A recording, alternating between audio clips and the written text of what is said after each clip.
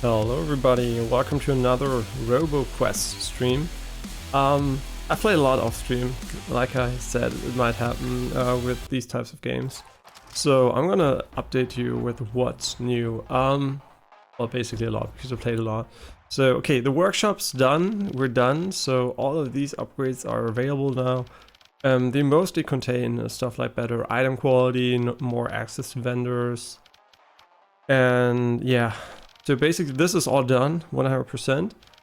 Also we unlocked all of the crystals, so now we have all of these effects active too. And yeah, that's nice, I guess.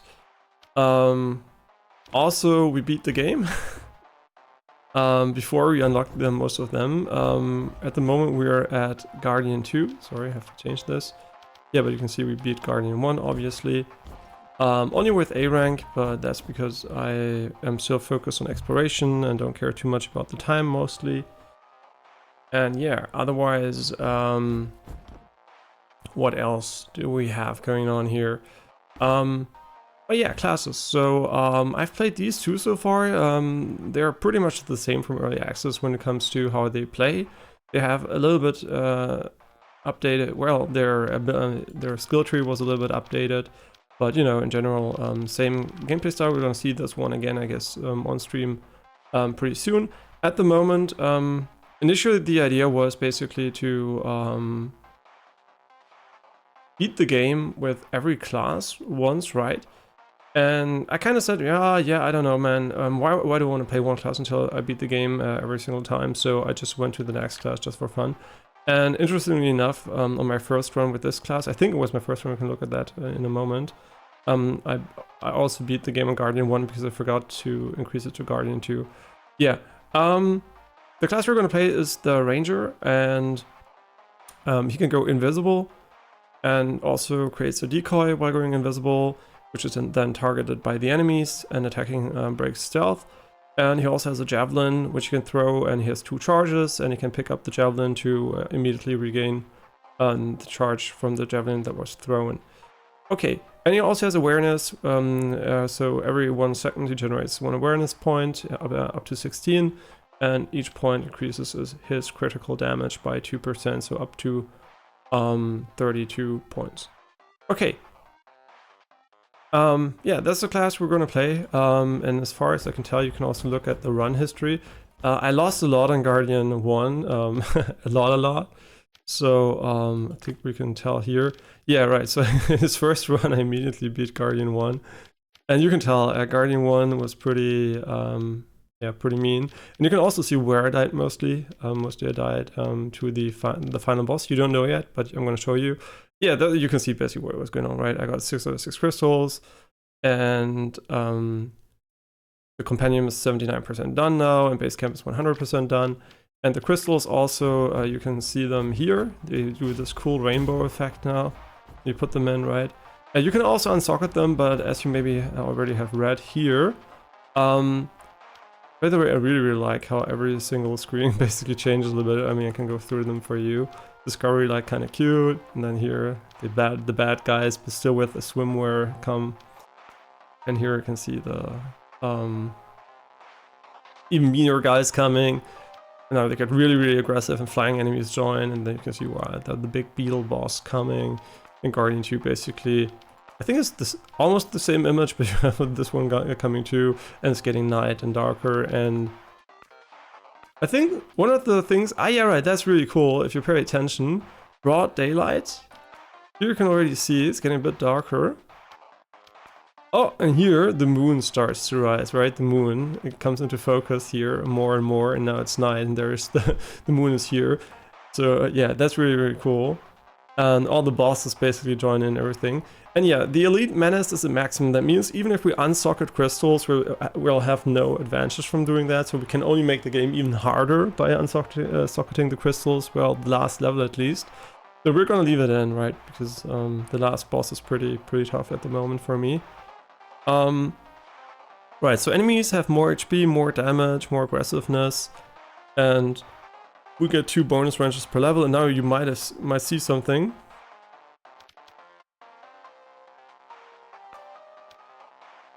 See? You can see here more and more stronger ones and even more. So yeah, it gets harder and harder basically.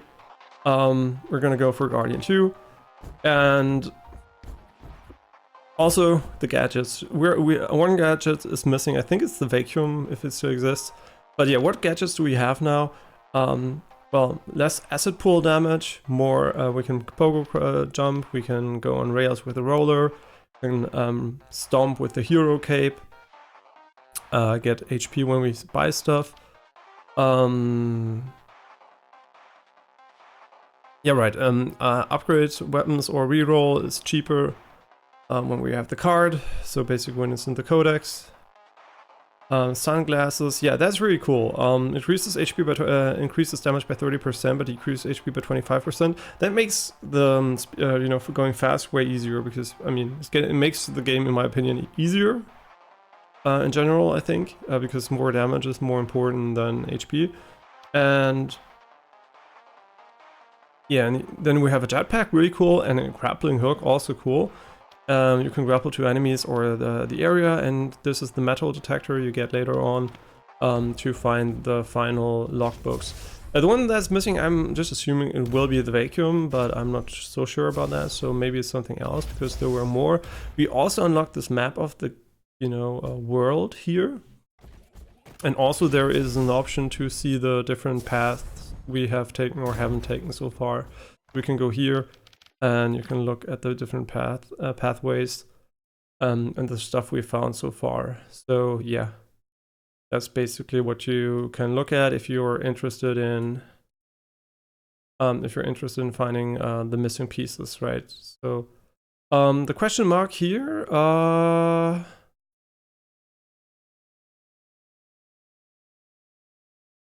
actually don't know what the question mark. Okay, so basically it's telling us what secrets we have found. So I guess the thing we're missing must be here in the ruins. So I'm just gonna go there. Okay, yeah, and basically that's the entirety of the level. It's really well made, this map. I really like the style here. And yeah, what else? Yeah, I think that's about it, right? We unlocked a lot of stuff, a lot of secrets and stuff like that. And now we're gonna start our first Guardian 2 run. Sorry, I'm just a little bit confused here. Yeah. But otherwise, I think this should be everything. Alright, I wanted to demonstrate the jetpack. The jetpack is very cool if you want to imitate Pharah or something from Overwatch, right? You can really fly for quite some time. Yeah, I don't even know if it actually does recharge in the air once it's empty, so let's just find that out. And we have 3 jumps. Yeah, it doesn't recharge unless you land, so we can jump 3 times. I mean 2 times in the air, sorry, but 3 times overall, like 1, 2, 3.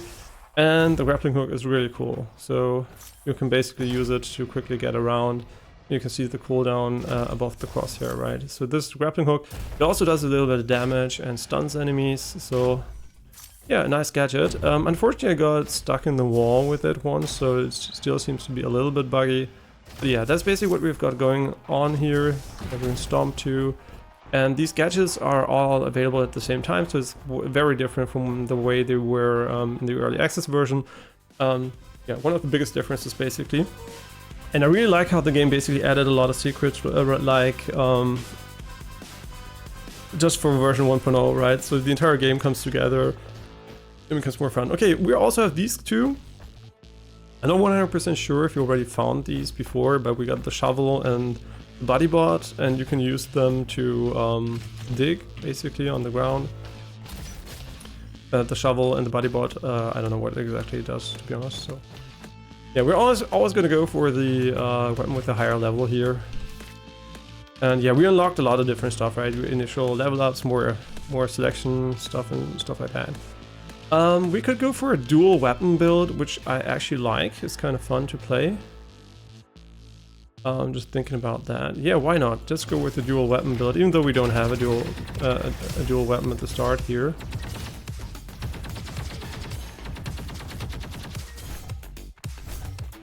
Yeah, what is our goal? Well, to beat the difficulty ranks, right? It doesn't have to be S rank, right? I don't care too much about the S rank part at the moment. I'm gonna care about the highest difficulty S ranks.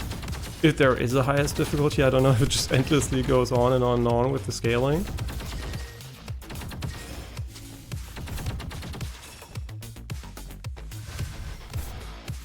Yeah, and after all this time in the game, I mean, it must have been at least another 20 hours, I guess, or more.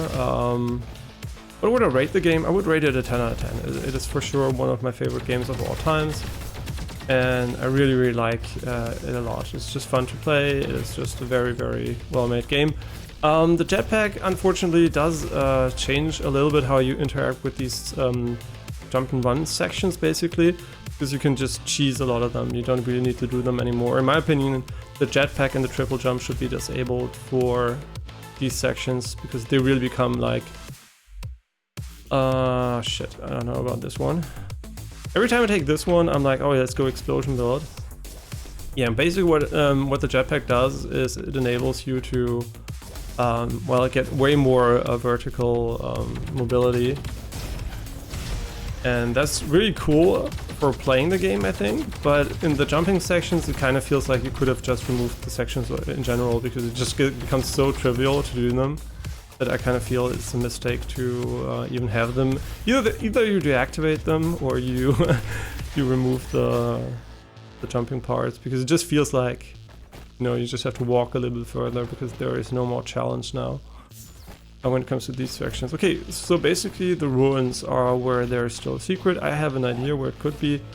I'm not gonna spoil stuff I unlocked off stream too much when it comes to where the locations were, but we might just stumble upon a lot of them. So I'm basically, when I'm there, I might talk about it. So obviously spoilers for a lot of things in the game, but yeah.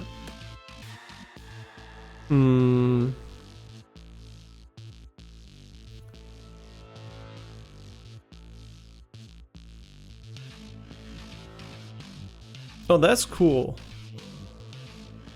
That's really cool. If you have a slow weapon, that's going to be nice. I mean, I like the explosive spike. I didn't have it in the 1.0 version yet, but I expect it's still going to be very, very good. And also some of the ability-oriented builds are very, very strong. Also for the commando class. Yeah, so basically there are a lot of different playstyles which all seem very well balanced and fun to play. Right, and so since we're in Guardian 2, expect me to die quite a lot, because the enemies are pretty strong now and I don't have a lot of HP. Yeah, but I'm pretty curious to see how it will feel, because as always, you know, when the HP gets crazy, when the enemies get a lot of HP and stuff like that, it might just feel a bit overwhelming well, not overwhelming, annoying to play, because you just have to shoot so much at them. So far it has not been the case, but on Guardian 1 was very well balanced, I think. Let's see how Guardian 2 feels.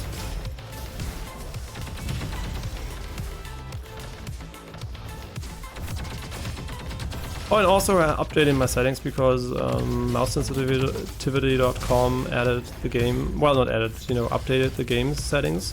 And now I could double check the sensitivity. We were slightly off a little bit too low. Now I'm at 1650 DPI and 41 in-game. Yeah, so just a little change there. Unfortunately, not possible with 1600 to be closer. Okay, so there is a guy here. I think he's the secret guy, right?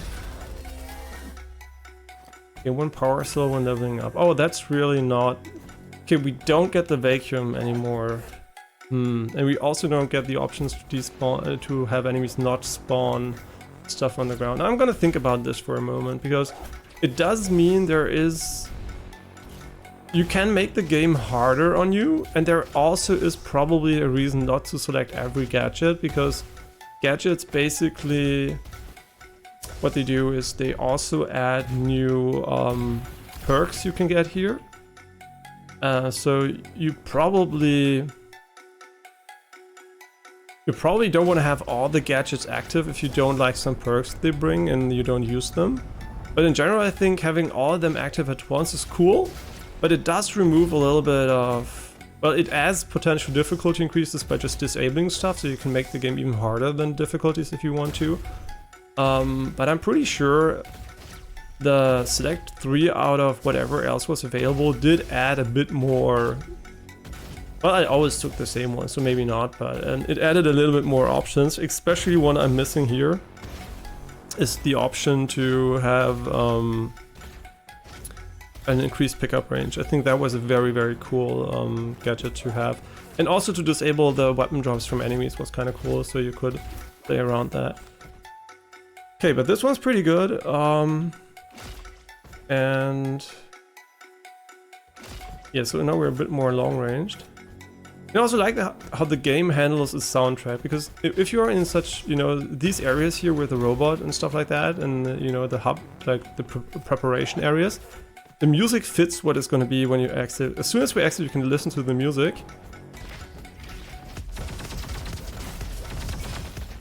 See, it's the same beat and melody, but just a bit, you know, different, right? It ties very well into each other, and you especially notice it in front of boss fights with where the melodies are a bit more catchy.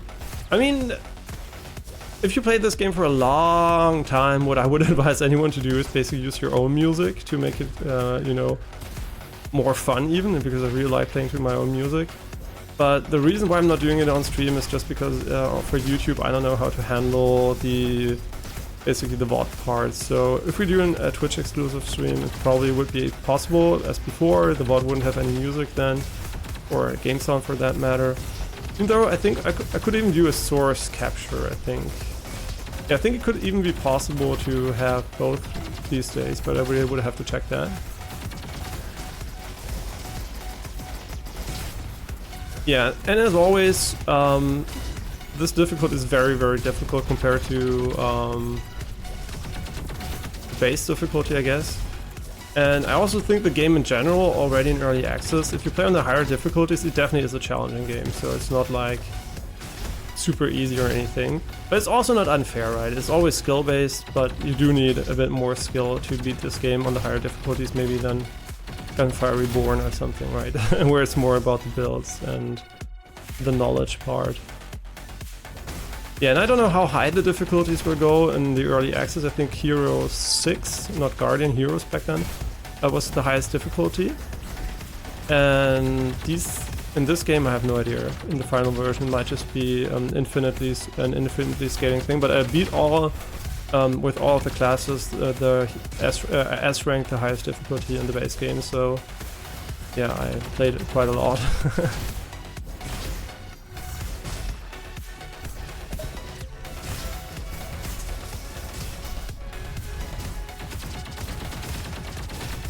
And also, obviously, I always mention it, but I just don't play it just as well when I stream than off stream. Off stream, I'm kind of feel I perform better a lot of the times, and yeah, we need dual weapons too.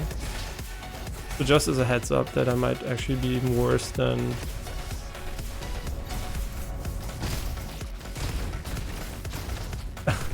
I expect, right?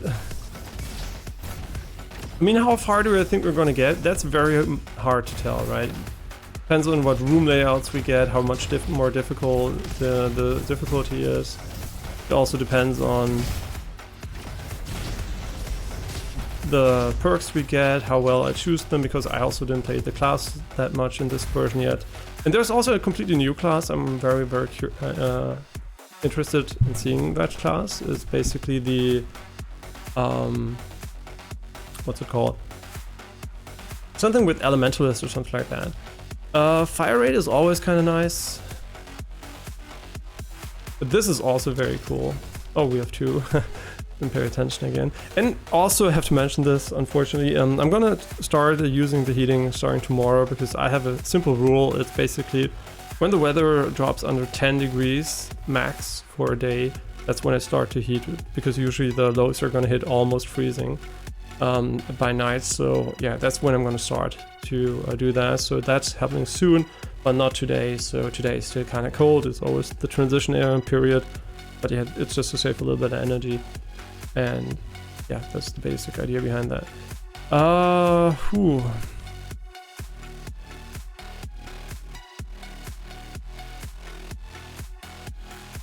I mean, this is cool, but every 16 seconds is kind of rough, to be honest. Yeah, I never had the after image. I don't know if it's cool or not. I'm trying not to rely too much on super cheese builds, but this class definitely has a few which are very, very strong. Picking up a power cell wrench triggers an explosion, dealing 39 damage. And today, by the way, I'm just talking a lot because I'm introducing what we changed. I will try to talk a little bit less today, just because my voice always is kind of fucked when I talk so much, so yeah.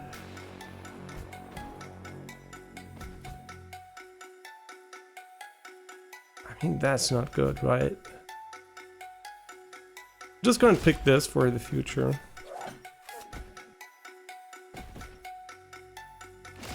World's best bot. Was that an insult, or?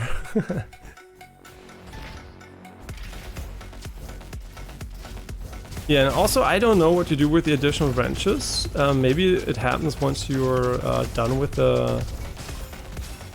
I don't know. I didn't unlock anything to do with them, so we're already at like 300 or 400. I don't really remember exactly.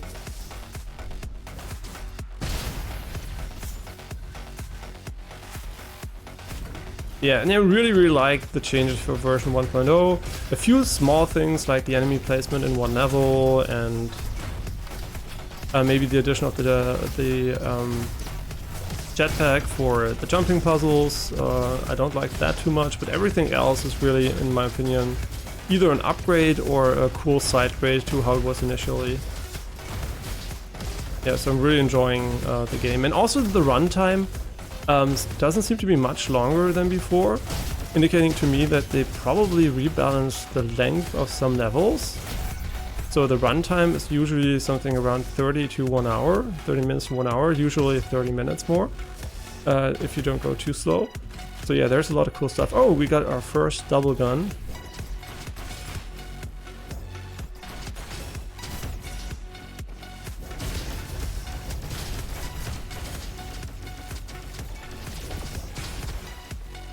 Yeah, the spears are really, really strong, but I should probably stop using them against every single enemy. Because at the end, we want to use it to generate explosions and just stack them a little bit more.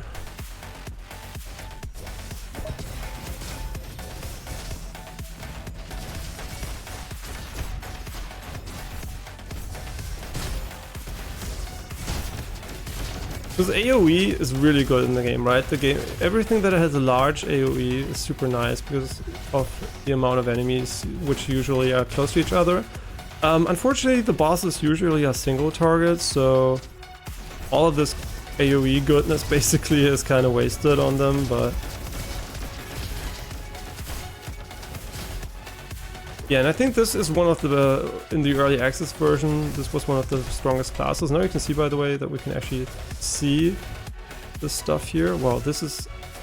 Wait, am I blind? Is it hidden inside? Wow, that one's super mean. Okay, I'm pretty sure most people won't find that one. I knew this is the right deal. I must quickly invest all my power cells in this business. I shall double, even triple my investment. Okay, yeah, reading those usually also... This is what I mean, by the way. You can just ignore the jumping sections, just fly over here. Kind of stupid in my opinion. Yeah, I like the... Well, you might think, yeah, but increasing damage and decreasing fire rate isn't that dumb. You know, it doesn't do anything if it's the same value. The answer is no, it's not the same.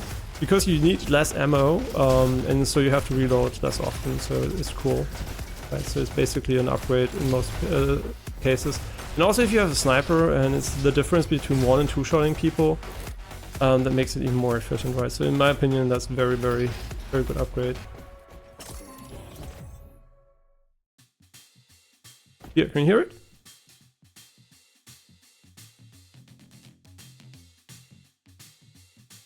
Right, you can hear the music, it's cool. That's the music I mean. Now I'm gonna go in.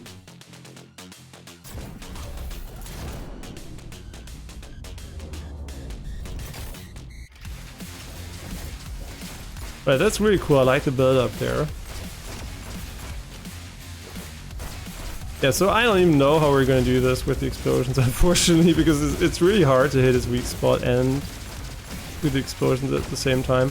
Probably the easiest boss in the game, in my opinion. I don't know what happens if you let him explode. I think you're just gonna lose the game, probably, or take a lot of damage. Yeah, so what I'm gonna try to do here, just for fun, is go for the triple explosions. I don't think that's actually really good, so...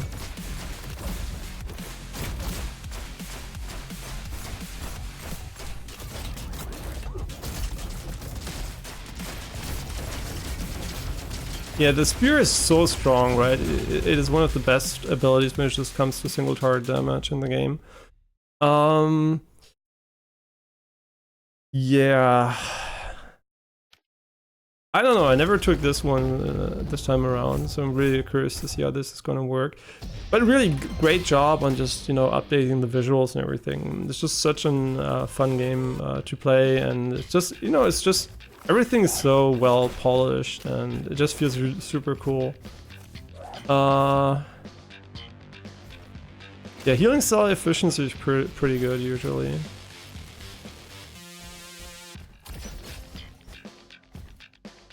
Yeah, that's by the way what I mean. I never used the grappling hook. I just keep it at the moment because I'm not so sure if I'll need it, right? Because it is kind of nice, right? It does add a lot of mobility. And for melee builds, it's probably really good because it just, you know, it is a great gap closer in my opinion. But I'm not sure because it also gives you upgrades for it. So I'm kind of tempted to remove the rocket jump part, right, this one, so I don't get the upgrades for it anymore, and maybe also the grappling hook just because I don't use it that much. But I think the grappling hook's great, but I'm just not accustomed to using it because I spent so much time in the game without a grappling hook in it. So it's basically something I still have to get used to. Also, I feel like you have less power cells, but that just might be me because I spent so many wrenches always on power cells because I had everything unlocked. But since we also have everything unlocked, I wonder what's going to happen with all the power cells. At the moment, there's one use case for them I can show you, but that's also one that's not going to last forever, so kind of curious to see where things are going to go from there.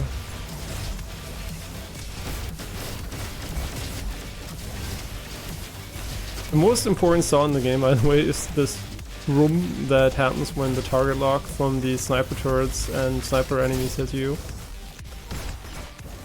Yeah, these are the elite enemies, which you already know from the higher difficulties in the first, the early access version.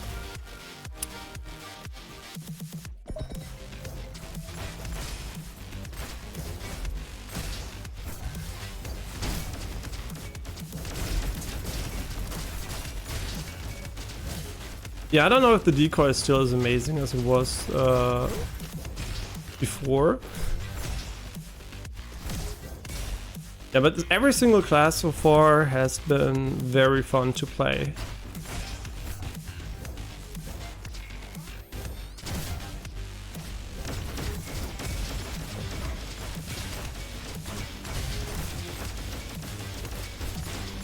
I mean, it still seems kind of decent. The only downside from the decoys in the game is that sometimes enemies might shoot at them and you dodge into your decoy and you don't really realize that the enemy was already shooting at the decoy, so yeah, sometimes it's a bit unfortunate, but in general I think it's pretty cool. Okay, so I think throwing all 3 spears after you use your explosion is kind of viable because you're gonna get it back anyway in time, so you can just throw 6 spears and... Oh yeah, this is for example what I mean, you can just fly up here. Here it's not SOP actually, interestingly enough, this is not SOP. Yeah, that's pretty terrible. The dual Vipers, I mean they're higher level, why not, just for fun, right? Yeah, I'm kind of really bad again today. Yesterday I was like, I always hit the bunny hop on that and it felt really good to fly them with the jetpack because you can keep some momentum. The jetpack is, as soon as you fly you can see, the character is going to become really slow after a while. So it does keep the initial momentum, but it does lose it after a while. So you want to have a high initial velocity to actually make that happen.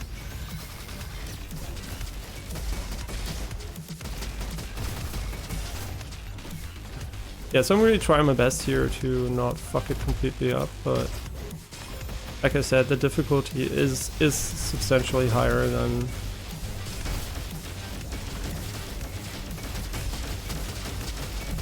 the base difficulty.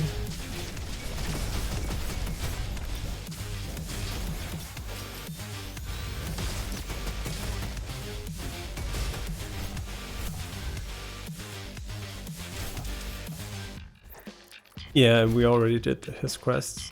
By the way, you can get his weapons also here. And the timer-based stuff is really cool. There is a section where you can even regain time, and you just have to look for the yellow orbs dropped by the enemies, so it's not that as confusing. And that's actually pretty good. I think we're just gonna stick with the ones we have at the moment because it's the same level, but yeah. Also, the game has slight translation issues. Well, translation errors, one of which is a bit more annoying because it's basically used in almost every single upgrade you can buy with the wrench, but yeah, that's, for me, you know, those things are minor things, doesn't really matter too much. I still don't know how the fuck to get to this hidden... I'm stupid, I just found it. Right, okay, there's one here, very good. My little humans. They're so adorable. Yeah, so there seems to be a shift in her attitude towards humans during her time.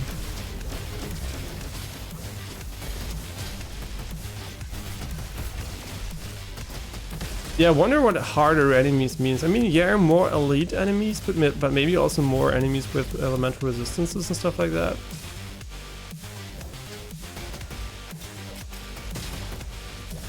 Quite sure what the game is with that.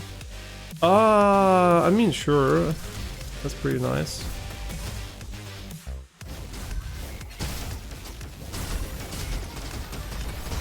Yeah, some of these elite enemies are new, and I don't know what exactly they do, so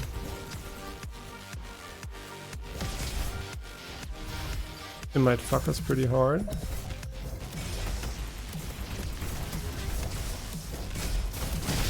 Right, so the explosion part is really, really good to just remove a lot of the initial enemies, and also you have the decoys afterwards. So I think we're pretty strong at the moment. Right, sometimes this is a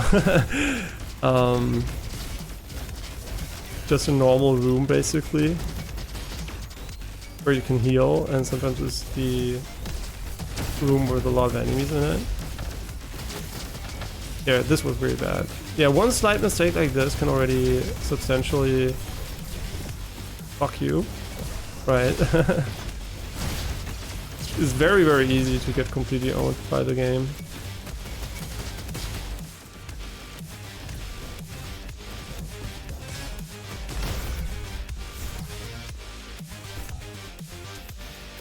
And the game, by the way, of course, as I always mention that, because some people might be off-put by the difficulty, there are a lot of easy difficulties like we showed before, right? So the game can be very, very accessible to everyone. You don't have to worry about it being super, super difficult or anything. It's not like a lot of other roguelites where there's only one difficulty, right?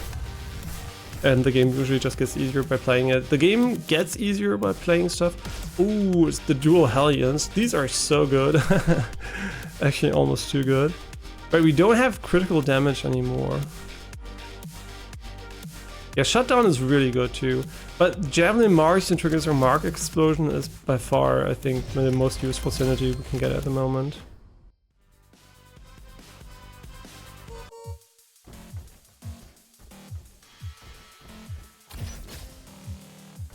I mean, the problem is they are pretty whole. Oh my, it's so good. Okay, okay, this is actually yeah, this is actually insane. By the way, there is a reason why green weapons sometimes are better than blue ones, because the tiers increase the amount of cells you need here linearly. So for green you need 1 now when you have them researched, blue 2, purple 3, and I think epic 4 or 5. No, maybe it's not linear, but 4 or 5. Okay, but I'm gonna take a little break, 2 minutes, and I'll see you right for the next room.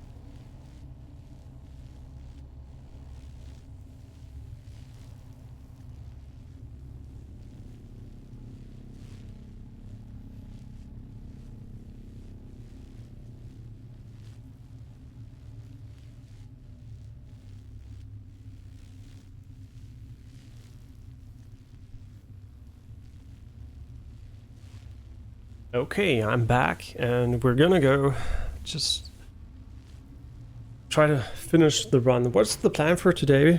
There's a new cool game I saw on Dan Giesling's and Northern Lion streams called Cobalt Streak. No, I'm joking. Wait, Cobalt. Cobalt Core.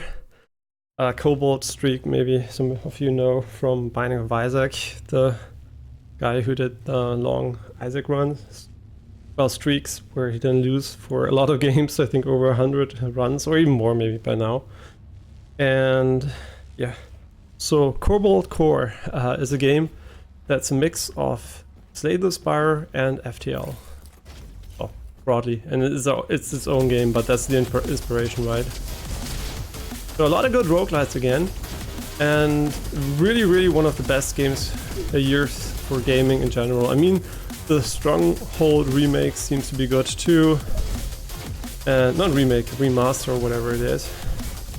And I really like Stronghold, and already told you why we don't play it on stream, right? Because it is a good game, and I really liked it when it came out. But all the strategy games are usually pretty time consuming, and I think I just currently don't have the time to allocate to them. And yeah, I don't know, it's just really difficult to manage all of this, because there's so many good games, and we still have Alan Wake 2 and Cyberpunk to finish, and tons of other games, Persona 5 too, and yeah, there's just too much, right? And I can't really afford replaying games I played like 20 years ago, even longer ago, so yeah. The junk beam.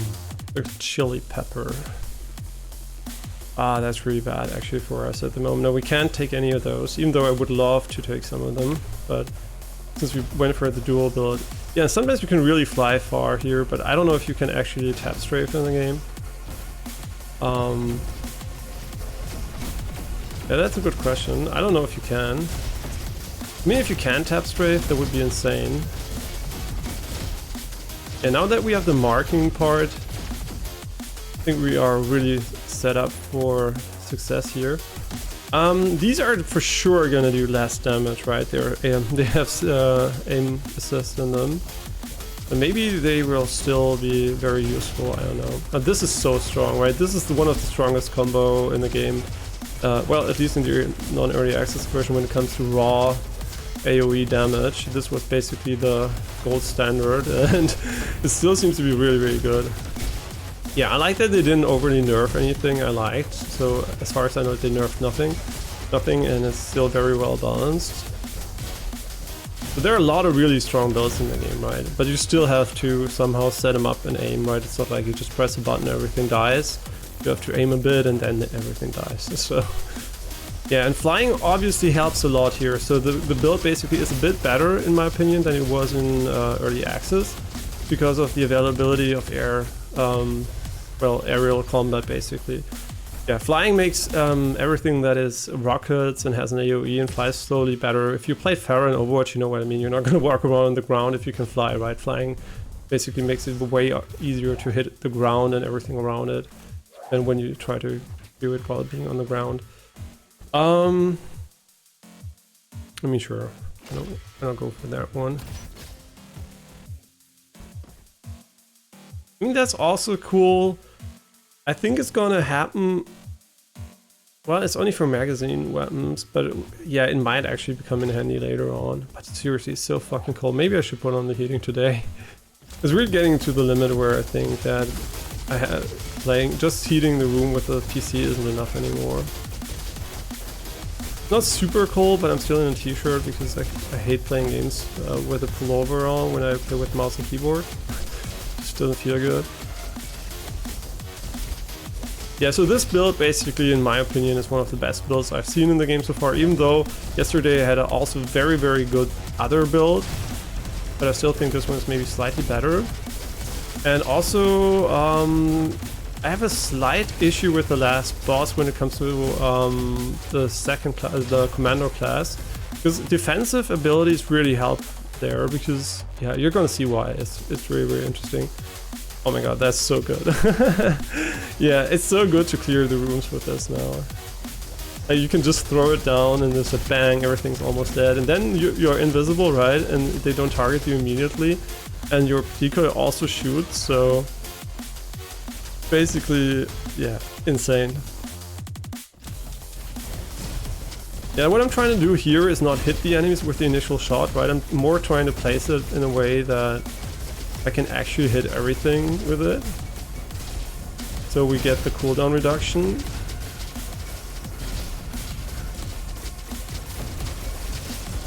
Which more or less doesn't work sometimes. Then we're going to explain why it doesn't work. You might be wondering, why do I always get so little cooldown back?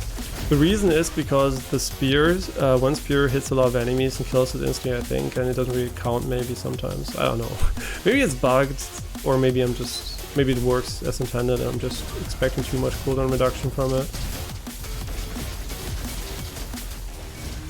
But it's very, very good, right? This build is among the best I think you can have in the game, as far as I know so far. Right? I didn't play so much 1.0, but in the early access version, this was one of my favorite builds. And I mean, obviously it doesn't really matter too much for speedrunning because it needs a little bit more setup and everything. Speedrunning really relies on a normal weapon you can easily get, and that does a lot of DPS on bosses and stuff like that. So speedrunning is very different, right? I'm just talking about casual play here. Right, this just from a casual perspective, I think this combo we have with the burn damage especially is super, super nice. Yeah, burn and explosion damage, obviously a no-brainer for us. This is very good too, we can't afford it unfortunately. Yeah, this guy again, like I said, a bit the downside is you can't actually use the explosion against him too well, but what you can see here is the decoy does a fantastic job at tanking him, right? So in a way it makes the boss very, very easy to defeat if I don't fuck it up, right? I mean, you know, it's always possible that I just fuck it up, and also flying here might help from time to time, right? You can see, right, he's on my decoy now. The decoy is so good against bosses. It's actually, I think, the best ability you can get defensively against the boss. Because it basically trivializes many of his abilities. As you can see here. Yeah, so very, very strong. Explosion auto-critical chance is pretty nice. Dual weapon damage, another 15%. Yeah, I don't actually know how the damage is calculated here, to be honest, so I'm just gonna go with explosion at auto-critical chance here. The dual explosion, you know, the dual pistols with explosives would be pretty nice.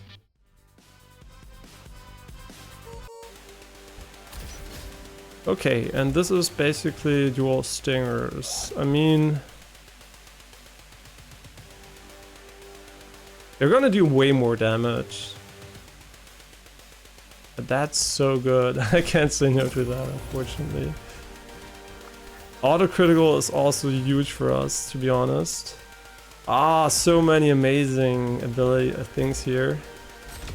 I wish I could upgrade it further, but I can't. This is something I like, by the way. They added so many good choices here, and you can't buy them all, right? You're not gonna... I mean, maybe at the end when you can convert maybe wrenches to... Well, right, you can see how many we had, 379. Yeah, so maybe if you can convert the wrenches later on, it might get very, very easy to get everything again.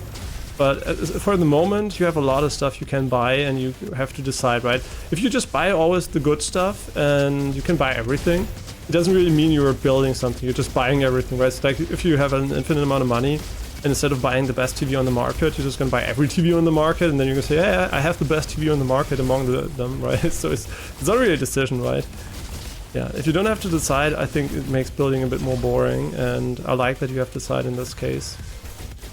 Yeah, there are a lot of different synergies you can get, and it's just fun to play, right?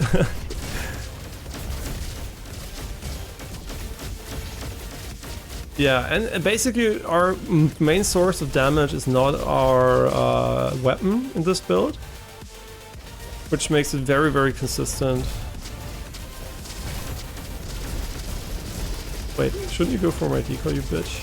Yeah, sometimes the decoy doesn't aggro. I mean, it's on purpose, I know it is, but this wasn't that great. Yeah, we might, by the way, we are super OP, but we can die in an instant, right? So, well, that's really good too.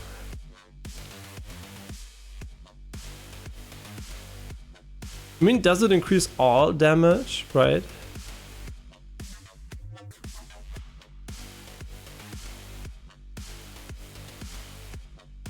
Oh, that's really good too. There's so many good things here, which is insane. Okay, we also opened up all of the rooms here. And by the way, if you're worried about the progression, all you have to do to get everything is just basically open every door and go every path. You don't need to find the...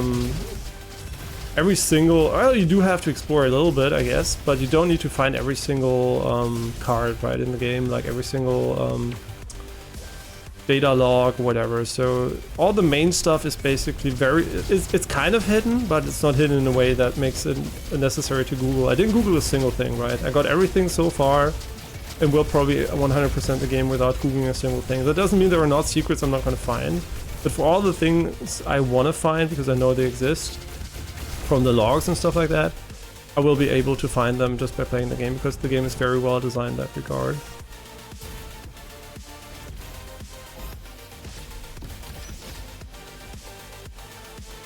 I mean, sure, these are all great weapons, but they don't really... they don't suit us too much. And by the way, I changed the rotation back here to off, because I think it does distract too much if you need a little bit more time looking at things. Right, this is just like, you're just... Yeah, just being able to fly really makes some builds even better. I mean, come on, I can't say no to that. That's like, that's just too good. They should have an insane amount of damage too. Yeah, this is just like crazy. I mean, we still aren't that good single target wise, so I'm kind of worried a little bit about the final boss as always, but yeah, these additional enemies, I'm just gonna say they're pointless, right? They don't add anything, and all they add is visual clutter because of the hit indicators. So yeah, this is, by the way, Bob Ross, if you don't know him. He has a Twitch channel. I mean, he's dead for some time, but still entertaining reruns of his shows. And that's not quite like the way he paints, but you know. Basically, he's the guy where you can spend wrenches for getting the final collective pieces. And I'm not 100% sure if this mechanic doesn't make it too fast to get all of the logs, but you don't have to use it if you want to. And since, like I said, my time is limited and I like the... Right, this is the best thing I can say about the game. I was looking forward to having everything unlocked so I can play the game after that, right? Because I like the game when you have everything, because it just feels, right? It's like the motivation is not the unlocking, it's also motivation, but the main thing that's really motivating to me is just playing the game, right? It's just fun, right? It doesn't matter if I can unlock stuff, and that's like the best testament to like the core gameplay, right? If you just want to play it, no matter if you can unlock stuff or not, because in a lot of games you just grind to reach a goal, and here basically you just play the game to play the game. Well, at least I do, right? I mean, unlocking is, like I said, unlocking is still a very... I think that's kind of cool too. Why is it cheese? Wait, is it cheese because we can cheese things with it? I don't know. I don't know. Maybe there is some reference. There's also a Batman reference. There's a Batcave. Actually, the Batcave is here, which is kind of cool. I don't know if I'm going to show it to you. But there is a Batcave. Ooh, dual boomsticks. So hard to say no to those, actually.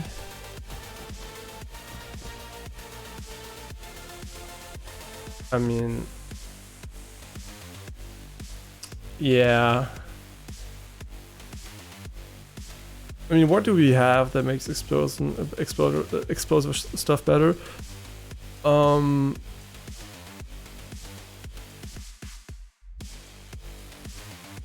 I mean, we don't have a direct synergy with it, but I still think dual boomsticks are gonna do better. I think.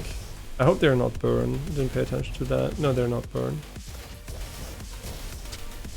Because we have the additional burn damage and non-burn damage against enemies. Are these better than the other guns? The other guns are really good, so I guess not. Maybe it was a mistake to do that. Right, I'm just gonna show you the Batcave if we're already here.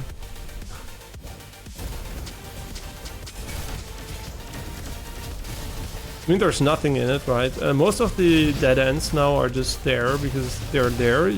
Basically, you have to remember they exist, because otherwise you're gonna check every single time there's gonna be nothing here. Right, and this is basically the Batcave here. Yeah. I mean, it's not very fancy, right? It's just a little cave here, but...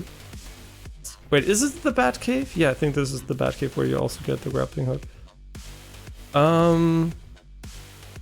Yeah, the javelin attack speed might seem irrelevant, but you do gain a little bit of DPS when you throw 6 of them in quick succession, so... Okay, we're done with the level. Maybe this will be an S rank overall.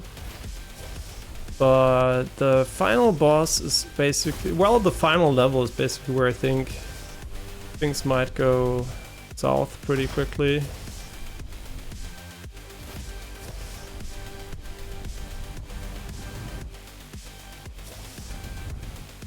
Alright, I completely forgot about those. I mean, we don't need to kill them, but in general I think just destroying them quickly. Nice. Yeah, and that's what I meant, by the way, by we don't do any damage when we played the last time, because I was used to these kinds of builds that just basically shit all over the enemies. Yep. Okay.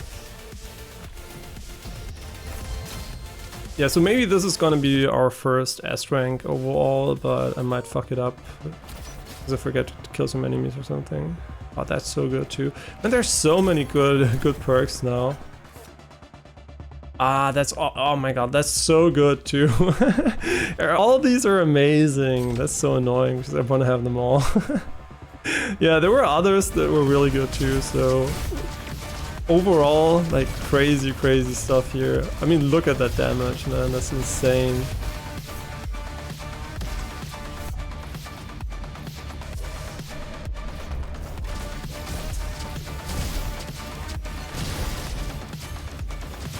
Yeah, this is just like, I'm just gonna say, this is fucking, we're fucking OP. I mean, that doesn't mean we're not gonna take a fuck ton of damage when we get hit, because our defense isn't that great, right? But our offense is like so good.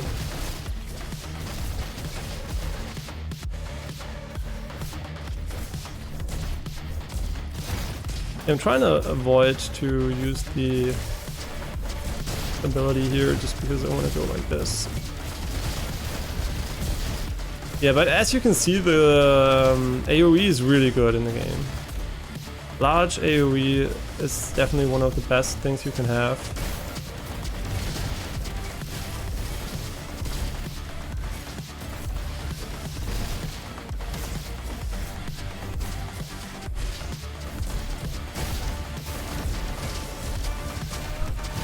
Yeah, this is fun to play as fuck, man. I really like the build.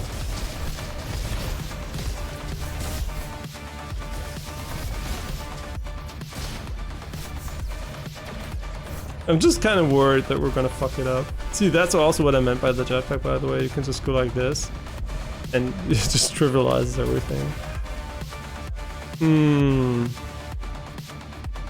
But to be honest, I think we don't stun anything anyway, so if we ever have shock damage...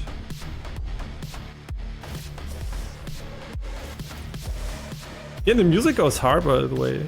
Like, you have this cute robots cuts in your... in the menu, and then you hear this music that goes really hard. I like it. Jesus Christ, it doesn't stop getting better. Like, okay, this is absolutely insane. We're gonna die anyway because of, usually when I'm this strong, I start to play like a complete idiot because I'm, you know, it's just you turn off your brain in a way, and then there is this one moment you just get completely destroyed by the enemies. So I really hope this moment's not gonna happen to me. Oh my god.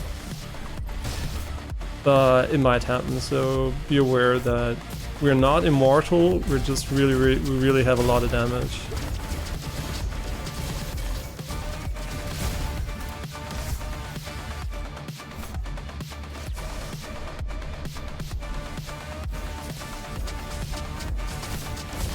I mean, this is so fucking broken.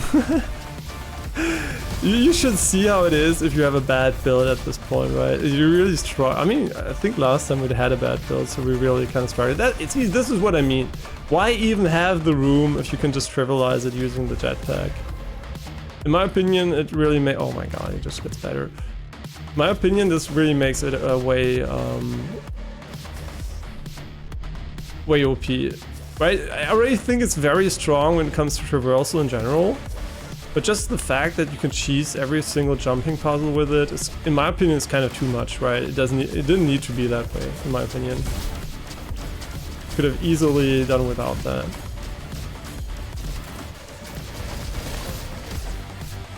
Yeah, I mean, we're just shitting on the enemies here. I mean, I like it, right? But this class definitely very good. Yeah, let's just go full. I'm just gonna use it anyway. This boss.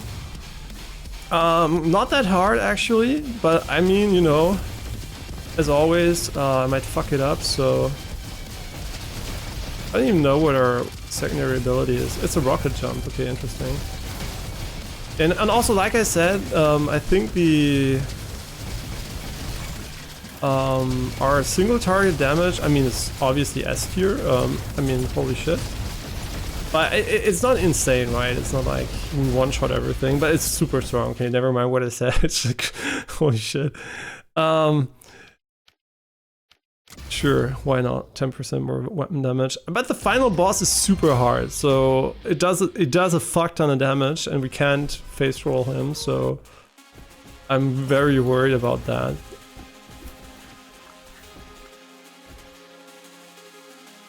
That's... We have cryo on these? No, we don't. Oh, but I mean, still these are... There's... Yeah, and here you can see all of them are active now. I can show you what it does, basically, but most of them are very irrelevant, actually. Not irrelevant, but... Yeah, less hack flies, less boss HP, no lasers, like in levels. Lunar Cache, which heals you, reduces the amount of elite enemies, and slows Iris overcharge speed, which is probably the most important effect, to be honest. Yeah, these rooms are super difficult compared to all the other rooms in the game, so you might actually still die here. I'm just telling you right up that it's not going to be a walk in the park here.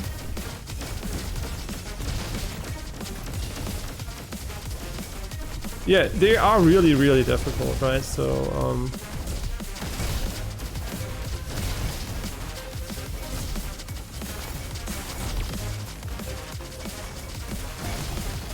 it's more about playing well than it is about abusing the OPness. I mean, sure, it helps to do a fuck ton of damage, right? I mean, we're super strong, so the rooms are going to be a bit easier than usual. They're by no means, like, auto wins, right? We're not going to win immediately just by being here.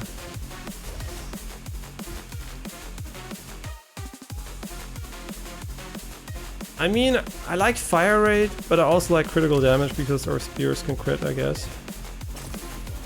The fire rate is only for the weapons.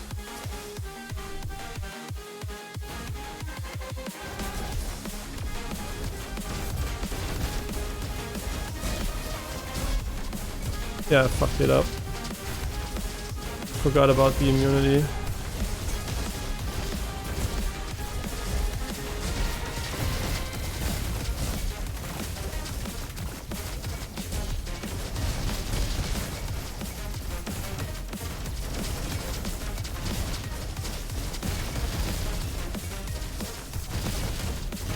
And like I said, really, really difficult rooms, so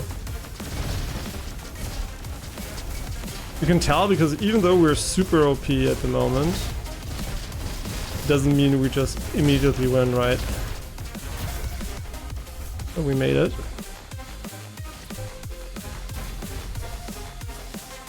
Ooh, time for the final boss.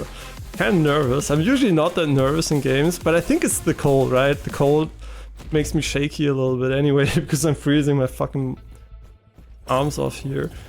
Oh, that's oh, so good. Man, this is gonna be... Ooh, and here you can see our superhero. Man, this is gonna be tough.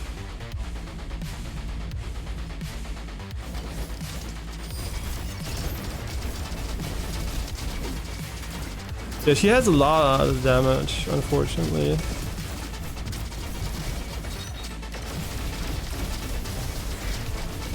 And she doesn't care for aiming at additional targets, so...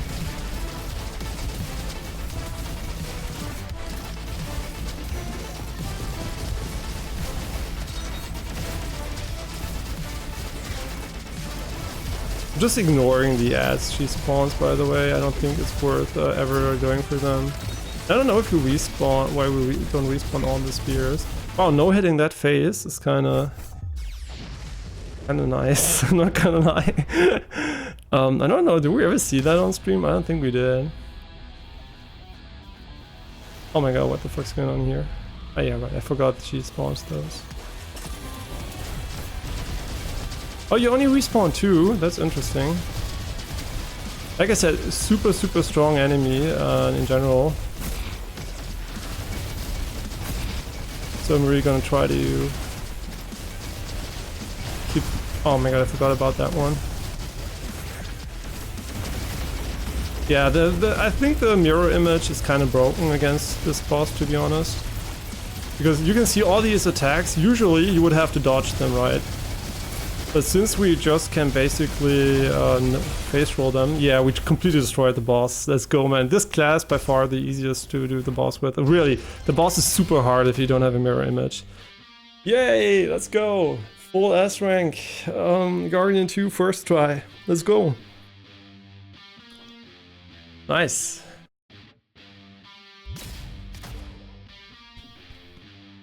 Cool, I like it. Holy shit, we shit on the game. So am I gonna go already for the next game now? How long did we stream? I'm just gonna check the uptime quickly.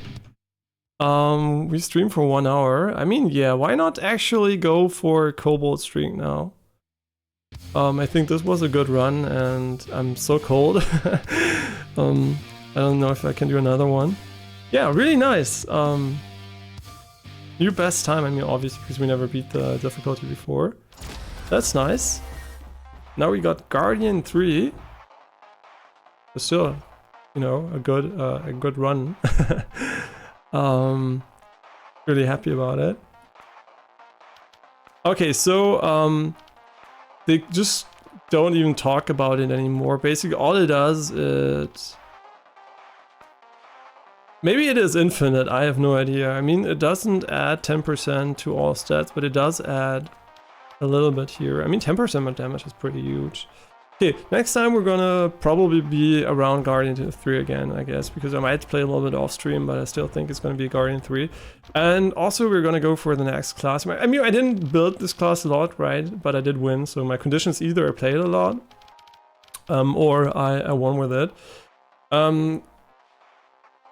Historically, I've been struggling a little bit with the recon, but since he has a decoy, I think... I mean, he can get a decoy, he doesn't have one by default, but he can get a decoy. He might also be very strong against the final boss, actually. Takes on dagger hits against bosses, drops 3 healing cells, take down dagger hits, but I don't want a combo. Yeah, I mean, this class is pretty cool. It's like the nimble melee assassin, I guess. And also now we have all the gadgets here. Interesting. That's really good, actually. It will add up over time. Unfortunately, no vacuum here. I really was hoping for a vacuum still to be a thing, but I guess it was a bit OP too. I mean, not OP maybe, but kind of very nice. Okay, so this is basically the Roboquest segment. For me, it is a 10 out of 10 game. By far the roguelite FPS I've enjoyed the most overall. I did like a few others too, but I still think the genre has a lot of potential. Witchfire also was amazing, but still is in early access and doesn't have a lot of content compared to this, and also still has a few more issues that need to be resolved. But in general, I think she looks, by the way, if you look at her like this, she looks like she's gonna kill you, like she's hypnotic. You know, she looks... Right, she also talks a little bit like somebody that's gonna kill everybody. Maybe there is... I don't even know... wait, we didn't watch the ending, right? Did I skip it? The ending basically is... they all get along and come back to the city. Yeah, and she basically fixes the rogue AI. And they... probably live happily ever after, but I don't actually know because, to be honest, the story is not the main focus of the game, right? It's just a premise to set up the action, but it's not like Hades, where the story probably is one of the focal... I mean, Hades has great gameplay too, right? But the story is very, very important for Hades, I think, when it comes to how much time it's given in the game. And here it's more like, you know, it's more like... is there, and it gives us everything a little bit of a, you know, a place in the world. It's more like lore and background stuff, right? But it's not really as much of an, for me personally, really interesting point that drives the game forward, right? So like I want to know what happened or whatever. I'm just like, yeah, I'm having fun playing the game.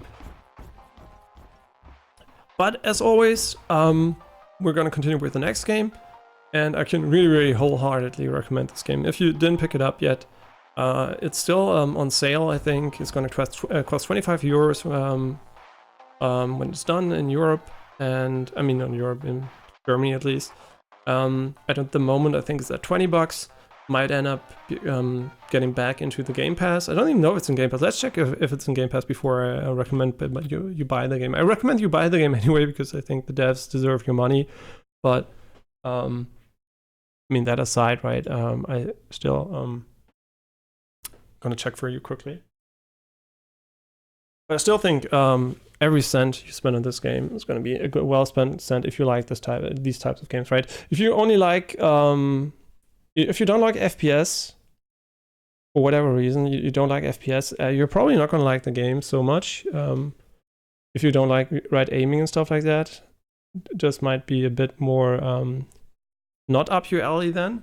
But yeah, so if you like Gunfire Reborn for everything but the shooting part, the aiming part, the game might actually be not your cup of tea.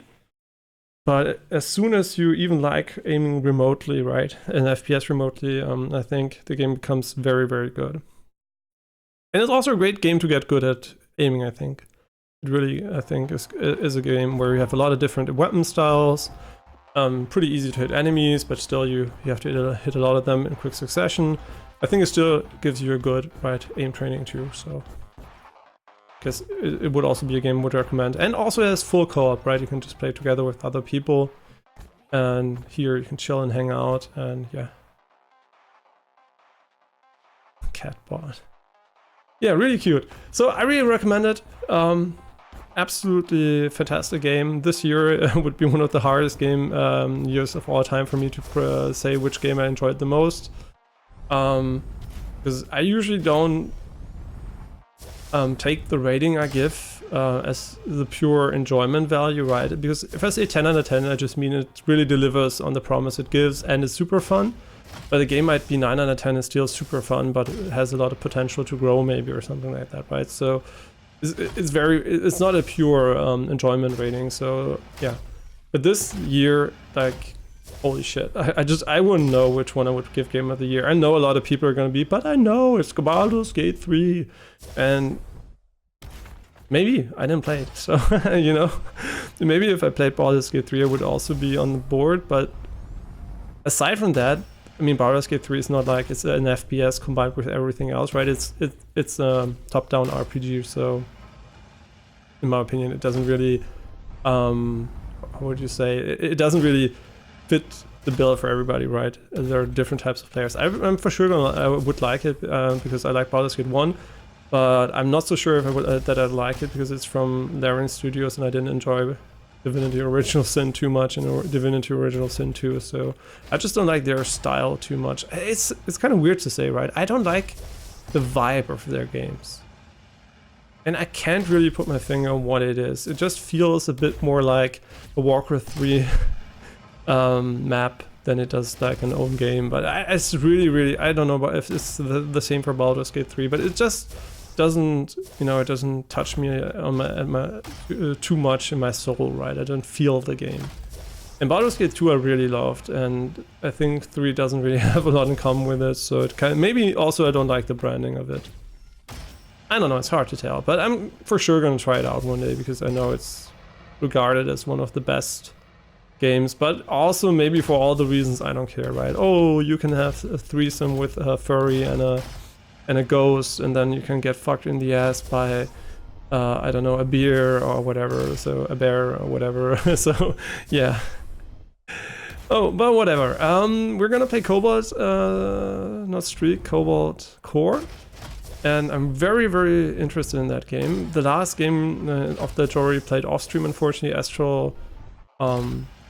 Astrea. Very cool deck building roguelite where you build a deck of dice. Super cool game mechanic too. Wholeheartedly recommended too. Unfortunately, I played it off stream only because it was one of these I play something while I watch something games. But you know, in general, I think this year will probably go down as one of the best years pre-AI game generation.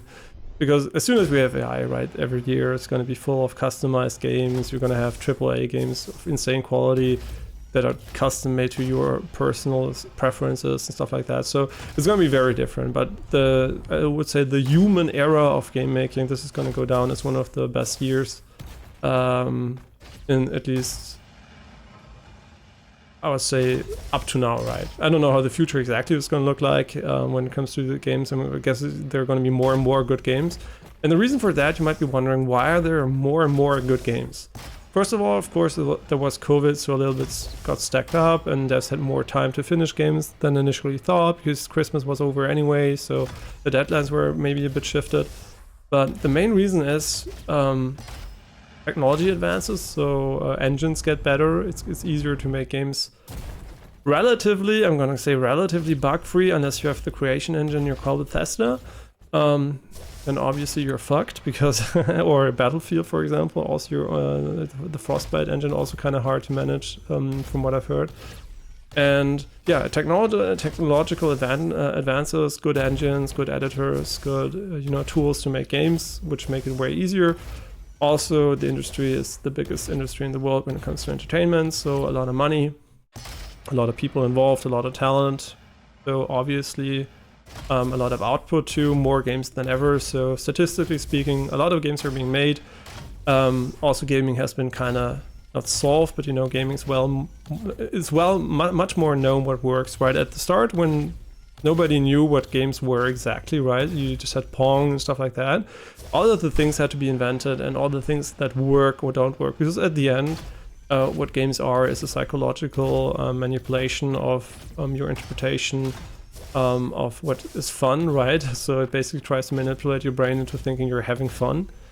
And, well, not manipulate, it actually causes your brain to think you're having fun.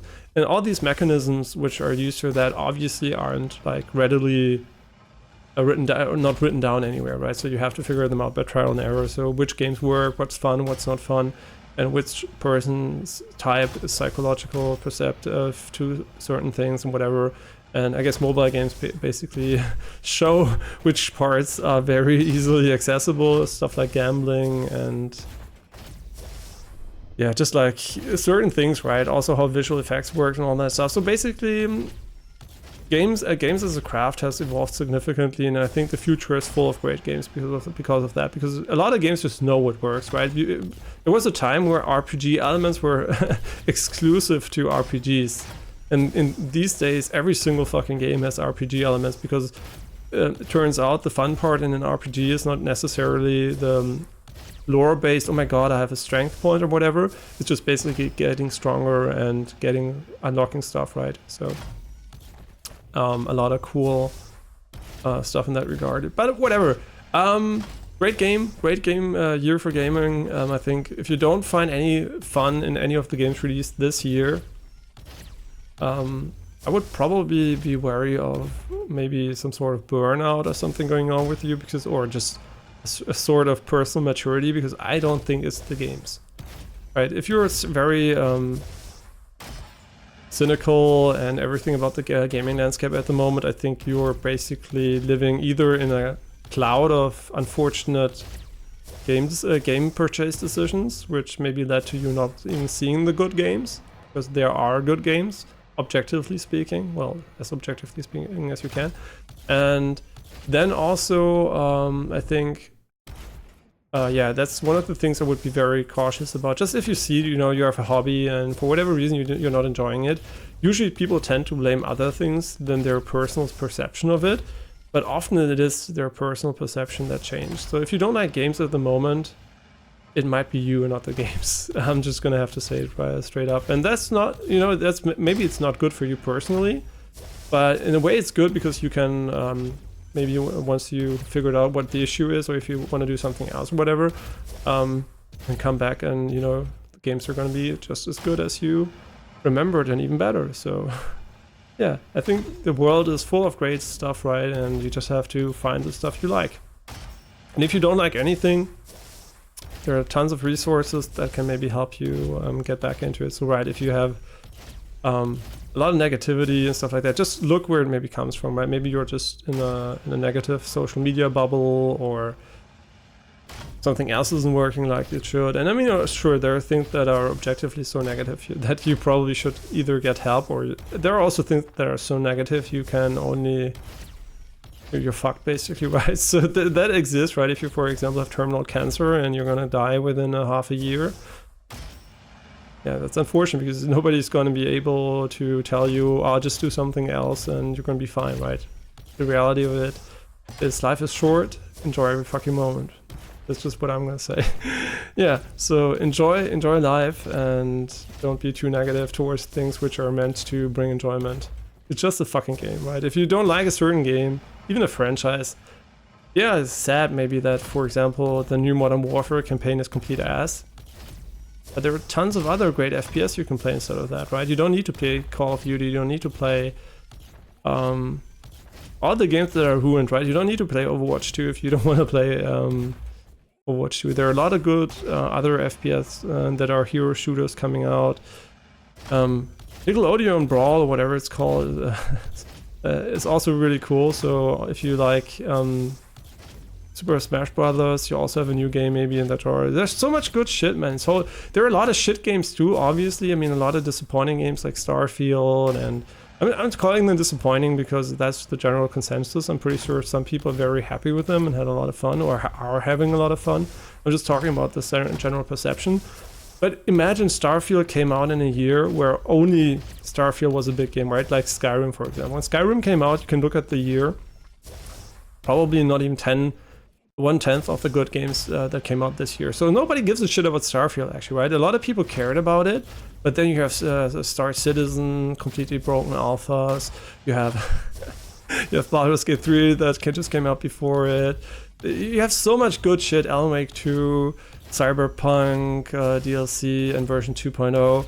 There's just so much good shit that most people, I think, are like, who gives a shit, right? Who gives a shit if Starfield isn't as good? Fuck you, Bethesda, do better next time, right? I think Bethesda, by the way, I don't think the people at Bethesda are necessarily bad at making games. I think the people in charge of the technical departments and the lead game designers are actually probably just super boomers that don't know what they're doing, right? I know it's a cost-efficient way to use an old engine, but seriously, guys, just fucking say goodbye to the shitty creation engine and use something better. Make something better, make it a version 2.0, which is actually an improvement. I mean, it is an improvement, right? I mean, obviously Starfield is better than Skyrim, technically, but yeah, that's one of the decisions where they were terrible. Everybody's hamstringed by this shitty engine. And also the game designers basically omitted, maybe also because of the engine, I don't know, like all the modern game design that works well, right? Just compare how other games handle a lot of things that Starfield handles like fucking 10 years ago, right? So go with the times, Bethesda. And GTA 6, right? There was a video game donkey video that basically was like a parody of the waiting game, right? Everybody, all the channels like, oh, are there news and release date confirmed, and we found hidden evidence that GTA 6 is going to release on XYZ date. And then for whatever reason, like 2 days later, Rockstar actually announced that they're going to announce the game. So, and I think in December. Yeah. But basically, it was unavoidable, right? If you go into your the financial report for your stakeholders and you tell them you're going to do a few billion more than expected usually, that usually means you're going to make a new GTA, right? And not release a new GTA. It was unavoidable to announce it by this point because everybody knew either they're making a new IP in which they're super confident, or it's the more obvious thing, GTA 6, and it seems to be GTA 6 obviously because now it's announced, but that they're gonna announce it. I mean, show it, not announce it, right? And in general, yeah, gonna be pretty interesting to see where all this leads. Yeah, but I really hope, Starfield is... So many things just shouldn't be that wrong, right? It's whoever is in charge of the game, and I don't know who it is, right? This is their first IP, new IP in forever. And to fuck up so many basic things is just like, I don't know, man. Somebody should really not be in that position. I mean, I'm not saying you're a bad person, whatever who you are. I don't know who you are because I didn't really research the people working on the game. But whoever is the lead director, game director of the game, and who's in charge of all the important decisions, right, which are not financially motivated, you just have to, your development cycle is just kind of ass, right? Everything you do is just kind of slow and outdated, and I don't know what I would fix about that. Maybe it's just, I probably, if it was my company, I would invest in new tech, right? I would immediately say, fuck the creation engine, and we have to invest significantly to get the systems up to speed so people can make good modern content with no limitations, especially no loading screens and stuff like that. I think the technical base was completely wrong for the game. And then everything else maybe was a result of that, so I don't know if I would change that much. But a lot of decisions anyway, like not having DLSS and stuff like that, that's just inexcusable, right? That's just like, are you living on the moon? I mean, yeah, sure, AMD sucked your dick or something like that, but come on, still. Not having DLSS day one is like, it's unacceptable these days, right? And this game doesn't have DLSS or any upscalers, doesn't have FSR or whatever. Should it have DLSS and DLAA? Probably, but it's a small, you know, French team, and it runs really well, at least on my PC, so I think we're constantly at a 230 FPS, but reflex would have been very appreciated, right? The game, as far as I know, doesn't have reflex or anything, so yeah, I think that wouldn't have been too bad. But you know, if you're a small team, every single week you have to spend on an implementation really cuts back. It's not like you have the overhead, right? It's like every single thing you see here is something that made it into the game because they decided they could still get it in, right? And you have to cut corners, right? It's impossible. You can't take your time and waste it on something that, if you're a small team, you really have to laser focus your development. And I think they did a really good job with that. So everything that's like, you know, you would expect from a AAA game, I wouldn't expect from this game, right? You could, for example, say, well, where's the voiceover for the girl, stuff like that. And that's all so irrelevant, right? It doesn't change at all how the game feels, in my opinion. It doesn't really make it worse significantly. So they made a very good decision. I think, look at this area we're walking through here the entire time, right? It looks so, it has personality, right? You just look at it and you know somebody made this. Who cares, right? You can tell just by looking at this area alone. It is so easy to see that people made a game they care about, right? I mean, there's a croissant, and you know, it's just such a neat looking game when you just look at the small details. But wasn't there am I stupid? Didn't we show something? Didn't we show the Japanese toy? Where is it? What, am I stupid? Pretty sure there was a Japanese toy here. Maybe I'm blind. I actually don't know. Maybe when the base camp evolved, it got removed. Oh wait, maybe it was the first time you came here and the camp wasn't built yet or something like that. I don't know actually. Pretty sure the Japanese toy isn't here anymore, but whatever the case, I think you can tell, right? If you see this, you know that somebody with a lot of love for games made this game, right? It's not just a... It almost has a, you know, Nintendo-esque feel to it. And what I wanted to say is basically fucking get on it, right? Get on it, you fucking AAA game makers. How come only Returnal and a few games, sorry, I forgot, Deathloop or whatever, even try to go into this genre, right? Just imagine Nintendo making this game with cute characters and everything, and you know, maybe a bit less realistic weapons and stuff like that, but a Nintendo look. Why not, right? Why are they all living in the past? I mean, Mario Wonders is amazing and very, you know, has a lot of great ideas and whatever, but also the controls are so outdated, right? It's terrible how really years behind Nintendo is control-wise, and I don't know. It's just like, you know, the innovation in so many areas that would be obvious and it probably would also sell well, it just doesn't happen. I mean, Hades probably opened the eyes of a lot of AAA development studios, because I mean, Hades basically showed how successful you can be. And the big games are very important, right? Gunfire Reborn 2, by the way, showed how successful you can be. So for example, if I was Gearbox, right, the makers of Borderlands, I'd fucking look at how to make a standalone game that's a roguelite, right? Not just a mode in a game of ours, but really how can I make a good, fun standalone game? And I don't know, it's just weird that they are so slow to adapt, because for them, making these types of games would be, resource-wise would be very easy, right? Because they're pretty resource Well, they don't need a lot of resources, basically. They're mostly indie games, and indie games with small development studios behind them. So proof of concept basically was there. So it's really weird to see hardly any adaptations of big franchises using roguelite modes.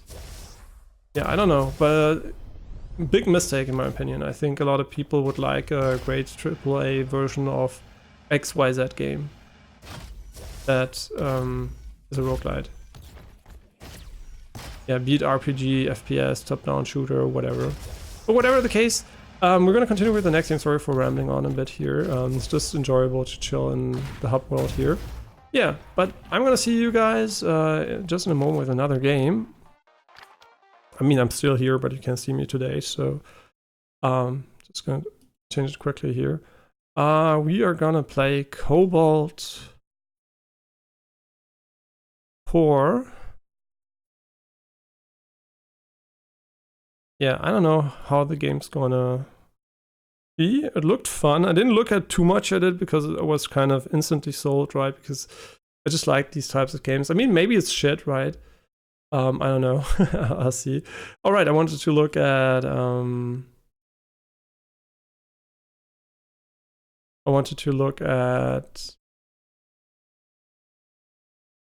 if Roboquest is in the game. Oh, Wild Hearts now is on. Oh my gosh, Wild Hearts isn't bad either, man. That's so annoying. Wild Hearts isn't bad either, so it's not good I heard, but I still think in Game Pass would be not bad. Yeah, there's so much shit you can play, man. Wait, oh, you're right. Like a Dragon Gaiden is also in. I mean, the new Yakuza series name is Like a Dragon now. It's also all on Game Pass. Maybe before we go again to Japan, we should start playing them a little bit. I don't know. The game name is Dungeon 4 bracket win. Why?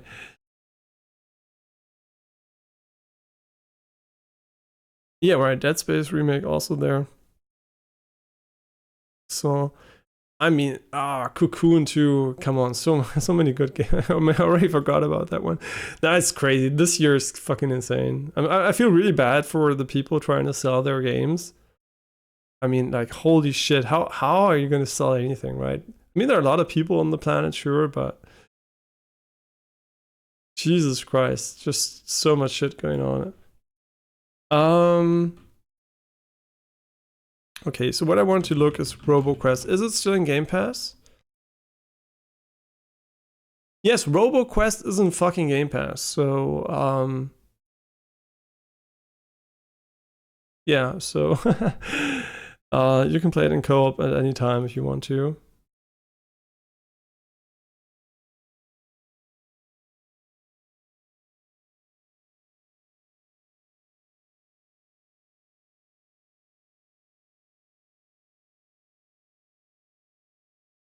Okay, yeah, so Roboquest in Game Pass, you don't need to buy it at the moment. Should play great on this PC, I sure hope so. I really like that feature. I don't know if it's accurate, but if it works, that would be cool for people to see if games, with weaker systems, to see if games run well for their system or not. Yeah, what did I want to look up? I want to look up Core. What is it called? Cobalt Core. I think it's in Game Pass. It's not in Game Pass, so we're just gonna have to buy it quickly. I don't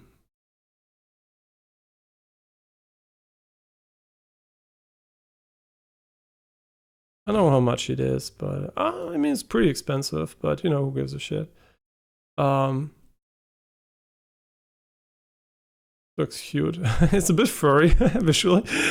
I don't know. Usually when you look at furry type games visually, you always expect there to be porn, but I mean, it's a pretty high price. So I'm expecting a meaty game, right? 17, I mean, okay, there is inflation. The thing is, adjusting for inflation, in digital prices feels always way worse than in physical for physical goods, right? Paying more for something physical is kind of, yeah, sure, it's inflation, but if it's digital, you're like, but it's still like just a line of code, right? I mean, so yeah, it feels weird. But I'm just gonna buy it.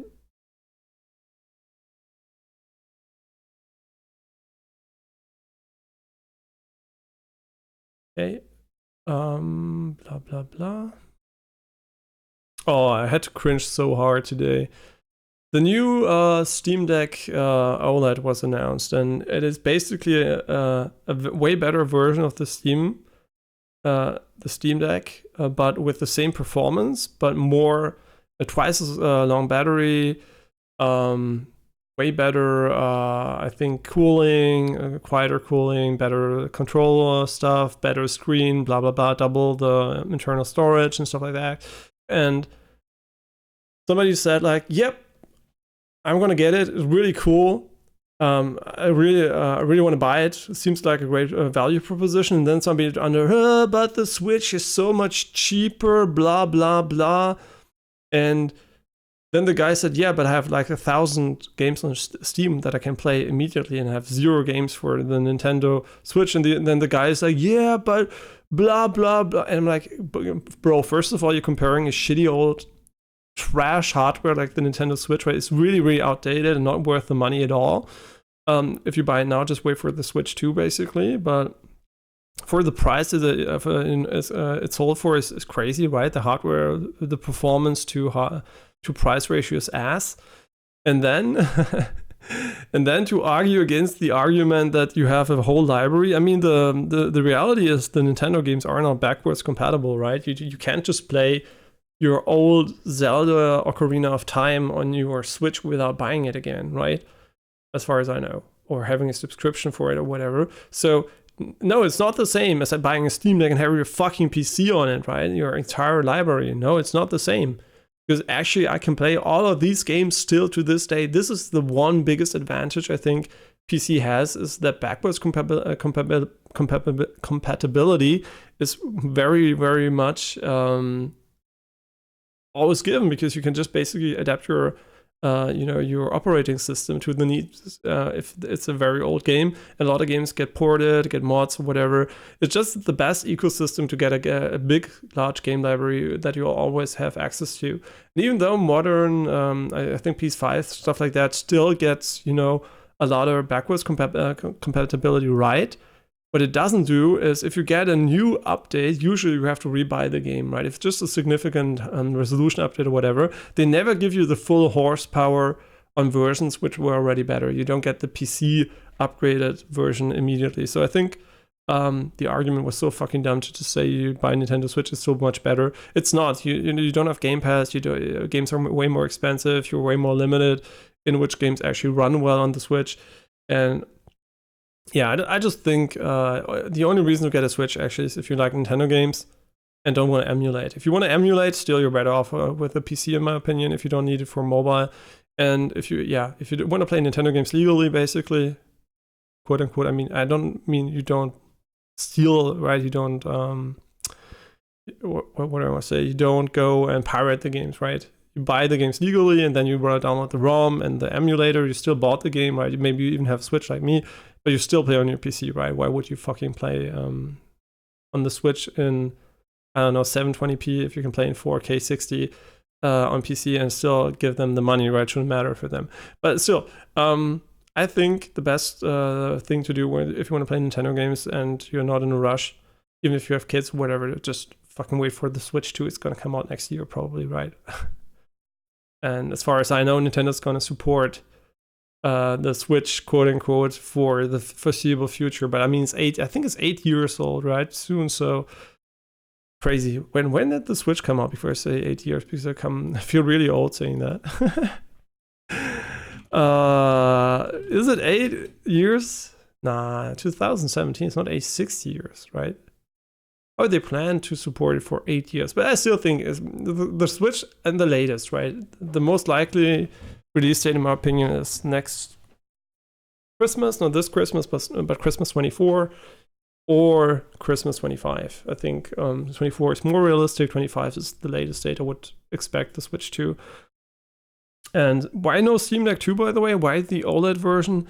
Well, basically they said, and that's maybe also not the best news for a Switch, they said the Steam Deck 2 still needs more hardware to be developed for it to be viable, right? There is not a significant enough improvement when it comes to available horsepower for the same price. So they're going to wait for better tech to make the Steam Deck 2. But in general, Steam Deck seems to be there to stay, unlike the Steam machines. A lot of people maybe might not know that. It's not the first venture Steam did into the mobile console market. But the fact, I think, that the Switch was so successful, the Steam Deck is so successful, it basically shows we're going to have an ecosystem for mobile PC devices, which is going to stay, right? It's going to stay for a while at least. It's not like the Steam machines, which were basically dead on arrival. And although there are a lot of good alternatives, like the Asus, what is it called, Neo, whatever the thing there, I forgot the name. Wait, I'm going to look it up quickly. Yeah, the Rock Ally, the Asus Rock Ally, or the Neo Geo, whatever, not from Asus, but from other company. They all have the disadvantage that they're not in the Steam ecosystem. I think there are good devices from a technical perspective and hardware perspective, but it's a bit like the Apple product issue, right? If you have an Apple ecosystem, and a lot of people do suffer that, it's like the Steam Deck ecosystem where a lot of people have custom solutions for stuff, and it's a very, very big community, right? And that matters a lot, right? It matters so much. So if I should ever get a handle, and we almost got one for Janine, right? One because she was supposed to be gone a lot, and now she's gone for a week too again. But she was supposed to be out for work a lot more, so we thought about getting her a Steam Deck so we can play a bit together, and she can play while she's not at home. But I think when the Steam Deck 2 hits, I think that's the moment where I think I'm going to buy it, because it's not a Gen 1 product, right? It doesn't have the quirks, and a lot of people are like with the Steam Deck OLED, oh shit, that I would have preferred that one. But the reality is, guys, if you wait, you're always going to get something better, unless you die in the meantime, or I don't know, the world goes downhill or something like that. But usually you're going to get something better, right? If you wait 2 years, you're going to get a better TV, you're going to get a better PC, you're going to get a better graphics card for the same money, right? It's always like that. So don't feel bad that you bought something, right? You bought a Gen 1 thing that wasn't asked. That's already great. Okay, is the game installed by now? Okay, it's installed. I'm sorry for rambling on here. And do you remember the part where I said I didn't want to talk too much today? Yeah, me neither. So that's why I'm talking so much. And I really need to shut the fuck up. Not because I don't like talking, but because I really notice it's straining my vocal cords. Because I have a way talking way too quick and fast. I need to, I need to pace myself a little bit more. Okay, but now I'm going to start Cobalt Core here for the first time ever. $17 on sale, 20 regular, so I would call it a double B indie game from a budget perspective. Okay, we have save profiles here. I don't know if the game captures. That's the first thing I'm going to check here quickly. It does capture, which is nice.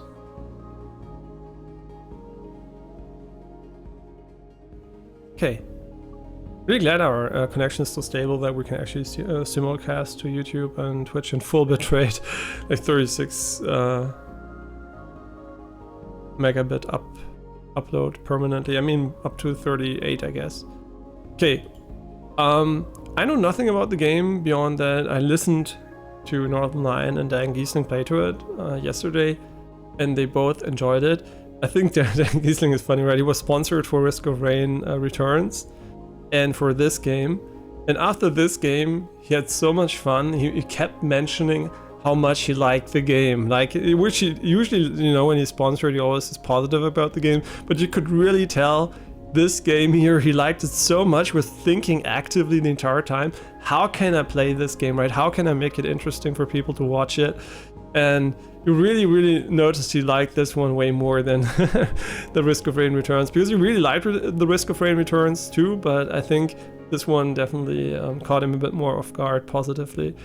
Yeah, Northern Lion obviously also liked it, but Northern Lion is a bit, hard to tell because he is a sucker for a certain type of games, which are usually good games, but maybe not the games I would binge game, right? I wouldn't play super auto pads for like 10,000 years. But then again, I'm also not the analytic guy, right? A lot of big streamers you might watch are big because they usually kind of care about what they play, right? Either they're already very niche streamers because they only play Souls games, horror games, and they have this type of already kind of interesting to watch games, or you have streamers which actively pay attention to what people care about and usually limit the amount of time they spend per game. So yeah, there are a lot of big streamers you watch probably care to some degree about analytics or are already in that like category.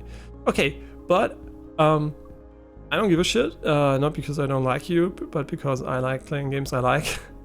And I don't, I'm not making any money with this, so I'm just doing it for fun, and that's why fun and playing fun games is the most important part, and not paying attention to how many people and how much money I make, right? So since that is not a factor for me, you'll only see games I enjoy on stream. Mostly, I mean, sometimes also not, but I try to do that. Oh, and one last thing before we start here. I also heard something cool. If you don't know, Dr. K is known as healthygamer.gg or something like that on Twitch. He's a Harvard Medical School what do you call it? Well, he graduated from Harvard Medical School and is basically a psychiatrist. And he said something cool about accepting male emotions, which I really liked. Basically, the emotions which are accepted in men these days, basically to have, are mainly sadness, right? The negative emotions, quote unquote negative. It's okay now for a man to be sad, but stuff like anger or I don't know, shame or whatever is still not accepted, right? Anger especially. And I really like the example, right? You have a fight with your girlfriend or your wife or with whoever, right? And the other person starts crying and you get angry during the fight, right? The one person starts crying because it's natural. A lot of women tend to cry instead of getting angry, and a lot of men tend to get angry instead of crying, in at least at the start or whatever. And then you go to couple therapy, and then the wife says, yeah, he shouted at me and got angry, and then I cried. And usually people are already, oh, what a dick, right? He made her cry, what a piece of shit, and got angry and whatever. But the reality is, and usually you should treat anger and sadness the same value, right? You should not devalue anger. Just because the person has anger in that moment doesn't mean he's a worse person than the person that's crying at that moment, right? I mean, sure, if he does hit her or whatever, stuff like that, or insult her or whatever, that's not good, right? But still, it's an emotion you have to validate, right? And not play down as a bad thing to have, because usually anger is something that's very natural to men. I mean, I'm on stream sometimes also angry, right? There are moments when in games I get angry, but I'm a very chill dude compared to maybe some people, right? I don't get too agitated, whatever. I'm just very relaxed in a lot of situations, unless it's some specific games, right, that really trigger me, but that's usually because of bad game design. That triggers me more than actually something else. But I still think it's very important to validate all the emotions people have and really find out why do they have them, and not really say it's bad to have them, because some are just natural, right? Anger is just as natural as sadness, right? And also seeing the entire statistics about how many people are not in a relationship, the younger generations, like I think 60+% of men, 2/3 of men are not in a relationship currently. That's really sad, right? Because it really shows that something is going wrong, and it's pretty easy to see what's going wrong if you look at all the small things together. But still, it's interesting to see, right? And then the media just comes and scapegoats things like AI girlfriends or something like that. And I'm just like, yeah, I'm pretty sure this new technology that actually fulfills the needs of people that weren't fulfilled like the past 20 years, maybe, is the reason why these needs weren't fulfilled in the first place, right? No, obviously not, right? The AI girlfriend is just the result basically of people being so fucked already that they say, hey, I'd rather have an AI girlfriend talk to me and interact and learn about me and listen to me than nobody, right? I mean, wow, shocker. People hate being alone and nobody gives a shit about them. They don't like it. Wow, that's really surprising. And somebody saw that and actually made a tool that can help. I mean, help, quote unquote, right? You won't know what I mean. And yeah, I think still it's very, very difficult to see how this is going to end up. But I think if you're really interested in that, I think Dr. K has great videos about that, and it's a really interesting topic. Maybe if you are one of those people that are a bit disillusioned about the current state of things, and especially if you're young. I mean, I really dodged the bullet by growing up without social media. I mean, I had internet and games, which is already maybe a bit of a, you know, a negative impact in some regards. But at least I didn't have fucking social media, man. Holy shit, I hate that shit. I don't hate social media for researching stuff for me, right? To getting access to, for example, going on Twitter and reading what patch notes are or what's going on with, you know, people I follow, whatever.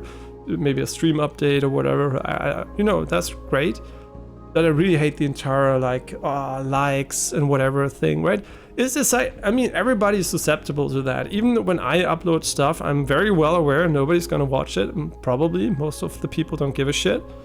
But I still like having an archive, right? I like having a video archive of what I did. For whatever reason, I might have kids one day, and then I can show them, hey, look, I also played these games, and then they have basically an archive of me playing games or whatever. That's like, or I can just look it up, right, if I want to watch something or whatever. So I just like having it. Of course, I enjoy that a few people watch it, right, not a lot. But still, obviously, even though I had this attitude, it is still impactful if a person, for example, likes a video or not, even though it doesn't really mean a lot, right? I mean, I'm happy that somebody liked it. And so far, because nobody cares, probably. Nobody actually disliked anything so far. But the reason why I noticed that it still has an impact is because I actually see the like, and I think for a moment about it, right? It's like, oh yeah, somebody actually liked something. And just imagine you're a kid that is not as, you know, emotionally matured, and then you are also susceptible to all these small things, right? You post something and nobody likes it and nobody interacts, or you even get a mean comment. There's so much negativity, and psychologically that must be very, very damaging for the kids. So I think social media is something that should be heavily regulated towards everybody below 18. And even if you're older, I mean, the screen time on phones and whatever is like, I don't know. I think the main difference is because when I'm on my PC, right, I choose what I do. I choose the game. I choose, right, determinism, whatever. But I still, you know, think I'm kind of trying to optimize my fun. And when people are on the phone, I kind of get more the feeling the phone is just gluing them to the screen, but they don't do anything fun, right? They don't play fun games. Sometimes maybe some do, but most of them are just scrolling through endless feeds of meaningless shit that they don't care about, but they just care about it enough to really care. And then they have a lot of negative feedback maybe on some things, and I don't know, it just makes, I think social media makes life worse for almost everybody that uses it, right? The psychological interpretation of their life, right? I think social media is one of the worst inventions that has come out in a long time. I don't mean so, you know, I like the idea of, you know, open discussions and, you know, the interchange of ideas, but that's not the reality of social media, right? It's bubble, it's hate, it's stupid stuff that really is objectively wrong, that's getting thrown around, and no real discourse is happening. And yeah, it's just a huge piece of shit, basically. And I really think if you're maybe working at Facebook or whatever, and you're in that department, I don't know how you feel about it, right? You couldn't be so high on copium. Oh, we're connecting the world. But the truth is, you know who's connecting the fucking world? A messenger that just enables you to talk to your family. That's enough, right? Maybe sometimes you can video call a friend or something, but you don't need social media. You just need social interactions with people you already care about, but not this huge bloated piece of shit nobody gives a shit about. So I don't know. I mean, by now, I really hope at least that a lot of these companies are aware of that. And I don't know how I would feel about it, right? If I was Mark Zuckerberg, what would be my goal with Facebook, right? Because obviously the core idea worked, people cared about it, but it wasn't good for them. So what would I do, right? It's really difficult because you make all your money with this bullshit. And I guess I would just go and try to change where I apply stuff, right? I would try to fix the issues maybe, but I would probably also just try new stuff. And I think when you look at Mark Zuckerberg, I think a lot of things he thinks about is AI and, you know, the metaverse and stuff like that.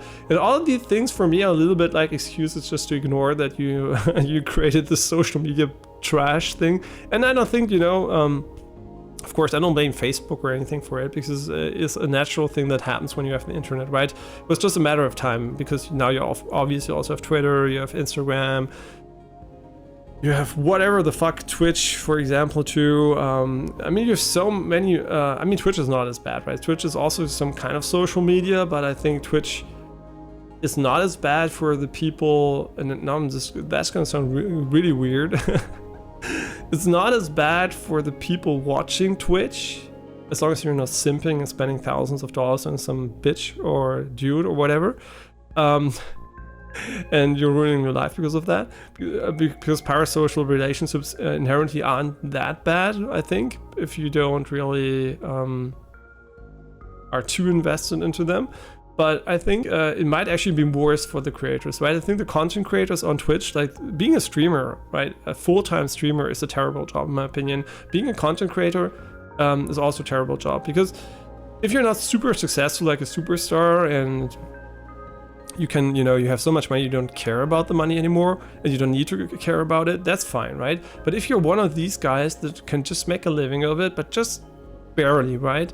That's so scary, right? Because you know it's not gonna work forever, right? Most of the people are gonna get irrelevant, because it's just like, maybe you got big with Among Us, maybe you got big with, I don't know, Fortnite, whatever. And one day, these games might become irrelevant, and maybe it's more about your skill in the game than it's about your personality.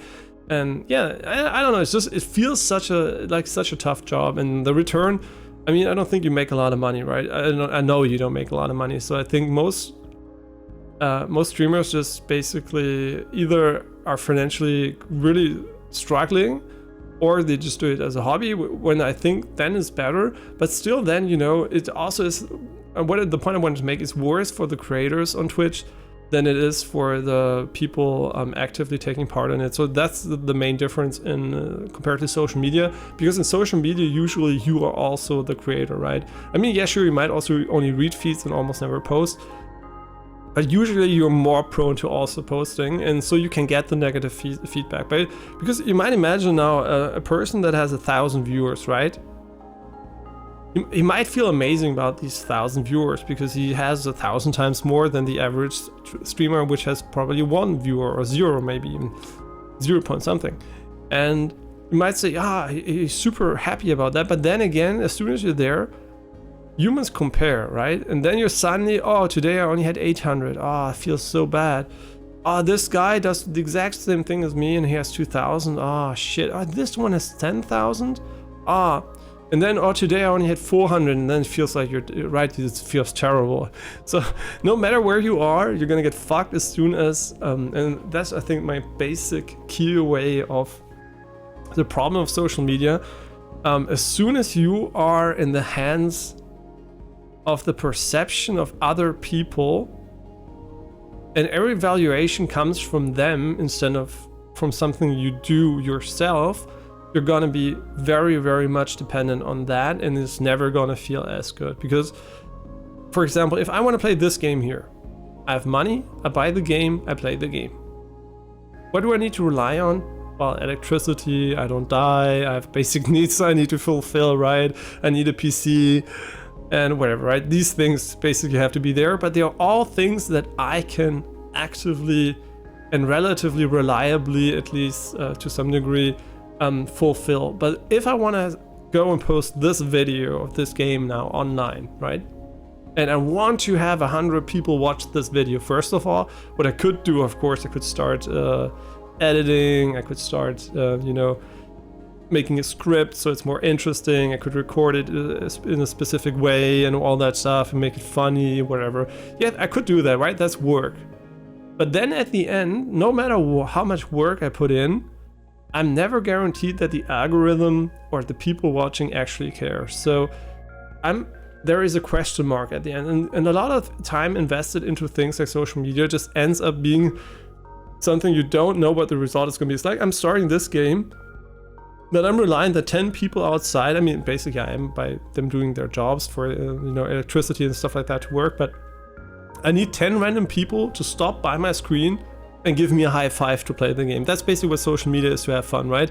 You need this random shit to actually feel good about it. And that's so dumb. That's why I really, really think if you're susceptible to these types of things and for whatever reason you post content and it's not successful and you're sad about that, you really shouldn't do it, right? Just fuck it, right? It's not worth the effort and the pain or whatever. So in general, only interact with these things if they make you happy or you actually really are able not to care, right? If you really don't care because you know why you're doing it, right? Because you don't really need that. Because if, for example, if my goal was to make a living with streaming, I would feel terrible, right? I would need to do so much different. I would need to really focus on things I maybe don't even enjoy, whatever. Yeah, it wouldn't work at all, right? So it would also feel super random, all that. Basically, that's why I would never actually want this to be my, my safety net, right? I don't want this part ever to become the financial safety net I need, right? It's a nice bonus to have, but it should never be the main focus, I think, for most people.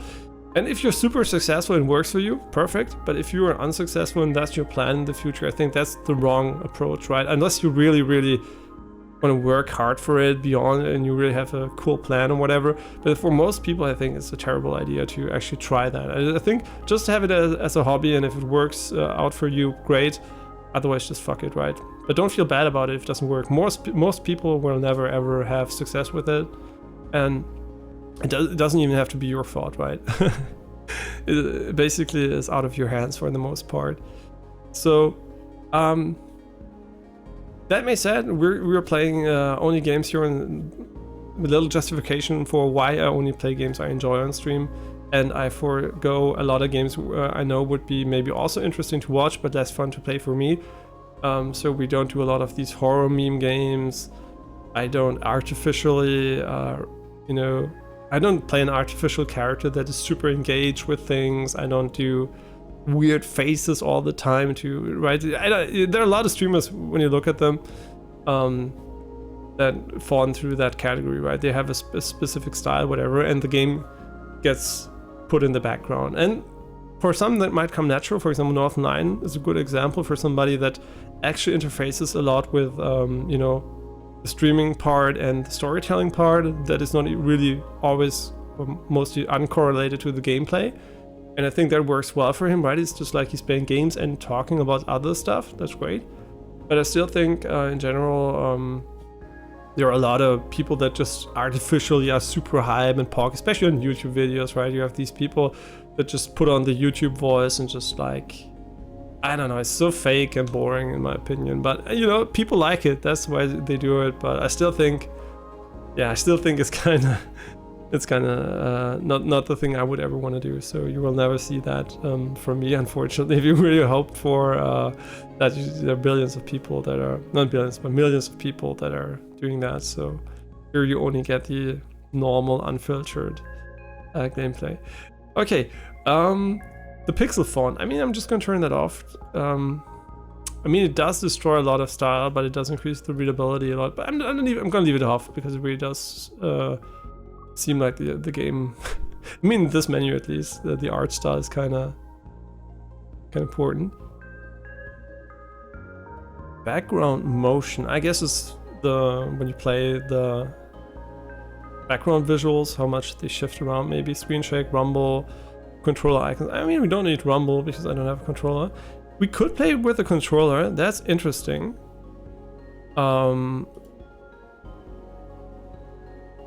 Yeah, that's interesting. I might play it with a controller if it works well. I have no idea how the game plays, actually. Okay, but I'm just gonna get something to drink quickly, and then we're gonna play. Sorry, today I don't know why I'm so talkative today. It's kind of not what I had in mind when I started to play. And also a reason why I actually also enjoy still playing some games off stream, because I just tend to get sidetracked so much by talking, and which is fine, right? I like doing it sometimes, but sometimes I just like to just play the game and be focused completely on the game, which I actually also want to do while I'm streaming sometimes, right? I should probably learn to talk less. Okay, but I'm gonna get the drink, something to drink, and then we're gonna start here. I'm super curious how it's gonna be.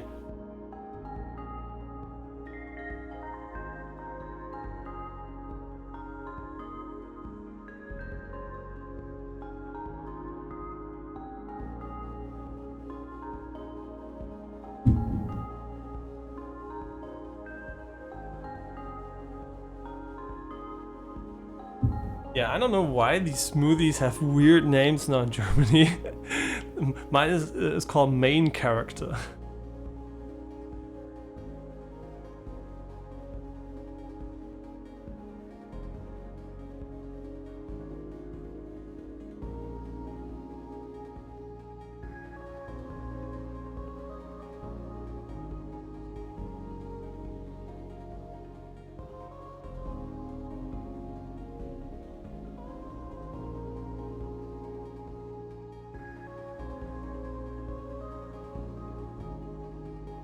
Yeah, the music is really relaxing here.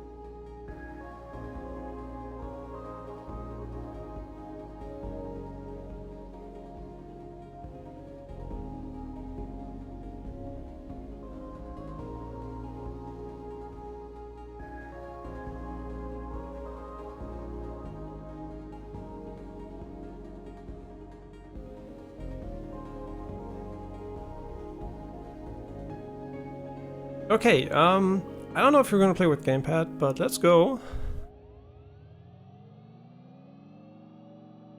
Oh, and I got Furina and Genshin Impact. Cobalt active terminal loading personal core corrupted.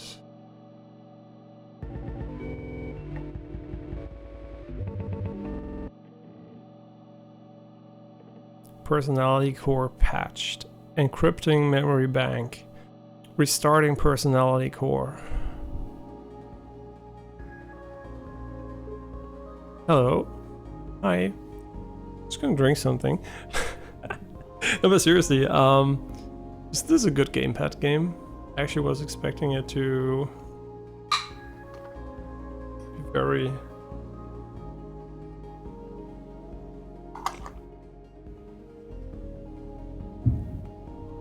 mouse and keyboard, but... Show map, deck, main menu. Right, there are no visual settings. Interesting. But the game captured, right? I checked that already. I'm just gonna double check again. Yeah, the game captures. Hello. Hey, wake up. My head. Okay, good. Your vitals seem stable. Cat.exe. Busy. What's happening? I had to wake you all up from cryo sleep early. There wasn't enough time to fully restart your memories. My memories? I needed those. Bricks. I assume they're really cute. Sorry, I had no choice. The command terminal terminal. You only respond to meat-based life forms. Yeah, I think reading the text is really hard when it looks like this, but it should be okay. It's blue on blue and very, very pixely. There's a ship off the bow powering up their weapons. Everyone to the bridge now. Oh, Perry. So we have Dizzy, Riggs, and Perry, which all are very cute. Play cards that outwit your opponent. You draw 5 cards each turn. Each card costs energy. A card's energy cost is shown in the top left. Here, I guess. You get 3 energy each turn, use it or lose it. Energy doesn't last between turns. So it's basically Hearthstone's mana system. Attack your enemy with attack cards. Okay.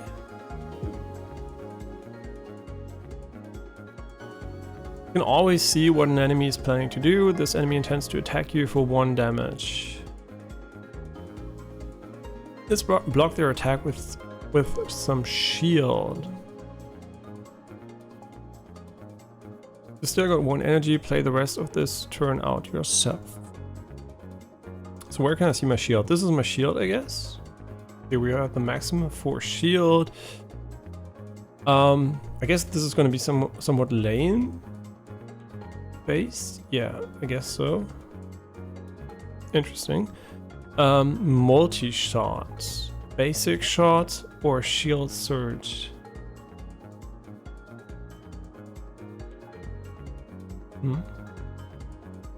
Oh, you get 1 shield and 1 temp shield. So this is basically permanent shield. Interesting.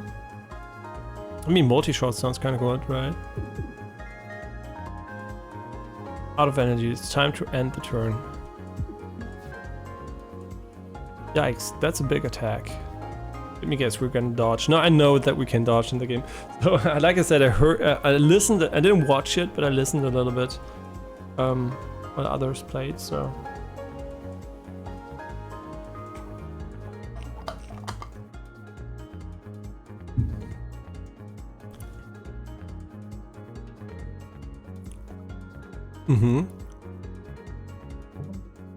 Oh, that's cool. I really wonder how this is gonna work with the controller. Statuses are shown below your ship. Some have passive effects, others are used as a resource. Evade is a status you use to move around.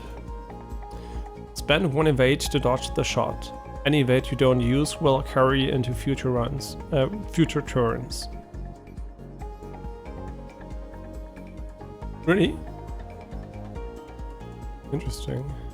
So this game seems to have a lot of, because you have temporary shield, but you have permanent shield, and also evade is carried over, so you can basically up your defenses for future turns, which will make long-term planning more important, I guess.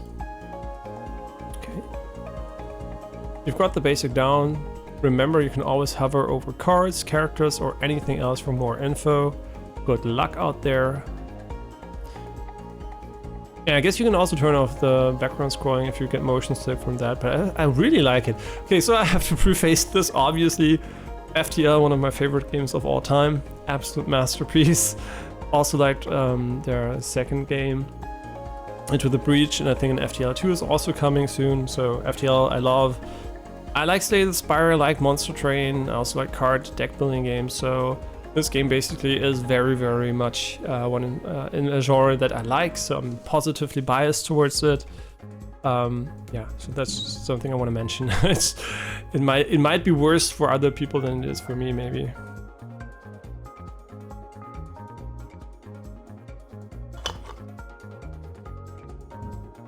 Okay.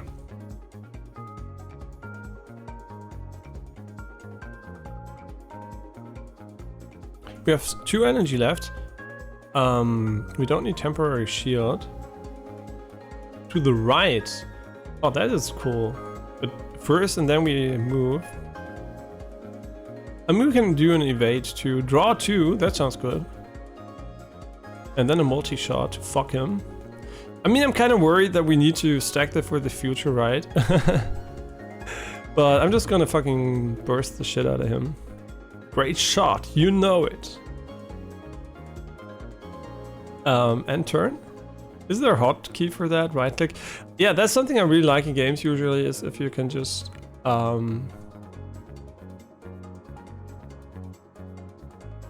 that's really cool. You can actually really that's gonna be so cool. You can attack certain parts of the ships to influence stuff then later.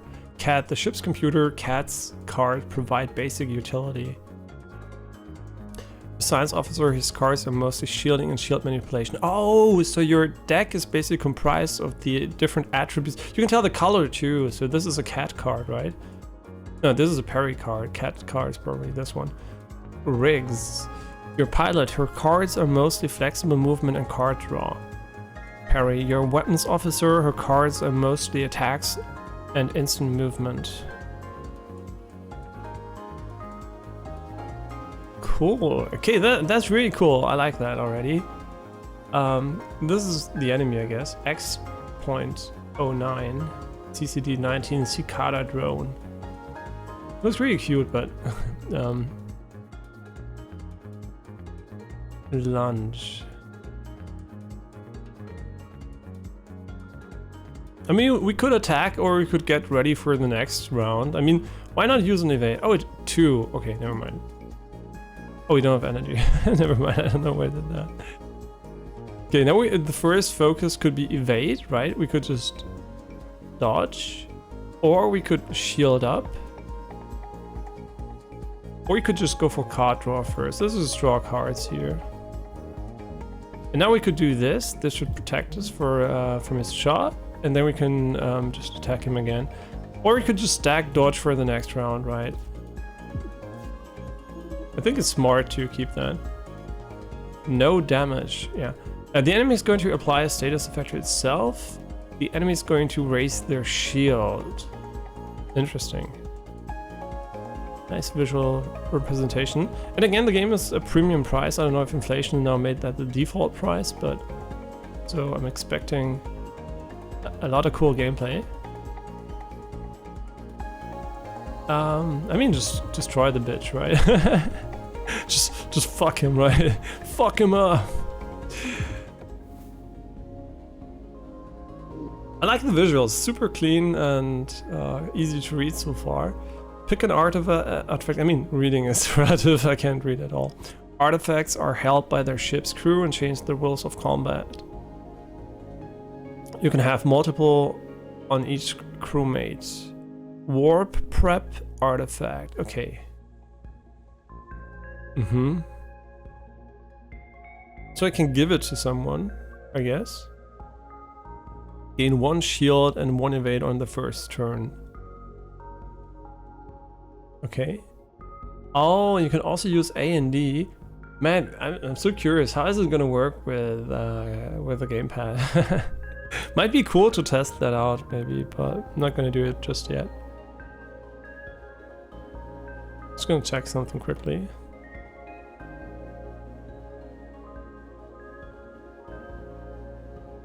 Okay, this seems to work, and okay, this is not a good way to test this. Okay, this. Yeah, I just wanted to see if everything else working as intended here. Okay, good.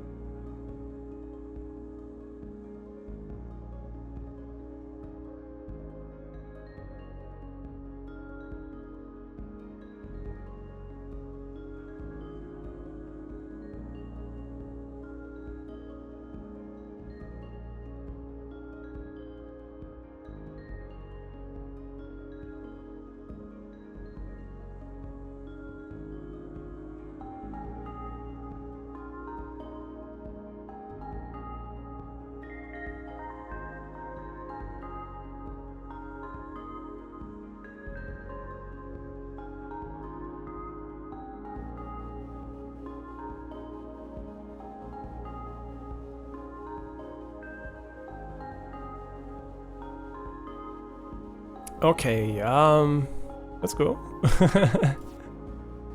Wait. Oh, she got it automatically? I don't even know what exactly happens if I could have given it to somebody else. If it would have even mattered. I pick a card, right-click a card to preview its upgrades. Oh, that's interesting, but I don't care about that too much. Search this card, move a card to top of draw pile. Oh, okay. Boost capacitors. Max shield is raised by 1 for the rest of combat. Shield block up to 2 incoming damage capped by the max shield. That's actually really cool. I like this one. You can also skip them if you don't like them. Ricks. Okay, I'm starting to remember. Right, the Cobalt, the hyperdrive. Yeah, you blew it up. Maybe. I vaguely remember pushing a button. Then the white light. Yeah, you blew it up. Guys, shut up. You have this argument every loop. I've heard it 570 times now. Fine. Alright, we've got the coordinates of the Cobalt programmed in. Let's get there and stop the time loop. Seabreaks remembers. Usually she's the last one. I'm improving.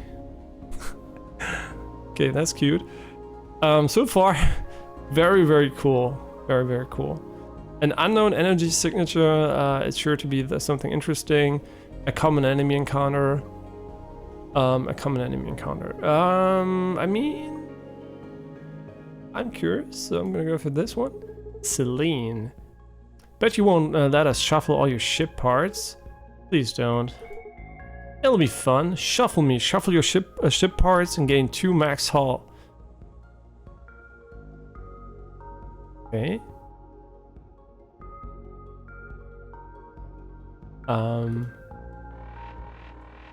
I actually don't know what it does, so... Oh, we don't attack from the center anymore. Interesting. Yeah, because I don't really know what it means, where you want to attack enemies, right? So if it's like FTL really relevant... Celine, trust me, this is optimal. How is this better? I actually don't know. We got 2 max hull, maybe? I'm kind of really interested in these, right? I mean, we could repair, but I'm not going to take any damage, right? PPA-94 Pupar Interceptor. So, I mean, dodging right obviously seems like a good idea. And then we can just play 2 defensive cards and do 1 damage, I guess. Just like this. And then we just can... I mean, we could also play this card here and this card. Or this card. I think... Wait, this is actually better.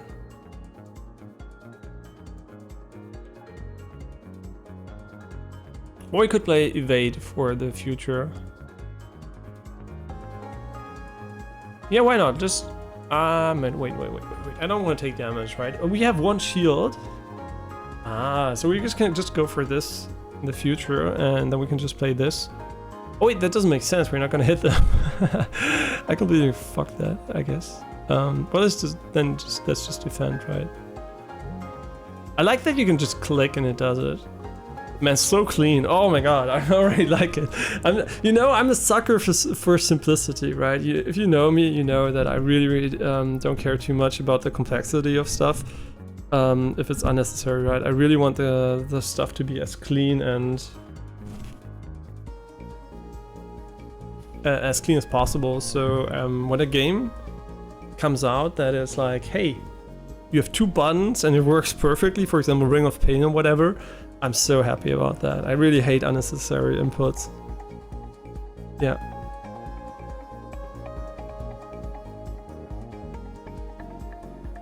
Okay, the enemy is gonna give you a card. This can't be dodged. Get ready, okay? Cannon. The enemy is going to give you a card wherever you are. Interesting. But we have to move to the left to do more damage, so... No hull damage, I mean, obviously. Yeah, I would just focus on doing a lot of damage here.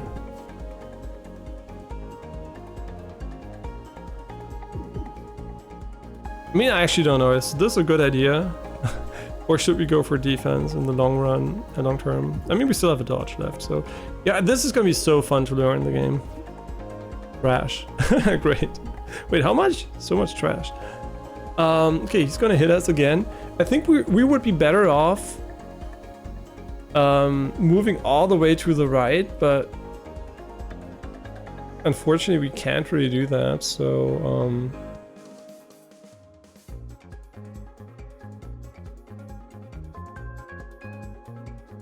yeah, I'm just thinking about how we're gonna handle this. I mean, always dodging left and right is kind of annoying, right? So in a way, I want to dodge all the way over here because the cannon is not centered anymore, which is going to make it super annoying to fight this enemy. It's a huge downside, so I think we already fucked us kind of, but you know. Yeah, I think doing this... Ah, we should have attacked first. I'm an idiot. Ah, shit. Well, I mean, guess playing this card is fine. And we can't attack really, and we can't scramble, so... But we can oh right, we can stack the shield for the future. It's not temporary shield, so it's not a misplay. And now he went there, and now is the moment we just fuck him, right? Every time he does this, we just go ape shit on him. Exhaust. Playing this card, we remove a card from the rest of the combat. I mean, we should do that probably. We don't have anything. Shit. Because one day we're only gonna have trash on our hand. Shit, he's like full on destroying us. But I think this is a good... This isn't bad for the future, I guess, because we're gonna block it anyway. Just gonna get ready here. I should remove the trash. This is gonna get annoying really quickly. Not a scratch. Yeah, but I still would get ready to dodge to the left, to be honest. So we're just gonna get ready for that. And unfortunately it moves us to the right. This is so unfortunate. We should do this still, I think. To get rid of it. We also need to deal... Yeah, that's perfect. Now we can just dodge to the left once, like this. And then we can do... this one and this one. Alright, I forgot to change my mouse cursor, sorry. I'm sorry, today is a scuff day. Pointer speed wasn't at the value I like. Okay, yeah, the thing is, we could get ready to dodge again, but I still think removing trash is super important.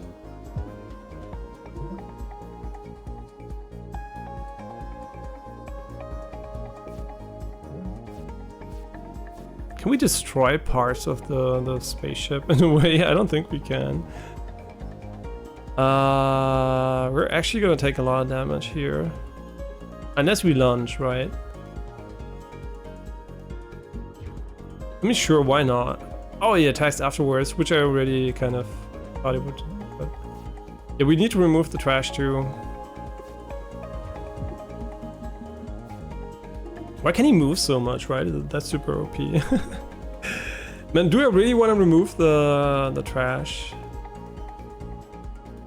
Because realistically, right, he gives us 3 trash.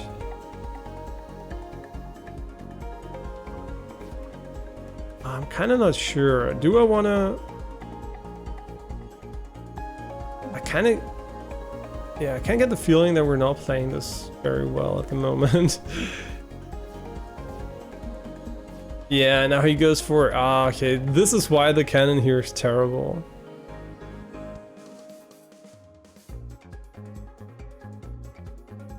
Jesus Christ, we're gonna get fucked by this guy.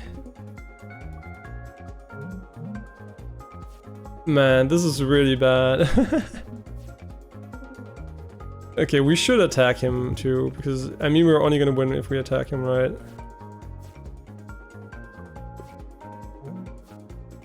Yeah, I think the cannon here might actually fuck us so hard that I don't even know if we can win this anymore.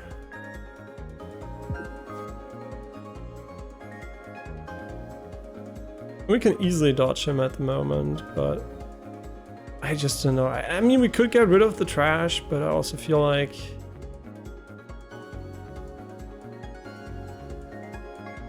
I mean, let's play it safe, right? Let's just play it like this.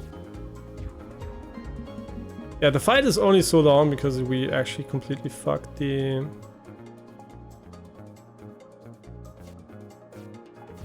part here. Such a piece of shit. Okay, this is so annoying. Oh my god, he's gonna hit us for 4. Can we actually do something against that? Yeah, we can. Yeah. I mean, so far not a scratch, yeah, but still, I would disagree with this being good. Okay, this is terrible. We can't attack him. We can't actually. Jesus Christ. All of these are terrible.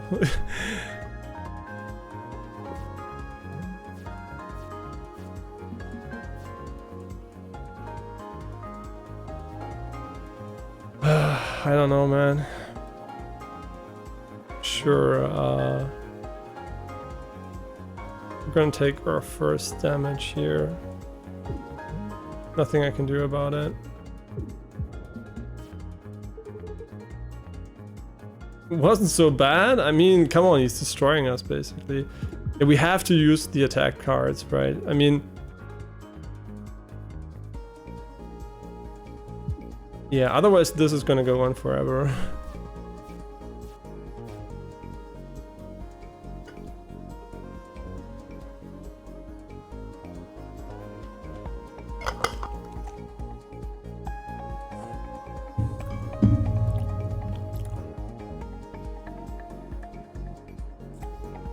Yeah, I mean, we can take no damage here, but...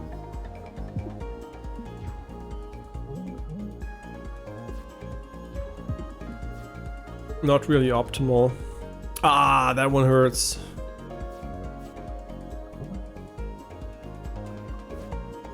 Man, I want to kill him so bad, but the fact that we can't attack so often, man, makes it so annoying. Jesus Christ, can we even dodge anything here? I think we can.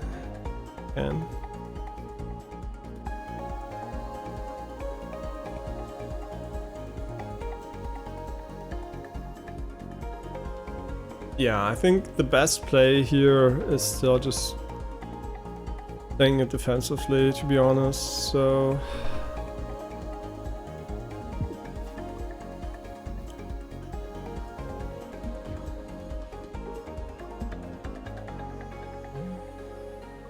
Yeah, I mean, this isn't going well. I'm gonna admit, I'm gonna admit this is kind of bad.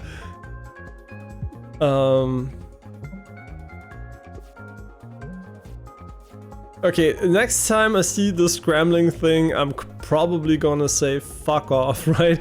I mean, what did we get? We got a little bit more hull, but seriously, the arrangement is so ass.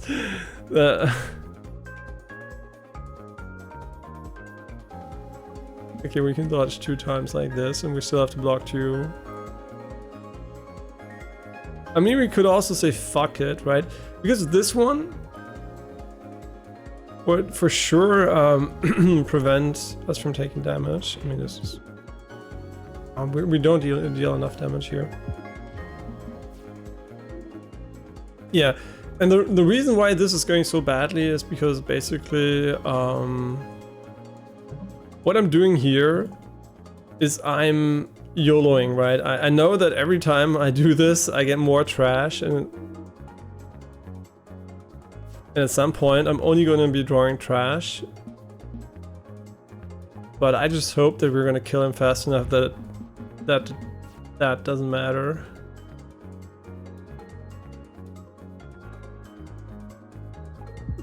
Come on, please. Yeah, finally.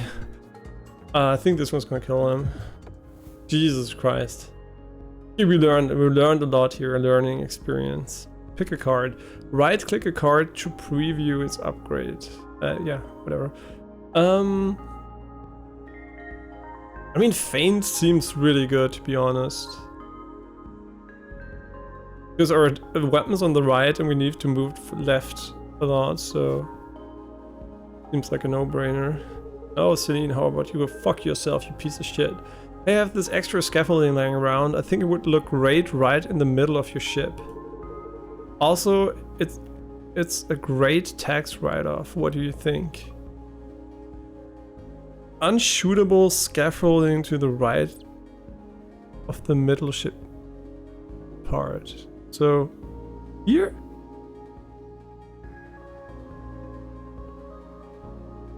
I mean, sure. I know what it's gonna do. It's gonna make it even harder to shoot shit. I mean, that's actually pretty good. Looks better, I guess.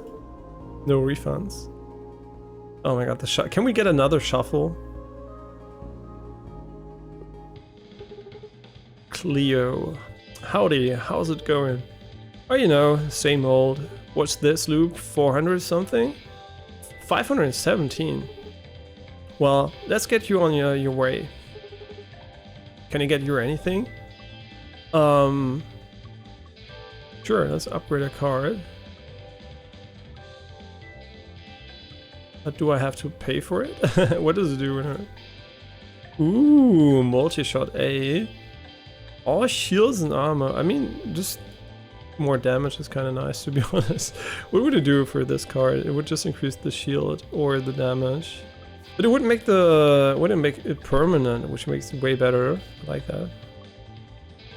Like this one. That's cool. You can just select them. Heck yeah. An artifact. Adaptive plating. Gain +1 max haul and heal 1 every time you defeat a boss or elite. Okay, that's maybe never gonna happen, so. I mean, that's just good, right? Okay, she has 2, so everybody can have 2, maybe? I guess. Maybe there is an artifact limit, otherwise it wouldn't make any sense to have them attributed to your crew members.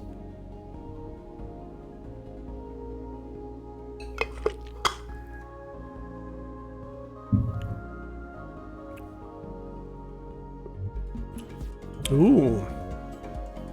Stinger drone.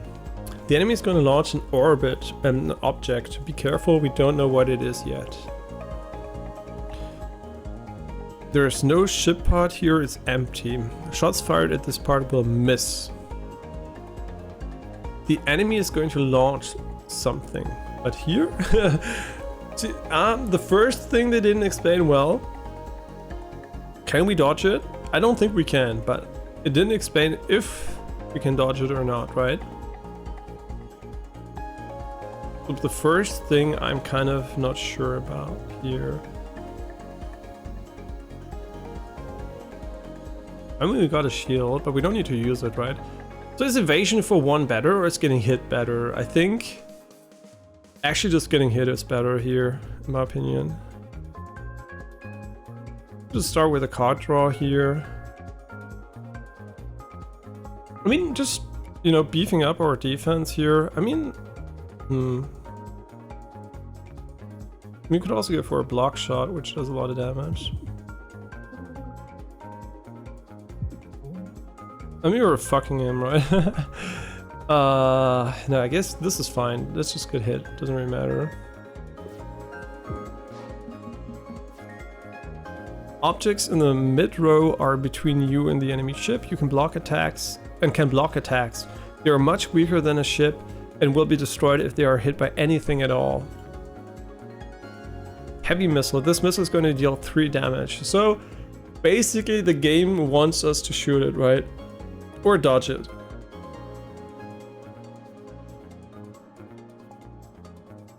I mean, can you dodge it?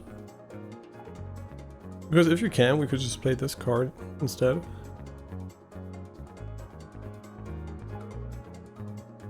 Oh, why not, right? Or just get out of the way. Okay, I was just worried that you was gonna complain about it.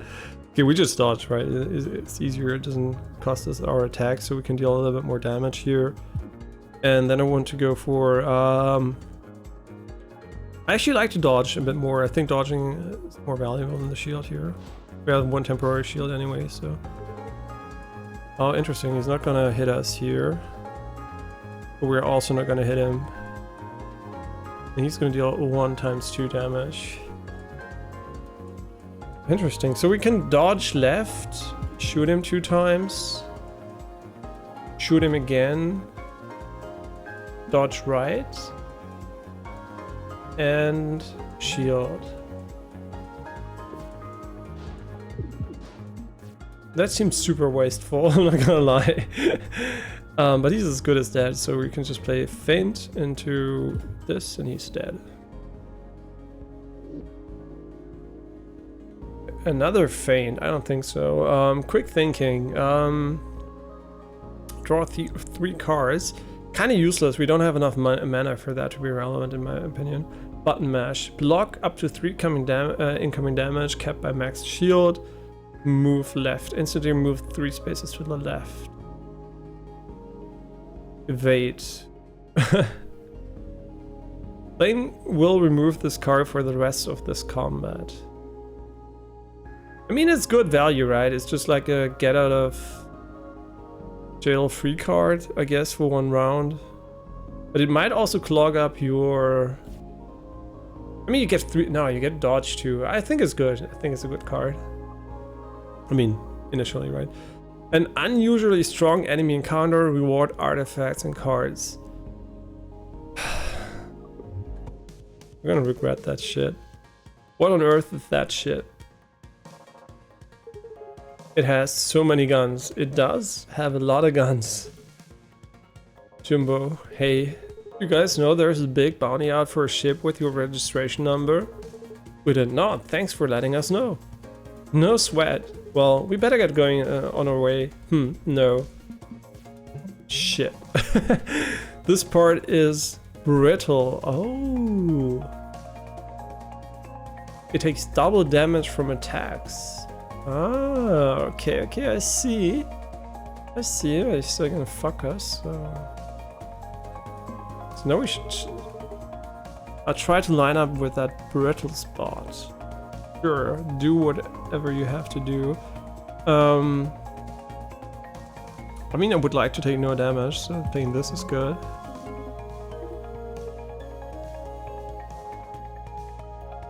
I actually think this is a fantastic first turn.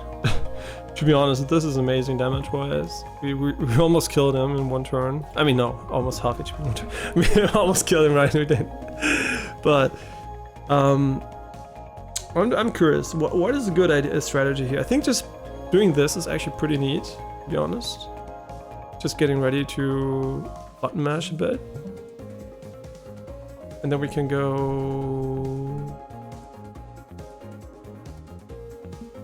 one like this. I mean, it does remove all damage, right? But we don't do any. So, whoa, times 3. Ooh, that's kind of scary. I would love to not get shit on here.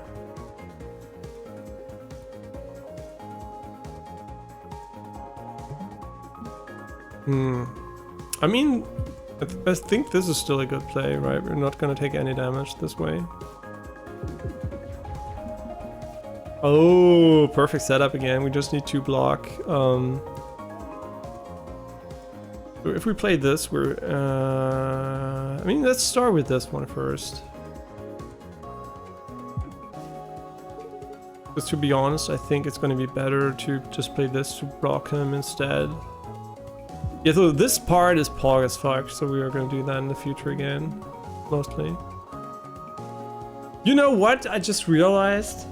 Is how fucking lucky we are that the cannon is here. So, at first I was like, it's pure shit, the scramble. But now that the cannon is lined up with the weak spot here, it kind of feels like very good. So, that's cool to see. So there's a lot of stuff going on here. I'm kind of not sure about this. We just take 2 damage here, which is kind of not that much, but we also don't have the ability to block at the moment. Perfect. So this is basically what we're gonna play here. Sure, why not? I mean, we're never gonna max out the shield anyway, so I'm pretty sure it's gonna go back to the other position pretty soon. So lunge. Do we want to lunge and just dodge, right? I mean, why not? Let's just build up a bit of defense here. Right, this is good for the future, and now he's gonna go back to the center position, I think. Or he's not gonna go back to the center position. fine.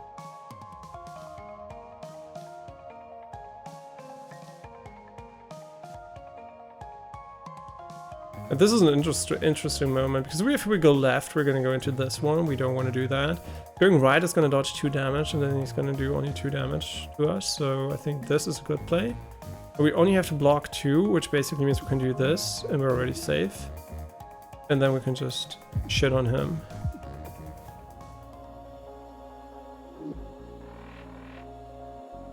Oh yeah, right. And we repair 1 hull damage. Really? Ooh, exhaust.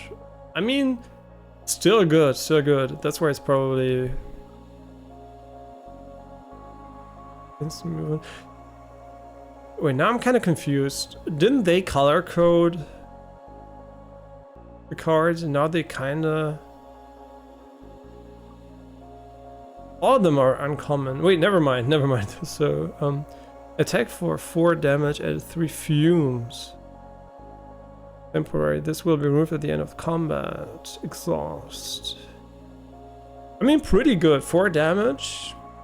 I mean, you can sum it up, right? It doesn't. It does cost card draw, but fumes are 0 mana, so I think this is pretty good. The battle repair is good, but it's more like a lose less card, right? And I'm not the biggest fan of a lose less card. I'm more a fan of a win more card, so. Yeah, but forever? I mean, this sounds crazy good, I'm not gonna lie. This one sounds kind of nice, to be honest, so I'm just gonna take this one. But the other one sounded good too, but assets is probably a bit harder to build around.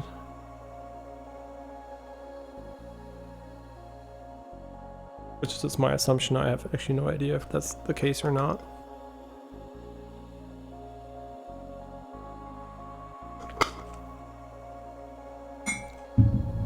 Sorry.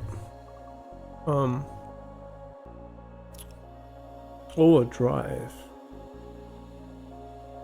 I don't know if it's like if you have a 2x where like 2 times 1 damage, if it's going to become 4 damage basically,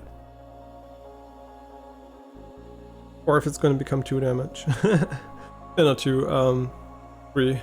So could be cool. Overdrive. I mean, that's so bad. I don't know, I'm never gonna fill it anyway. I mean, for us it's bad at the moment. Every 4th turn. I mean,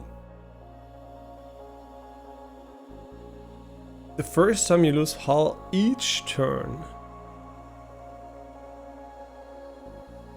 But nah, let's just take this one.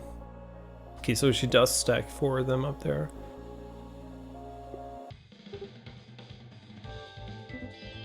Hello. Cleo. Wait, Cleo isn't the one that just attacked us? Am I stupid? No, wait, I'm stupid. Repair 7 hull? I don't think so. Let's upgrade a card. Where's the uncommon card we just got? Here. Kinda curious to see what it will happen. Oh, that's interesting. For free, basically. But I kind of like this one better because it makes our draw more consistent. But it's not as amazing as I thought it would be, to be honest.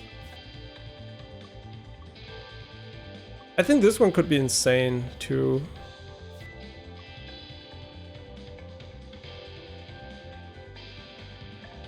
Magnetic. Retain.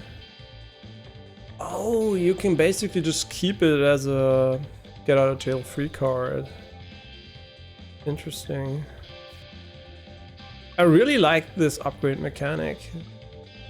Although I think it will be rather obvious in some cases which options are better, right?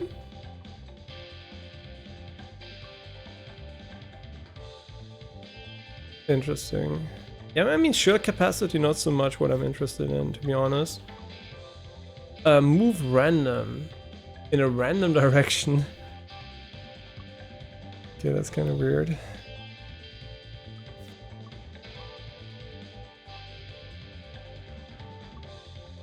To be honest, I'm kind of interested in just destroying the enemies. So I'm just gonna go for what I think will have the best synergy with our overdrive.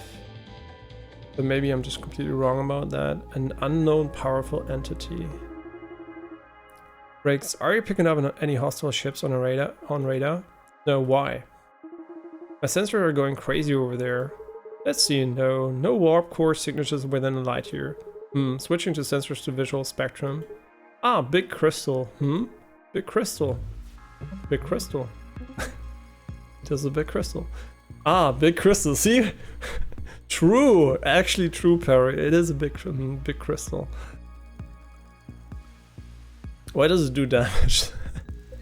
Okay, if we dodge to the left, we're just gonna take 1 damage, so I think that's pretty much a no-brainer. I mean, dealing 4 damage,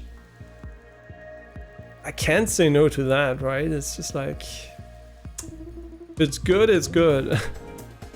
We don't need the draw as much, to be honest, so I'm just gonna go for an evasive action in the future. I mean, big crystal. yeah, big yes. I like it. I like this game. See, the game really has a good sense of humor. I really appreciate it. It is super cute. Yeah, super cute game. I mean, actually insanely cute. And it's not only cute, it's actually good, right? I don't care too much about only cute stuff, but if it's cute and good, oh baby. Lunge 2 to the right. I think that would be a terrible idea.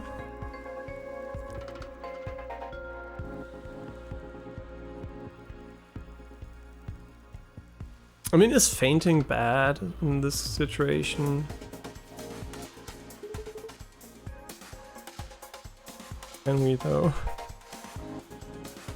I mean, this doesn't do anything for us, right? There's so many things which don't do that much. I mean, this is just a good play in general. We're gonna get full shield, and we can just chill a little bit here. Perfect. We're gonna take 1 damage, who gives a shit. Let's remove the fumes first. And then we're gonna shit on him. And then we're gonna shit on him some more. Okay, now we over-shielded ourselves for whatever reason. Man, this is so broken, the empty space. Harmlessly. I mean, it could also just break our ship into 2 pieces, but I mean... I guess this is not, it's not how the game handles things, so... Yeah, I like the position we're in, actually. Like, I think we can just shit on him. Wait, this is the round where we deal more damage, so let's just do only attacks this round.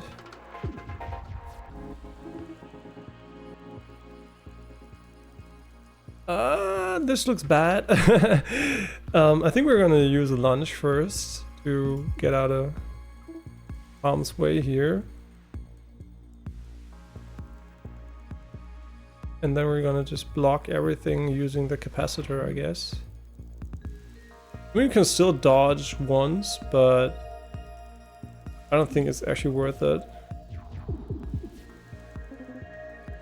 Okay, we're gonna get hit for 4 again. Dodging left is gonna reduce it by 2. We're gonna get hit for 2 here. So unfortunately, we're gonna get hit. There's nothing we can do about that. So no, wait, we can do this, right? And then we're gonna get hit for 2, hit for 0, and then we just hit him a little bit. Big damage, yeah, really.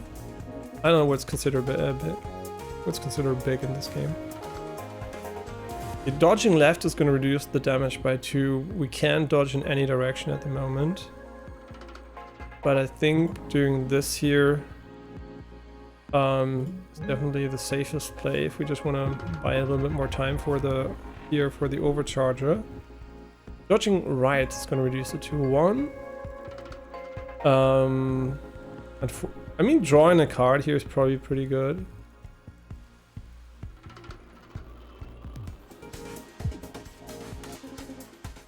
Yeah, this is going to block the damage, and then we can just go for the big damage. Oh, baby, we fucked him.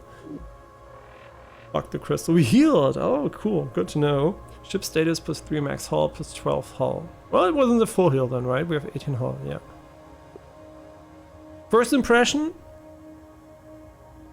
10 out of 10 impression. First impression. I don't know how much fun it's going to be in the long term, but super good first impression, right? It's really nice. As always, first impressions are not representative of the final score I will assign to the game, but it starts off very, very fun.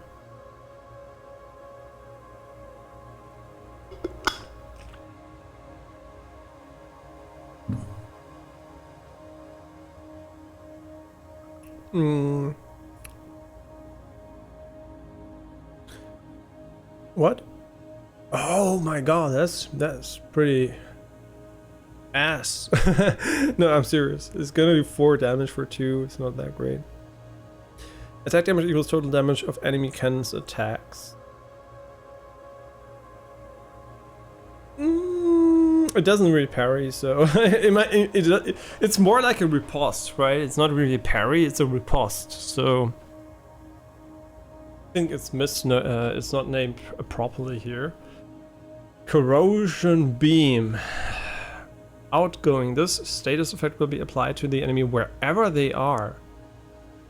Yeah, but honestly, I don't know, man. I mean, this is gonna deal 1 for every day. Does it tick down at the end? It sounds too good to be true. I'm just gonna take it, but Warp Mastery. Replaces Warp Preparation, gain 3 shield and 3 evade on the first turn. Oh wait, this one? Oh, that's cool. You can upgrade them. That's nice, I guess. 3 evade is really good. And shield, I mean, that's really good. Power diversion, gain 1 extra energy every turn. All non-parry cards attacks deal 1 less damage. I'm just thinking about that. Ooh, not that great, but not that bad either. Your ship's cannons become weak. Oh, I mean, I'm not gonna lie.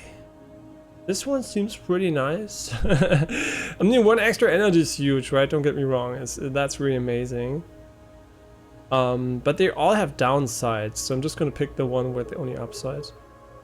Nice. That's the first time you guys managed to beat that thing. Wait, really? How many times have we tried? You don't want to know. What even was it?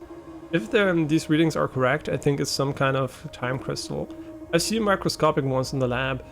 And in the Cobalt particle accelerator, but never so large.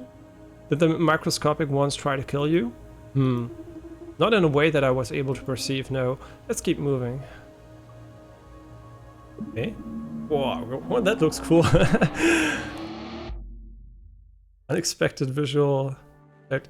Sapphire cluster. Huh? The navigation system's taking us through this lawless sector. Okay. The zone is full of pirates, thieves, and smugglers. Like the last one wasn't. Everyone should have their sidearms on them at all times in case we get boarded. Oh hell yeah! Do I get a gun? Everyone but you. Aww. No gun for rigs. This enemy has gained a status. You might want to hover over it to see what it does. Okay. Power drive. Oh, okay. Basically what we also have here. No, we have overdrive. Wait.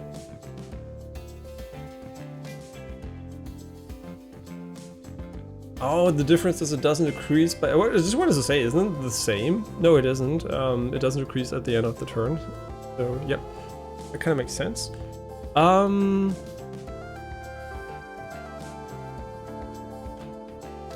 I mean, that's a no-brainer, right? We just this is a no-brainer. That artifact is doing my job for me. Guess I'll just relax. Really? This is... I must really say the banter here in the game's S tier, man. I really like it. It's not over the top and not, right? It's not like they're non-stop talking, but everything they say is kind of funny. Very well written. I mean, I don't think we need to do anything but just attack here and get ready for more dodges, right? Yeah, I mean, this is an absolute no-brainer. I mean, just shit on him, right? Sure. Oh my god, I feel we're really strong, but maybe I'm just on high on copium, right? Oh, he's getting stronger over time. But wait, lunging is gonna put us in a good spot, right? Boom! And now we can just apply this to him. Is it good? Really? I think this sounds OP as fuck, I'm not gonna lie. Maybe we're full shields and everything just... I mean, seriously, we're just shitting on him. Oh, yeah, right, I can't. Yeah, this guy, we seem to have the perfect strategy against him. Okay, wait, did he attack before the poison was done? That's very important because sometimes you might get hit for that. Pick a card. It doesn't exhaust, actually. And that sounds so strong. Attack for 0. Each time this card is drawn, this fight at 2. Wow, that's good. That's good. Oh, and you only played once. That's okay. Interesting. I mean, I don't know where we want to go. I feel this thing here is super strong, right? Not because of the repair part, but I think the upgrade part of the cards is super important. I wish the no thanks wasn't as close to the yes please upgrade, because sometimes I'm gonna misclick it. I'm pretty sure the game's not gonna ask you again for it again. But I'm pretty curious how this works. Add 3. Oh, and no more exhaust. It doesn't cost anything either. I mean, I like this a lot. It's for longer fights. Oh, shiny. Yeah, I think so too. Shit. I like a challenge. Star Dog. Yeah. You also like Star Fox.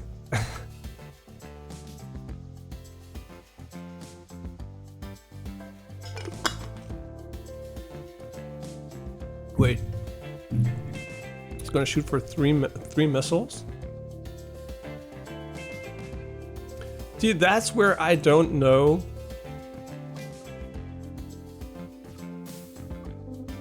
If the correct play here is to actually dodge into him so we do damage. Or if the correct play here is... I think it is actually. I think going here is more important than actually not getting hit. How much damage do they do? 2? Jesus fucking Christ.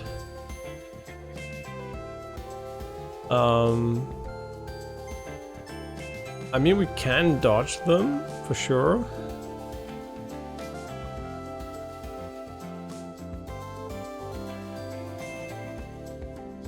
I mean...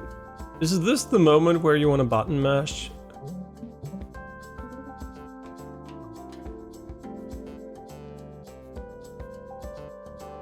I mean, we can get hit for 0, right? If we want to.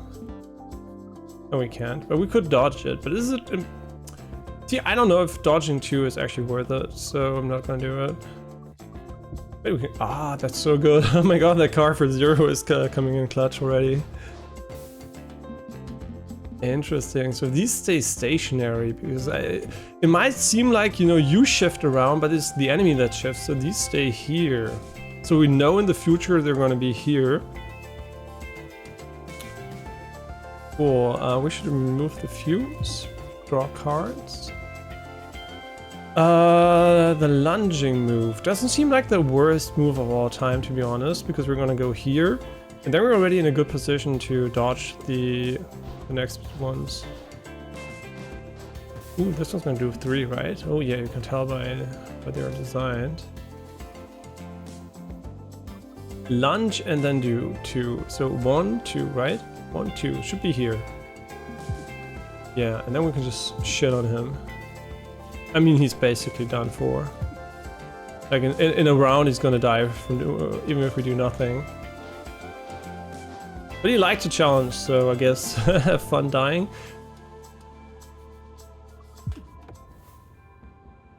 He liked the challenge, so I like killing people that like challenges, right? Okay. Scramble.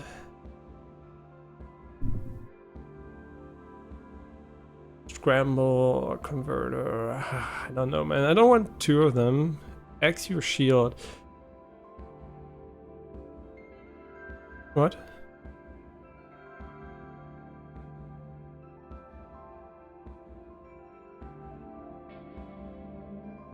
X equals shield. Shield equals 0. What?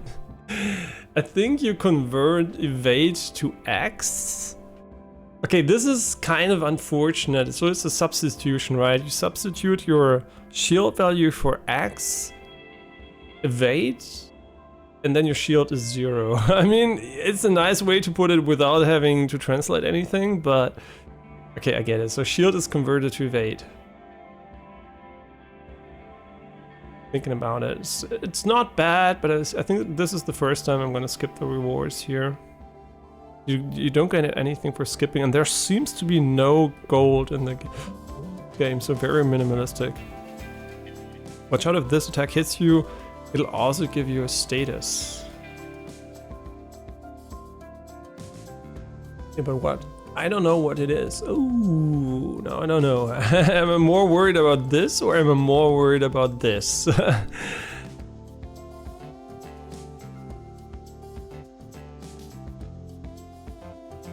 Hard to tell, right? I mean, this is 2 damage. I'm just gonna assume the status effect's gonna be worse.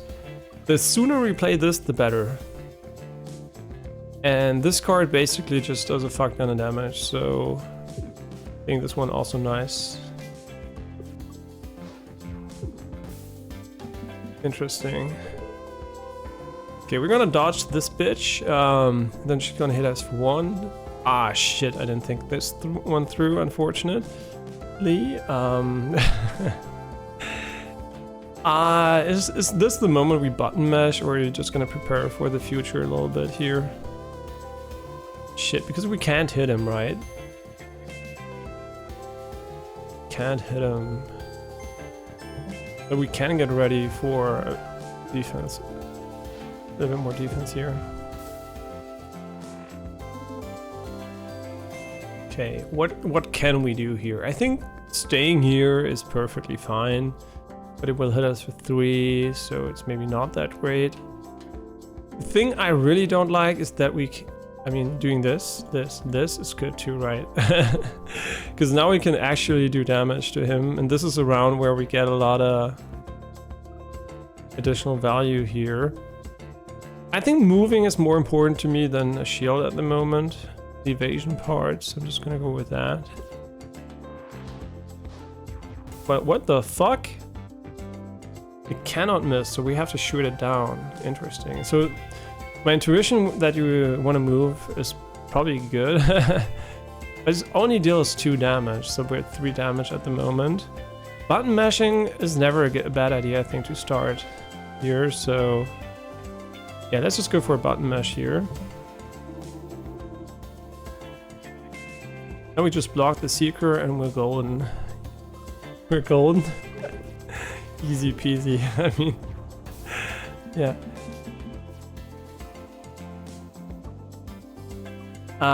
Dodging 2 to the left isn't that bad, actually. And I do want to attack, right? I mean, we're gonna end up taking 2 damage anyway. But I don't really care too much. Let's go for the draw first. And then for this.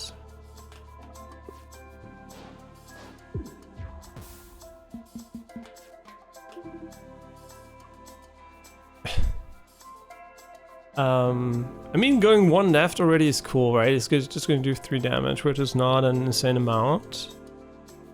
But at the same time, also we don't have a lot of good stuff going on here. I really want to have an evade ready, actually. We can't even shoot it. We could shoot it down, but I don't think it's... No, we can't. Okay, another Seeker. Why is it not pointed towards us this time? I mean, sure, it does 2 damage, right? 3 damage is not a lot. And we can just win. I didn't look at his HP. Okay. Big shield. Search, discover, move a card to the top of the draw pile. Echo is not bad for the card that gets better every single time we draw it, right? So I think it's really good. I think we have a synergy here. I'm kind of hesitant to go for the elite enemies, but I still think it's going to be okay.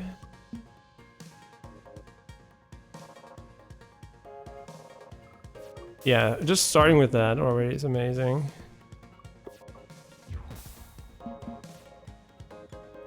I mean, 2 damage, who cares, right? I mean, we have a lot of good cards here.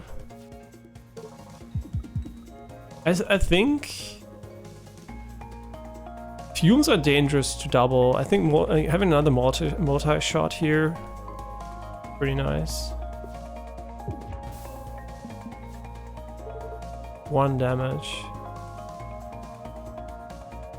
Easy peasy.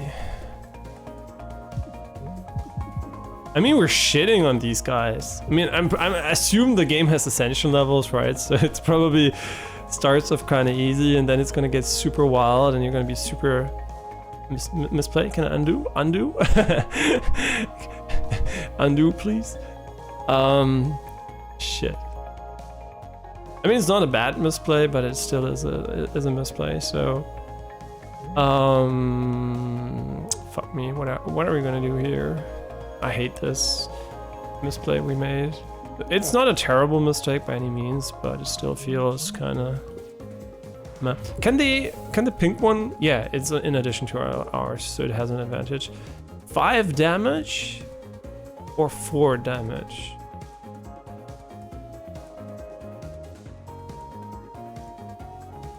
Or 0 damage. I mean, to be fair, just doing this already, I mean, we take 4 damage, who cares, right? Doesn't really matter, so I think this is okay. I don't like it actually. I use too many defenses here. I mean, this is so this empty space is like the most busted thing ever. And now we can just go here and take the charge beam, and it's going to be back here and +1. See, I'm thinking about the future, right? What is 1 damage compared to potentially taking no damage in the fight? I think being a bit more wary of your defenses in the game is way better. Like 1 damage, really? Again, such a weird situation. Going left by 2 would enable us to kill him.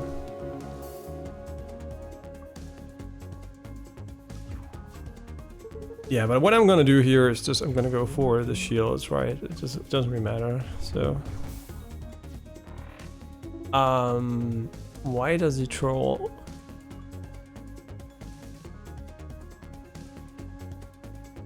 Two left is still gonna get it. 3 left even. Oh. I don't know if I like that too much.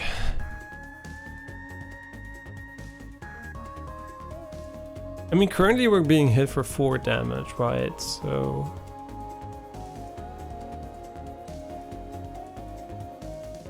what we could do is a crazy dodge maneuver. No, we can't.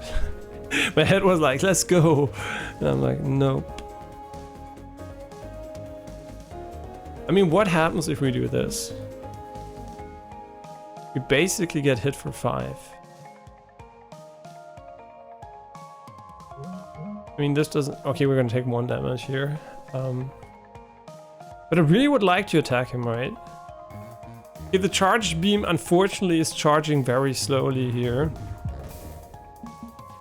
Yeah, but we can... I mean, come on, let's just use him for fun. Okay, he didn't... I think we overthought a lot of plays here. I think just shitting on him is better. I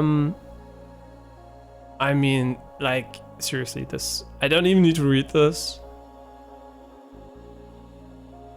I mean, this is great too, exhaust too, but this one sounds like... too good. All of Dizzy's attacks. Yeah, but can I see what cards I have? Dizzy. I mean, Dizzy, you don't do a lot of damage. I'm not gonna lie, your attacks. I mean, if Shield was the one, sure. Your shield lasts between combats. Wow. Gain 2 evade on the first turn. I mean, premeditation. At the start of combat, gain glissade. Oh, it's a card. Oh my god. What? Move right. Instantly move to right space. Retain. Flippable. In combat, right click or control click this card to flip the direction of its actions. Wait, are they all flippable? Nah, right? The other ones aren't flippable. I'm not stupid, right? I didn't miss that. No, I mean, it could have been, right? But no. Oh, you can sort them even. Yeah, this is good. Why would I not take it? Hi. Goliath Defender. Ooh.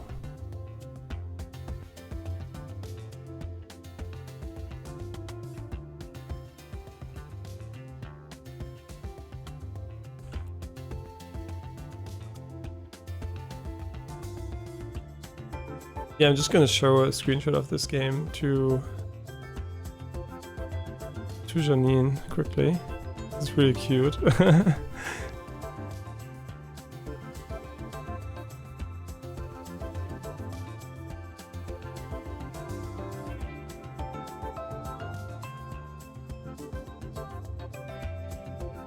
Okay,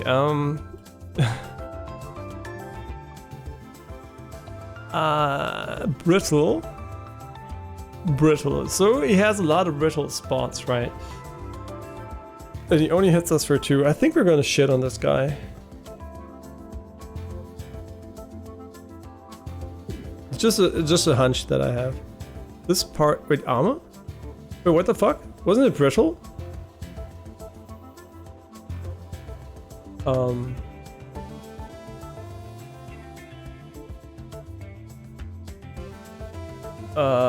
Okay, so, wait, when? Why? And we can dodge 2 left, but I don't really care about that at the moment.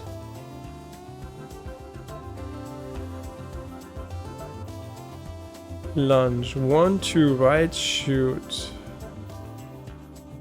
1, 2, 1, 2, so that would be bad. So basically now attacking him is not really worth it, so...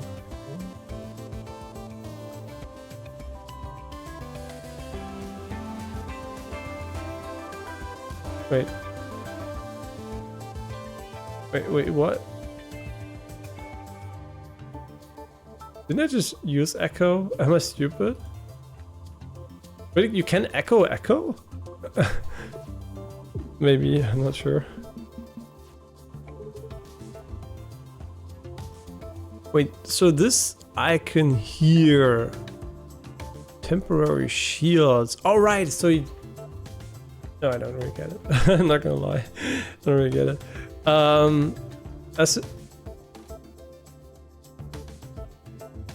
Oh, you don't want to destroy that. Interesting. Okay, but if we do this, right, we're just gonna take 2 damage. Who cares? We could go even further away. I mean, is this wasting a lot of potential? I think so. But I'm still kind of interested into... Ah, I'm so dumb. What the fuck am I even doing? Okay, this was the worst play ever. Shit. Oh my god, what a waste. But whatever, I'm just gonna shit on him anyway. And the first one, wait. Reflexive coating. Whenever this ship is shot, the part that was hit gains armor for the rest of the turn. Oh, so he's really good against us. Oh, and I just fucked everything we had. Yeah, that was terrible. What a bad play on my part. I didn't know it. I should read, man. I'm fucking dumb. I mean, only deals 2 damage, which is great, I guess. We can haul. Oh, greed, right? You can take 2 damage, but I guess it's not a good idea. So let's just play this card instead. So if I play this card here, He's gonna get the shield, but it can still attack it, right? And the shield doesn't get better. No. And we still have Glissade or whatever.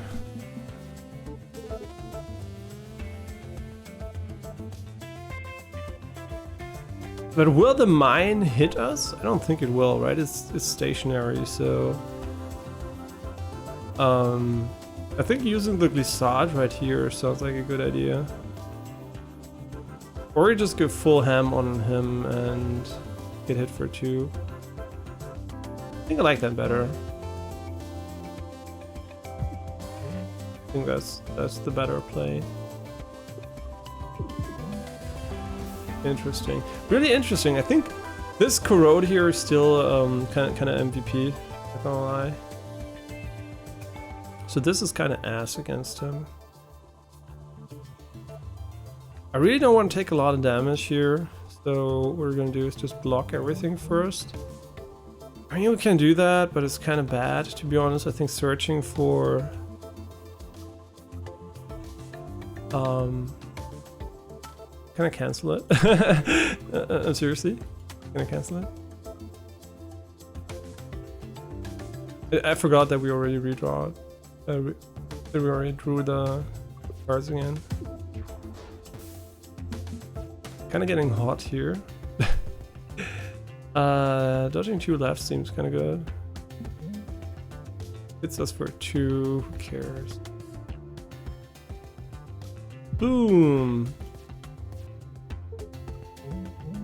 Okay.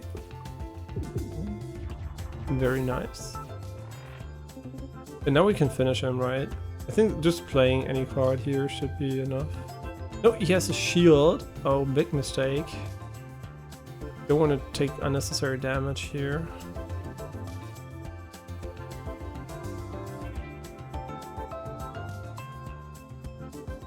Yeah, see, that's the part I don't know. Is he gonna die? We're just gonna go for it, I guess.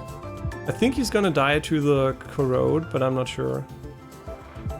No, it's after his turn. Okay, so we took a little bit of hull damage. We learned something, right?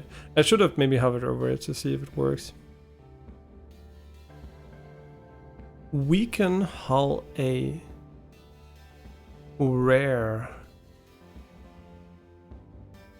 Huh? Oh, really? 2 times?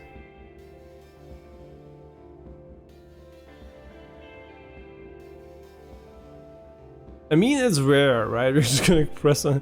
Did it upgrade our card, or is it a new one? Wait, this is a B.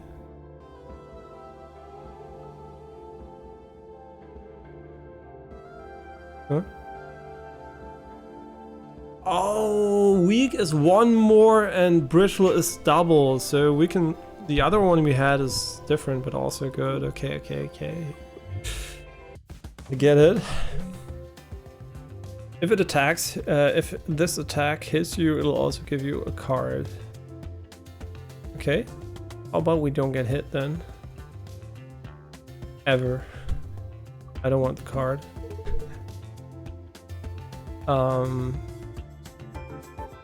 Sure, let's go for this weird play here. And then... Oh! Almost, yeah. Oops. Yes, the same tech that we have. Shit. Fuck. Wait, that's actually fucking mean. Because we can't attack him at all while using this.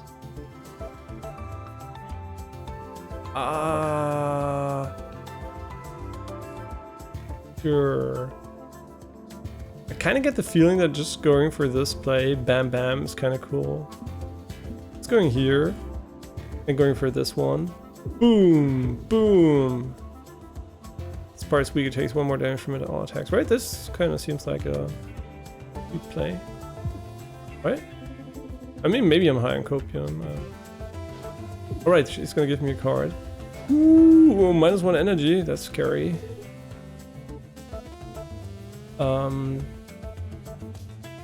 I kind of want to dodge theft, like, a lot here, like this. But I also kind of know. Ah, shit. See, this is the moment I'm kind of hungry, right? It's been a while. Where I lose my concentration. We can also go and flip this card to the left if we want to, right, like this. That's so cool. I love this, man. This is so cool. And then we don't get hit, right? And we don't get the 1 energy less card. Was that worth it? I'm just gonna say no. Probably not. We're never gonna get back there ever, right? He's like... Oh, shit, and how much? 2? Oh, he's gonna shit on us. This is too good to not play. He's gonna shit on us now. Oh, shit. And this one is a seeker. Ah, we're never gonna get there, right? I mean, maybe. Wait, maybe. Get the fuck away here. I'm sure. Let's dodge, right? It's still gonna hit us for 3.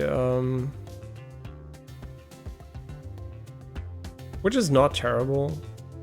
And we can't avoid it anyway. Yeah, I think our best bet against this guy is just shitting on him as fast as possible.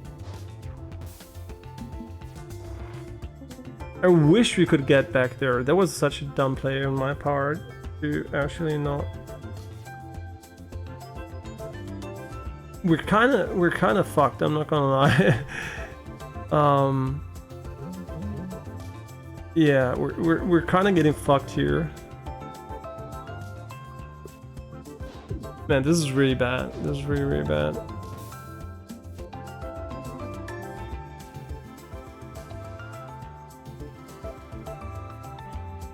And we can't even hit him. It's insane. This would have been a great opportunity to actually do something. Jesus Christ, we're fucked. Yeah, we're actually fucked. I think he might kill us here.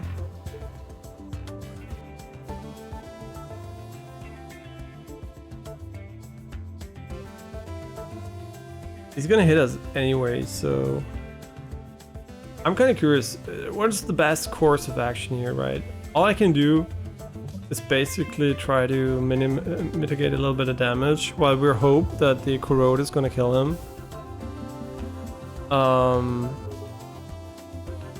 Now we're in a position where we can actually attack him, maybe. I mean, sure, going left would be probably equivalent to winning. But we can't. Frustration's real. We can't hit him. I'm sure this is, and this was terrible. I think we're gonna have to heal at the next station. The moose.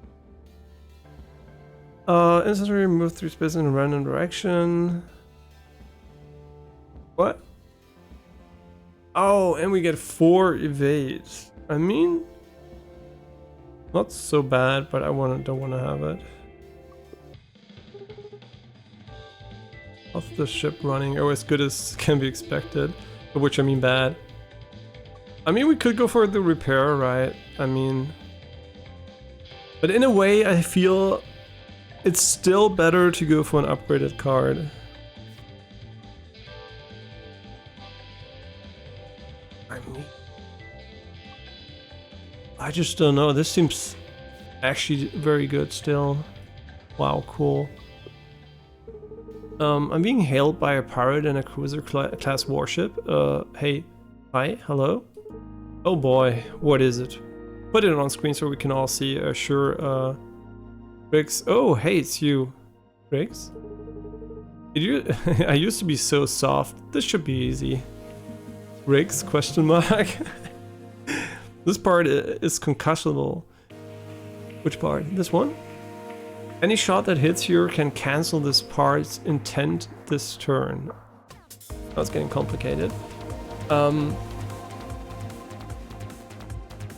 We should start as always by not completely getting fucked by the enemy, so let's just dodge one like this, and we're gonna take 3 damage, which is fine. Why are you me? I'm me. You sure about that? I mean, the weaken hull part is kind of neat. I guess we're gonna dodge this one too. Yeah, this is actually a good play. Not gonna lie, this is pretty good. We cancel both of them, make them vulnerable here. I would have liked to play that too, but that's not gonna happen. So.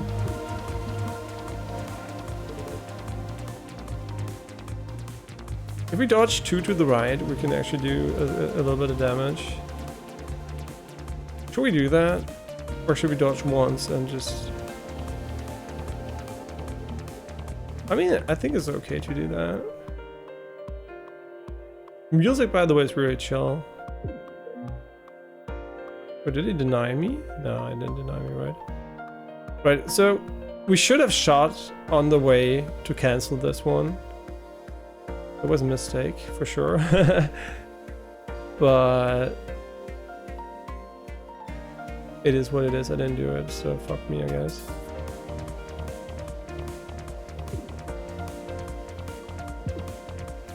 Where can I see how much damage it does? I mean, sure, up here maybe, but...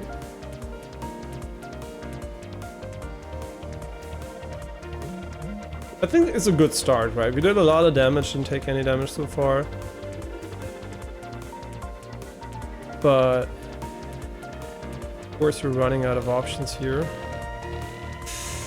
I'm gonna deal 2 damage. I mean, a lunge here seems kind of cool. Now we take 3 damage, right? Which is fine, because we have the defense.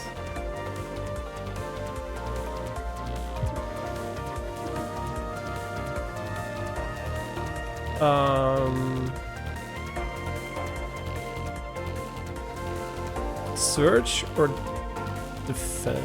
I mean, this should work, right? No, we don't have enough. I mean, if we had enough mana, it would work. I still think that every time we draw this card, getting more here is really good, so... this is basically free attack.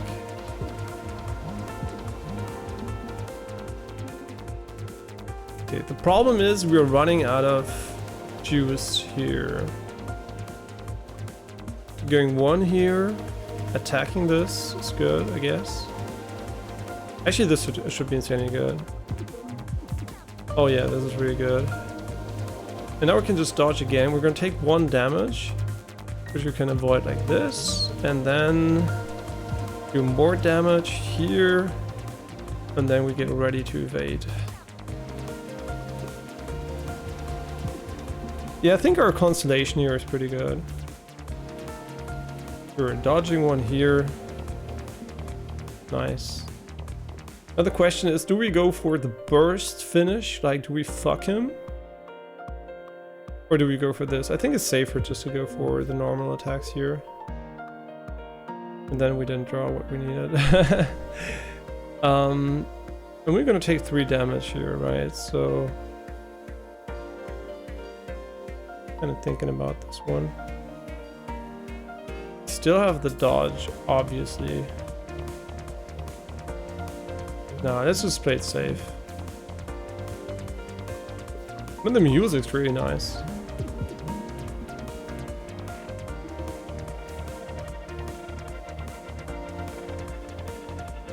Sure, let's just go for the kill. I mean, will it kill him? Yeah, right? No, did we kill Riggs? Oh, we healed? Wait, do you always... wait, was that the boss? Wait, wait, did we just defeat the boss? I didn't even notice. Ace. Gain 1 evade every turn. That's insane. Fire for 1 damage. Immediately after every move you make. Can't play it too much. I mean... Ace seems pretty good. Draw +2 cards. Every turn you are offered 1 less card in post-battle cards. Rewards, you may no longer skip any card. Ooh, that can hurt. Oh, I mean, that's still good, actually.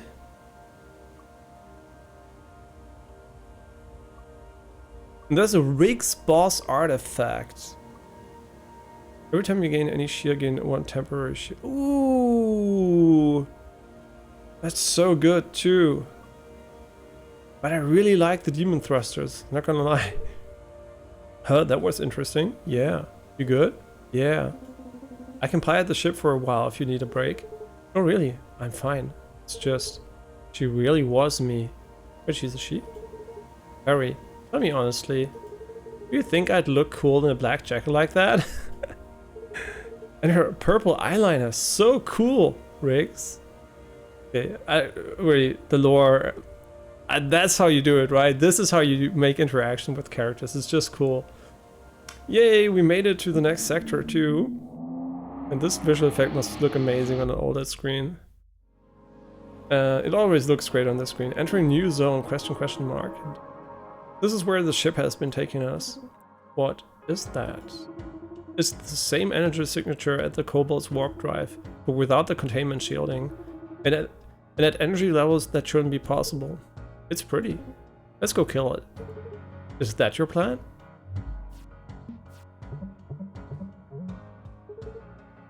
We've got this. I'm not so sure about that one, but... And you can only have 3. That's so cool. They even have a other interface for it. If I go 1, 2, I should be fine, right? 1, 2. Did take 2 damage, but I can attack him. And then we can do weaken hull if we want to. Boom! And then we can do this one too. Bam!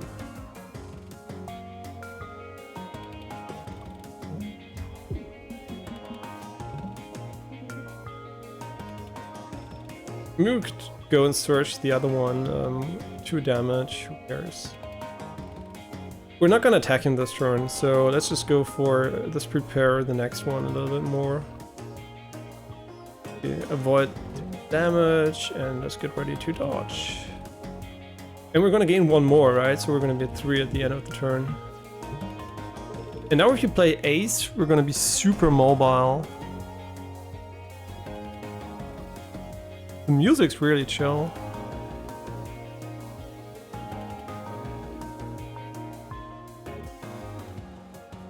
Should we go for Ace?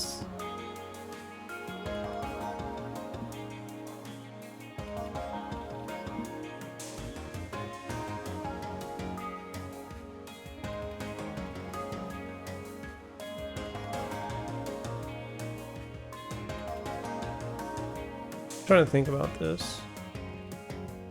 I don't think so. I think the better play here is going for the card draw and hoping we get a shield. We're still gonna get hit for 2, which is super annoying.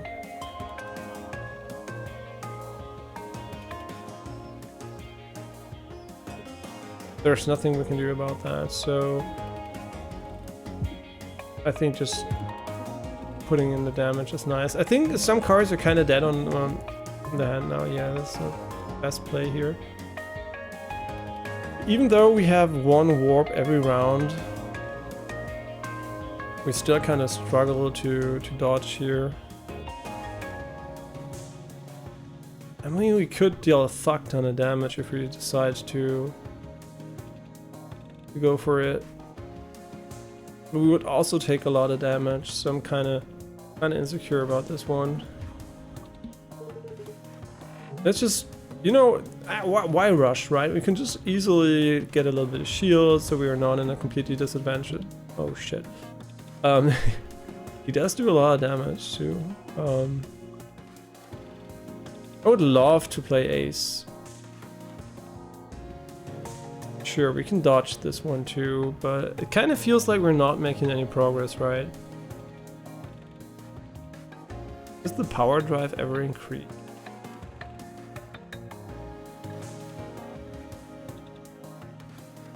Yeah, the cannon's sometimes amazing, sometimes complete trash. How about we just go for the Ace play this round? I think setting up an Ace here is pretty nice. And we have 2 dodge every round, which will greatly increase the amount of evasion we have. Ah, this one's also so tempting, right? just to go in and shit on him a little bit. Or we could go for a very defensive play. I think going for the very defensive play is gonna set us up in a better way. Did we even need that? I think we did, yeah. Okay. Now he's gonna deal 5, really? But he doesn't have a shield here, I guess. Sure. Why not? Let's just go for this chill play here. I mean, this basically secures the victory, right? There's no way we're not going to be able to dodge him until he dies. We're just going to basically endlessly dodge him until he's done. All right, we can't go over that, so that was a mistake. We should have. Yeah, there's no way you can win. Yeah, and that's basically GG. Panic B, what? Move random, shield, attack 0, what? Oh, I get it. So if you have buffs, this one can become really cool. Panic B, the panic button, I guess. Battle repair. I mean, not bad, to be honest. Because you can just use it once, right? But it does seem like a lose-less card. Overpower B. No, I think we're not going to take those. I think they're okay, but okay is not good enough. Hi. Good afternoon, is it? How about we upgrade a card here? What does Ace do? It gives us evade, but this makes much more accessible.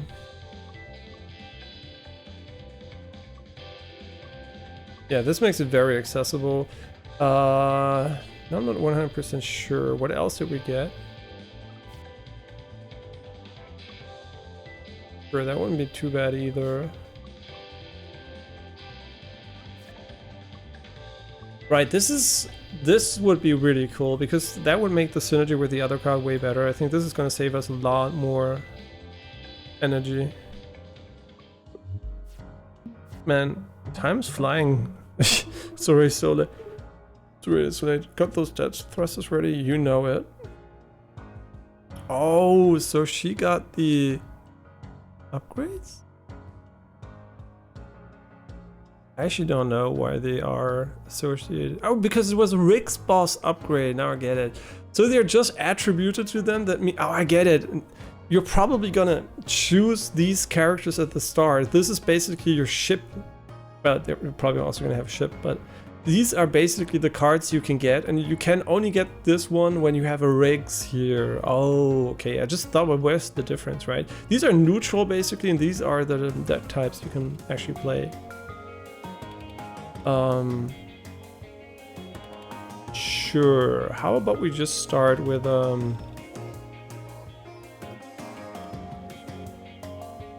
actually don't know.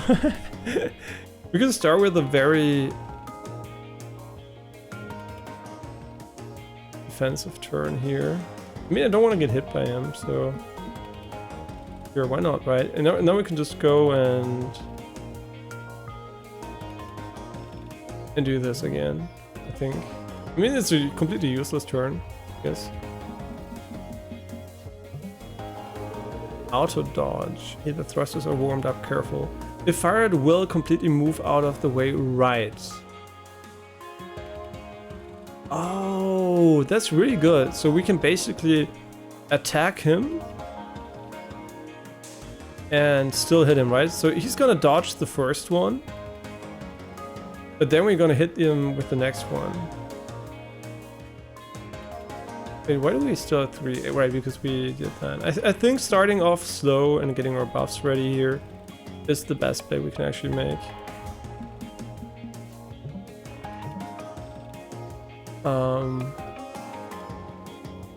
1, 2, and now we can No, he's gonna dodge because he's a bitch.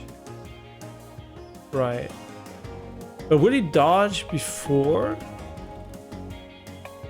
I think he will, so... I think he will. So if I shoot him like this... Wait, where did he dodge?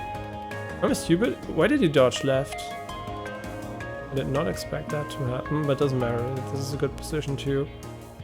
Sure. Let's just shoot him this. And then... I mean, this one just does slightly more damage. I mean, he's super weak. He's never gonna kill us, I guess. Okay, because he can dodge left too. Okay, I'm stupid, man. I really need to learn to read, man. I mean, this position is amazing. Just do this. Remove the fumes. I mean, they could auto-review. I think, actually, maybe there is a reason why you don't want to remove the fumes, and I don't know it yet, but that's something that could go happen automatically, in my opinion.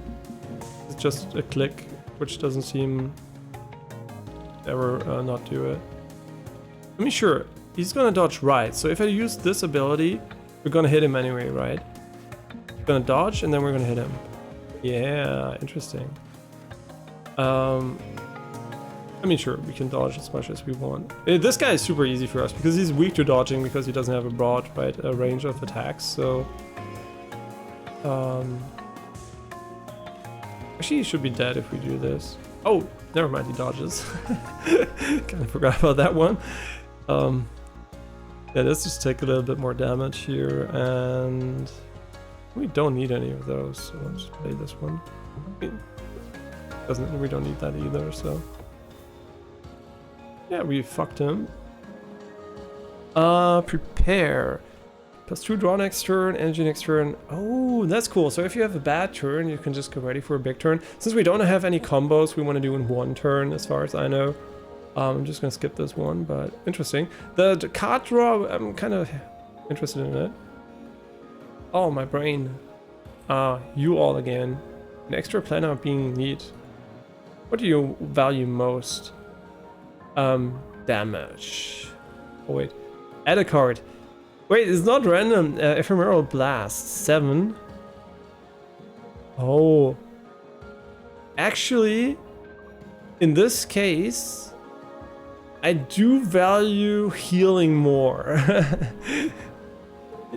Yeah, because I think that's something I mean, when are we going to use the other one, right? There's a weak repeating signal coming from inside the asteroid. This is not a place of honor. No highly esteemed deed is commemorated here. This message is a warning about danger. Wow, a warning left by a dead civilization. They feared their own creation enough to seal it away here for eons. A haunting reminder of the fragility of life and the hubris of the living. Let's get digging. Jet thrusters on 9. You know, it's cool because the background is barely moving here. This seems very different. Okay, we can heal. The reason why I should heal, I mean, I'm not going to do it now, but it wouldn't be that bad, right? We can just start with this. It should be amazing. Just a good start. Can't play that, unfortunately. Wait, oh, he heals? Do we have to out DPS him? I've got good news for you then. We're gonna do one thing well with this deck.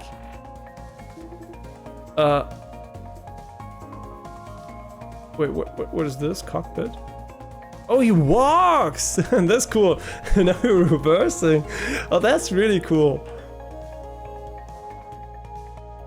I mean, he hits us for 2. I don't really care too much about that. The plan was to fuck him anyway, so let's fuck him even more. Right, so... Bam. Yeah, I think this is fine. Sure, you're gonna hit us for 2 every round? I think that we can handle somehow. I think. Maybe we could go for an additional dodge here too. We have it ready. I mean, we already are getting it back, so... in a way, I'm not sure about the best course of action here.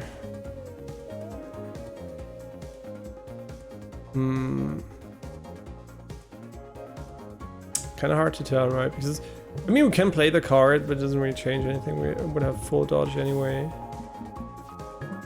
Interesting.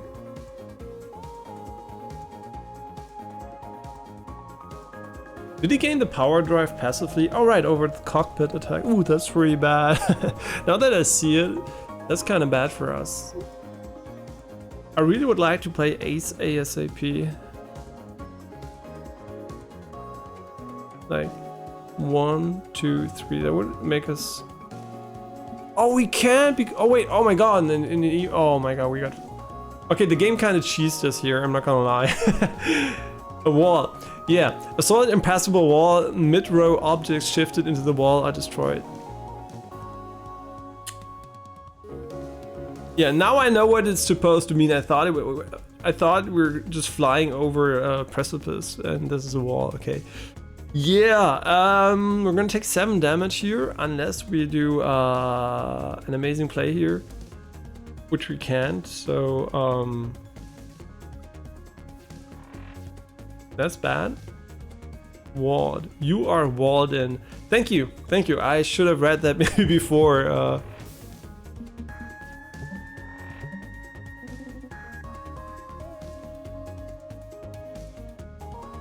Yep.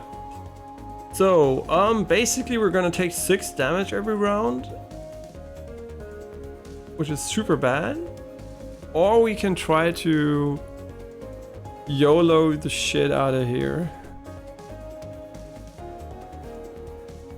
I mean, honestly, I think this is the time we wanna use to dodge the living shit out of this. We'll just take 3 damage, but we can't attack, right? This would be a good attack position usually. But we should have attacked. Why didn't I attack? Oh my god, I'm so dumb. Okay, never mind.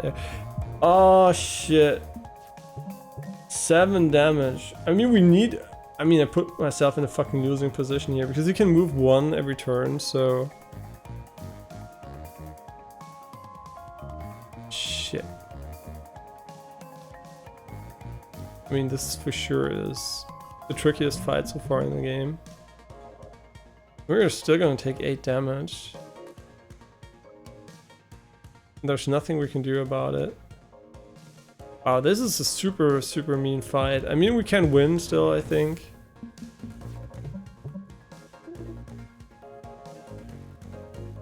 Oh, that's probably copium, right? Shit. So we can do this one. It moves us. Oh man, that's gonna fucking hurt. Man, I mean, we win in 2 rounds, right? So...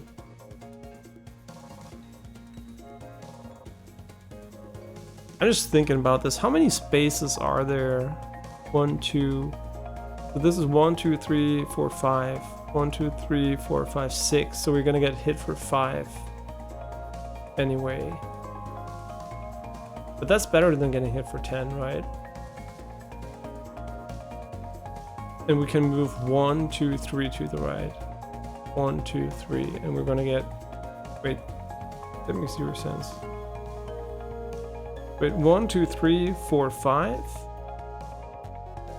1, 2, 3, 4, 5. So we need to move 1, 2, 3. I think doing this is the only way.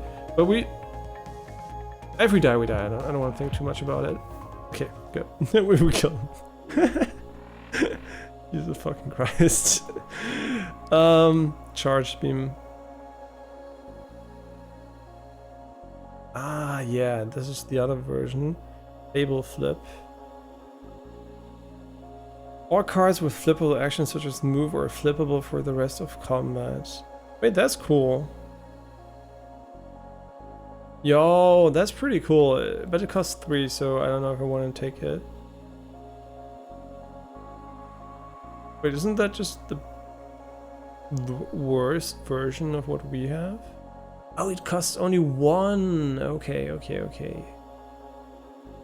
I mean, sure. sure. I guess this could be cool. We're just gonna skip it.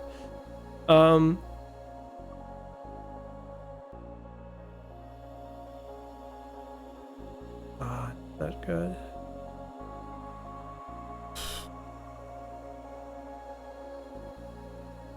I mean, I think this could be good, but I don't know. Okay, I'm kind of leaning towards the other one. Stun Calibrator. After your first attack, each turn gain 1 stun charge. Your next one attack will stun goes away at the start of turn. Stun cancel the internal. Oh, okay.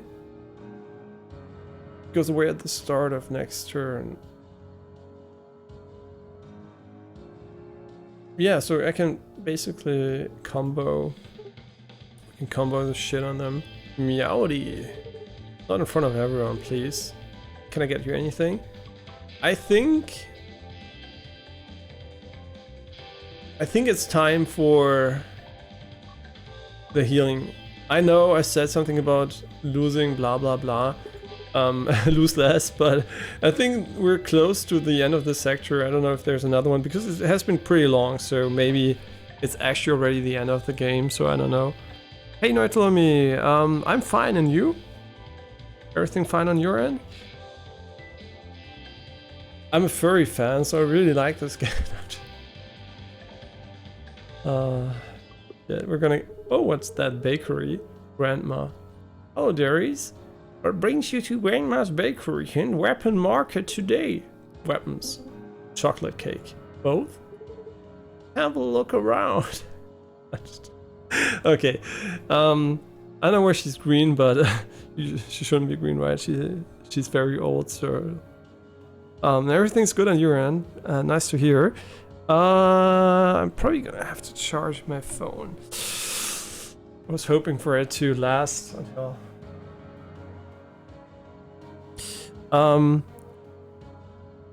Yeah, since 3 streams, I think this is the 3rd or 4th stream, I multi-stream, yeah. So if you want the better visual quality, YouTube. If you want to have the better social experience, Twitch chat. Because I don't even read the fucking YouTube chat, to be honest. But I read it sometimes, okay? Now I read it. Okay, nothing there. Surprise. Okay, so back to Twitch it is. Yeah. And also the rule is basically Twitch wants Twitch to be #1. YouTube doesn't give a shit, so I can trash talk YouTube all I want while streaming. Yeah. Yeah, I did it with OBS. Which actually is the best solution if you have the bitrate. So, and the performance. I was really surprised. So I'm basically encoding 2 separate streams. One 1080p 60 and at 6K bitrate for Twitch, and one 1044p 60 AV1 for at 30K bitrate for YouTube. Yeah, so the card has to encode 2 separate streams, but the 490, as far as I know, also has 2 encoders, so it's very performant and you hardly notice any difference, and it doesn't drop any frames or anything. So it seems to work well, but that just might be currently, right? I don't drop any frames as far as I know, and I use the Sora Yuki plugin, which is free of charge. And was originally made by a Japanese guy called Sora Yuki, his nickname, for VTubers. And it's pathetic that this is the only way you can do it at the moment. But it seems to work well, right? So I can't really speak for the Twitch stream quality. So that's something you're gonna have to tell me. I looked at it, of course, it looked fine. But I think at least the YouTube quality should be 100% unaffected of it, unless the card should, for whatever reason, stall at some points, but I'm pretty sure it doesn't, so yeah. Yeah, it's kind of stupid, but that would have been impossible with our old internet, right? Because I'm almost maxing out the 40 megabit upload now. I'm like at 37, 38 megabits permanently. We're quite close to the limit, but the connection is super stable, so it seems to work well. Yeah, but that's really dumb that you have to do it this way. It would be way better if you had a transcoder which actually was free and easy to use, right? And you didn't need to actually do it like this. I mean, the easiest solution would basically be to split the stream and have AV1 2 on Twitch at the same quality, at the same bitrate, and then you wouldn't need to worry about it. But basically, yeah, this is free, but costs a lot of upload. And if you have a weak graphics card, it's probably gonna cause encoder overload issues. Yeah, so it's not a solution for everyone, unfortunately. I mean, a lot of people might already be struggling with getting a permanent 6K like we did in the past, so... Okay, one treat please, gain one random upgraded rare card. We use your trash can? Is there a card I don't like? I mean, sure, a basic shot is ass, right? That's pure ass. Come back soon. Hi again. Salutations. Can I get you anything? How about we upgrade another card? I still think, since we only played this one once, it's not as important. Get that right. I mean, more defense, kind of nice. You know, I'm kind of thinking about this. Drawing more cards is also kind of nice. It's so difficult to actually judge what is good or what is not good. I mean, faint. That's not that great. Button match. What does it do if we increase? We make this one better. I mean, it does get retain, which is kind of okay. Oh, right, you can make it a 0 cost card. That's also pretty nice.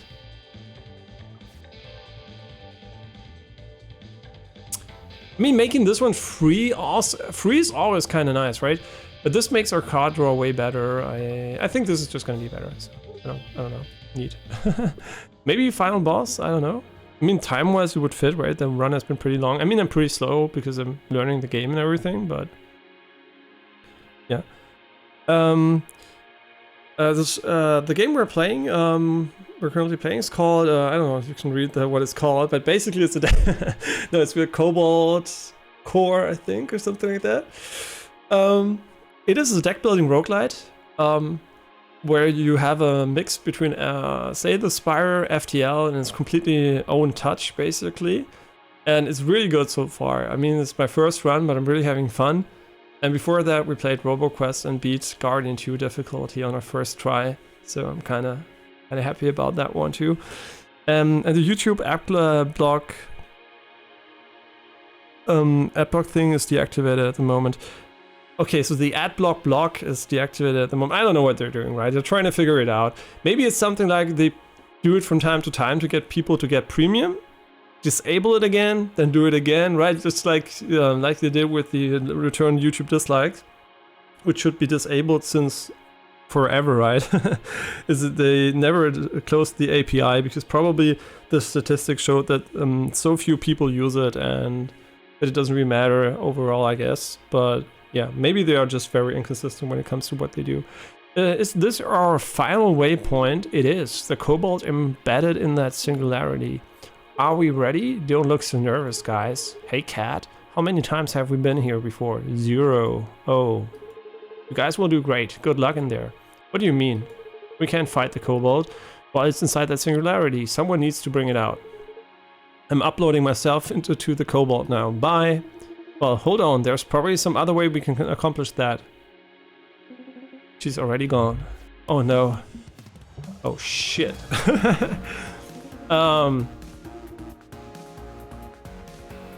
It looks different. It looks like what? I couldn't read it! Ah, shit, I was so focused on these numbers here because I didn't want to get fucked. I mean, sure, we can take 4 damage. Or we can play dodge, and I think interrupting him is pretty cool. Wait, does it have armor? Alright, we can cancel him. So basically we are social media. Okay, so if I do this is my social media attack basically. And it's gonna cancel him, right? Oh, and then he only does 2 damage, which is cool. We can just go like that. Then we go whoop, like this, and we take 2 damage. And then I play this, I guess. And then we don't have anything we want to do. Wait, I'm just gonna have to check quickly. Sorry, I can't see the fucking activity feed on my phone. I'm sorry. Thanks, Ruby Williams for the follow. And hey, Ruby Williams, everything fine on your end? And it's like Apricon said, uBlock, your origin can actually block it, and a lot of people use that instead of adblock. Yeah, it probably is not bad. The thing is, I have a free month of premium at the moment anyway, and the main reason why I'm not gonna swap is because of the smart TV, because I really have to find a solution for that, because I hate nothing more than turning on the fucking smart TV and just wanting to watch a quick video on YouTube, and then having to watch like fucking 10 billion ads. It's so annoying, right? I don't know, I hate ads so much, so I really think it's worth my time and mental, well, you know, my mental health to not have the ads. So I don't know, I'm gonna have to see about that. I'm doing fine so far, Ruby, and you? I hope we're gonna manage to beat the game on our first run, but it's probably, anyway, it's gonna have Ascension tiers or anything. No roguelite is these days doesn't have that, so I mean, we can cancel him again, I guess. What does this do? Missile Bay. Okay, he's gonna give me a card anyway. So what we can do here is we can attack him, cancel his attack, and then draw the card again. I'm kind of curious. Do we want to use this card? Because we don't have any other good plays at the moment, as far as I know. Wait, why does it have stun? Oh right, it has stun. Oh, it is cancelled anyway. But this is kind of super interesting, because the stun part here means that we're going to stun this one too, right? So if we do this, never mind the first one. Yeah, kind of small brain here. I mean, we can still do this, right? Sure, why not? I mean, 1 damage is fine.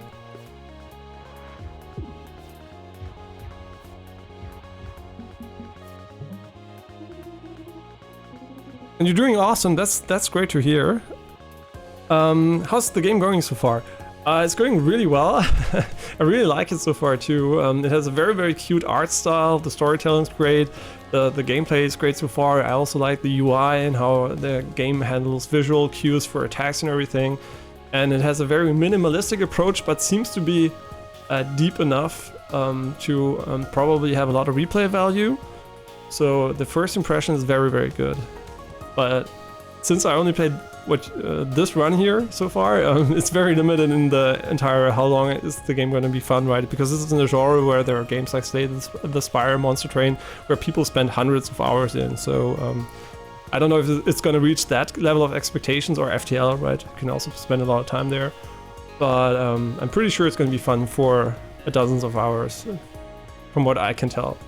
But I don't know, maybe we finish the game and everything's going to be the same afterwards, but I don't think so, because a lot of people said a lot of positive things on Steam about it, so yeah, I'm just hopeful it's going to really be like that. Okay, let's remove the oh shit, that cost something. Oh, that's okay, I guess. Is it okay? Okay, we have to dodge this one. Pretty sure we want to cancel him quickly. Now we can do a draw shot. I really wanted to go for the ace, but I mean, we can still dodge this one too. Ah, this is okay. I mean, are we gonna take 3 damage? I think this is a good idea. I think we're in a great position to do a lot of damage. We should do it. And we can still dodge the 2, right? It doesn't cost us anything. Oh wait, this dodge to the right. Oh my god, I just fucked myself. Well, 4 damage additional. I thought it was, and we can flip it, by the way. I just forgot it doesn't work that way. We needed to right click it, and it's totally my bad. Yeah, highly concentrated, by the way. Okay, now we're in a very bad position. There's no way we can handle it. Yeah, I know. I'm doing my best. Shit. Oh shit. This is gonna hurt. I mean, this might actually be the end of us. I'm just thinking about it. I mean, we can scramble, we can dodge these two, but this would still let us take a lot of damage.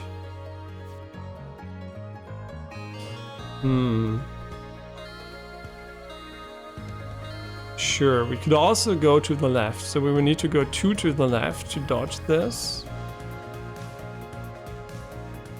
Which would make us still take 4 damage. I would love to go back to the left, right? That would be cool, but I mean 4 damage is not that much.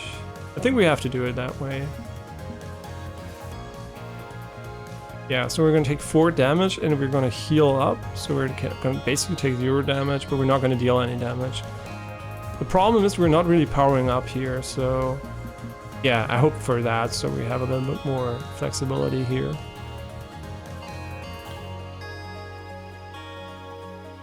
I don't know how this one interacts with the other one, right? Because it would be pretty smart to use this one because we have a lot of potential to deal damage here. Yeah, okay, it overrides it. I thought so much because it basically is the better version of it. Interesting. And now we can still dodge and just take 1 damage, but I really hope we are gonna be able to play Ace pretty soon. Yeah, I'm really fucking this. The one misplay basically fucked us completely because we took so much damage for no reason.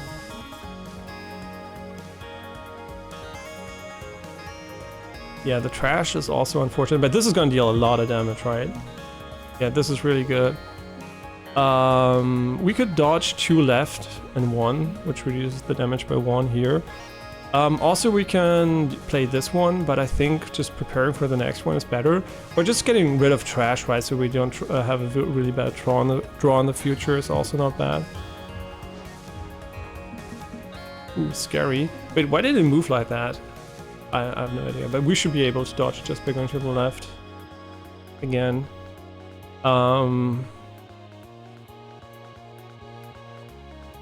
Okay, so I mean, this one's free, right? So just play it, I guess. Do it again. Oh, this one can stun, but it doesn't really help us. But we're gonna take only 2 damage, right? So that's not a lot. I mean, not that great actually of a play, but yeah, we're just gonna take the 2 damage here.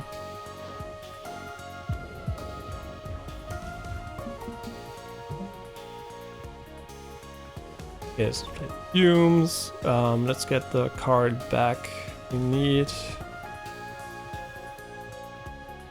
Okay, now we can play the ace, right? Because we're just gonna take 2 damage, and that would set us up for the future. But is dodging more important or dealing 2 damage every round? I kind of just hope we can rush him, so I'm just gonna play this. Might be a big mistake, but let's see about that.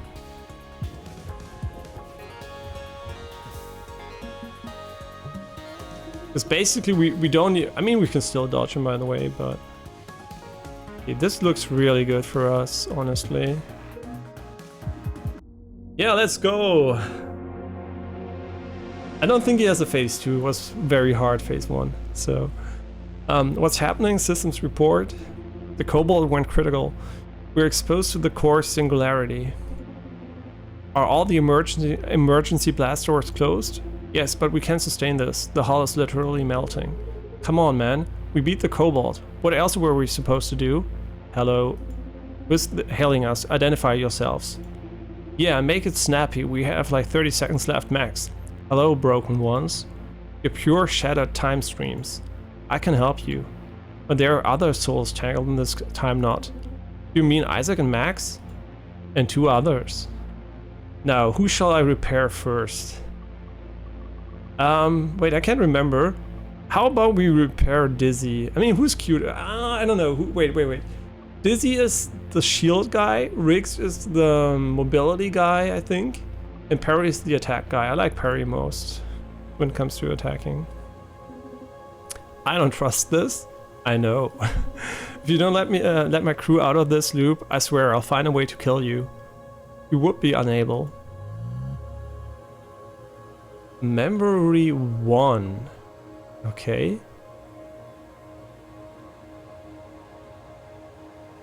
Okay, interesting. Should we press play? Wait, Isaac, Drake, and Max. We never saw Drake, Max, and Isaac so far. I mean, Isaac is kind of maybe, you know, Breath of the Lamb or something like that. Your engineer. But I don't know, we never played these, so I don't know about that. I'm just gonna play memory 1 here. T minus 282 days. Hi, Hyperia. Oh, Max, hi. Call me Perry. I'm Max, computer guy. You come highly recommended. Dizzy said you were the best. He did? Yeah, you just missed him. He's already on board. So, this is the ship. Yeah, the Cobalt. Huh. I never seen a ship that looks like this. Where did it come from? I don't know. Was it built, found, stolen? I don't know. Aren't you like in charge? The client is secretive. The job is to get the ship running again. Then why hire us? Why not just hire a mechanic? It's an unusual ship. Cool.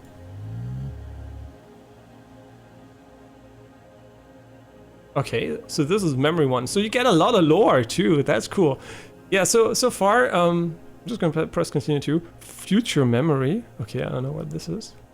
Okay, victory. That was our decks. I guess the decks of these 3 characters. The artifacts, cards we had. Interesting that you don't see the rarity. Maybe the rarity is if they're already upgraded. I actually don't know if any of this has rarity or if they're all balanced and just if you are superior rarity you get them in an upgraded version. We're gonna have to see about that one too. Time, we took 2 hours and 4 minutes. Now I'm gonna have to talk about that in a moment because it's almost time for me to boulder, go bouldering. You can see the ship we had, so I guess we're gonna have multiple ships. The difficulty was a normal, we didn't have a choice, I guess. Combat turns 128 and hull damage taken 39. Okay, first impression for me, and that's a first impression, doesn't mean the final score is gonna be that, is a 10 out of 10. It's really fun to play. It's well designed, it has really cool characters that interact with each other. Is really nice music too, art style. A gameplay, just it feels really cool, right? It's for me it has a perfect first impression, right? I don't know if it's gonna stay like that, but it is really cool so far. Definitely really like the game. We have to talk about this one though, because I tend to be the guy that says everything above 1 hour is too long for a roguelite.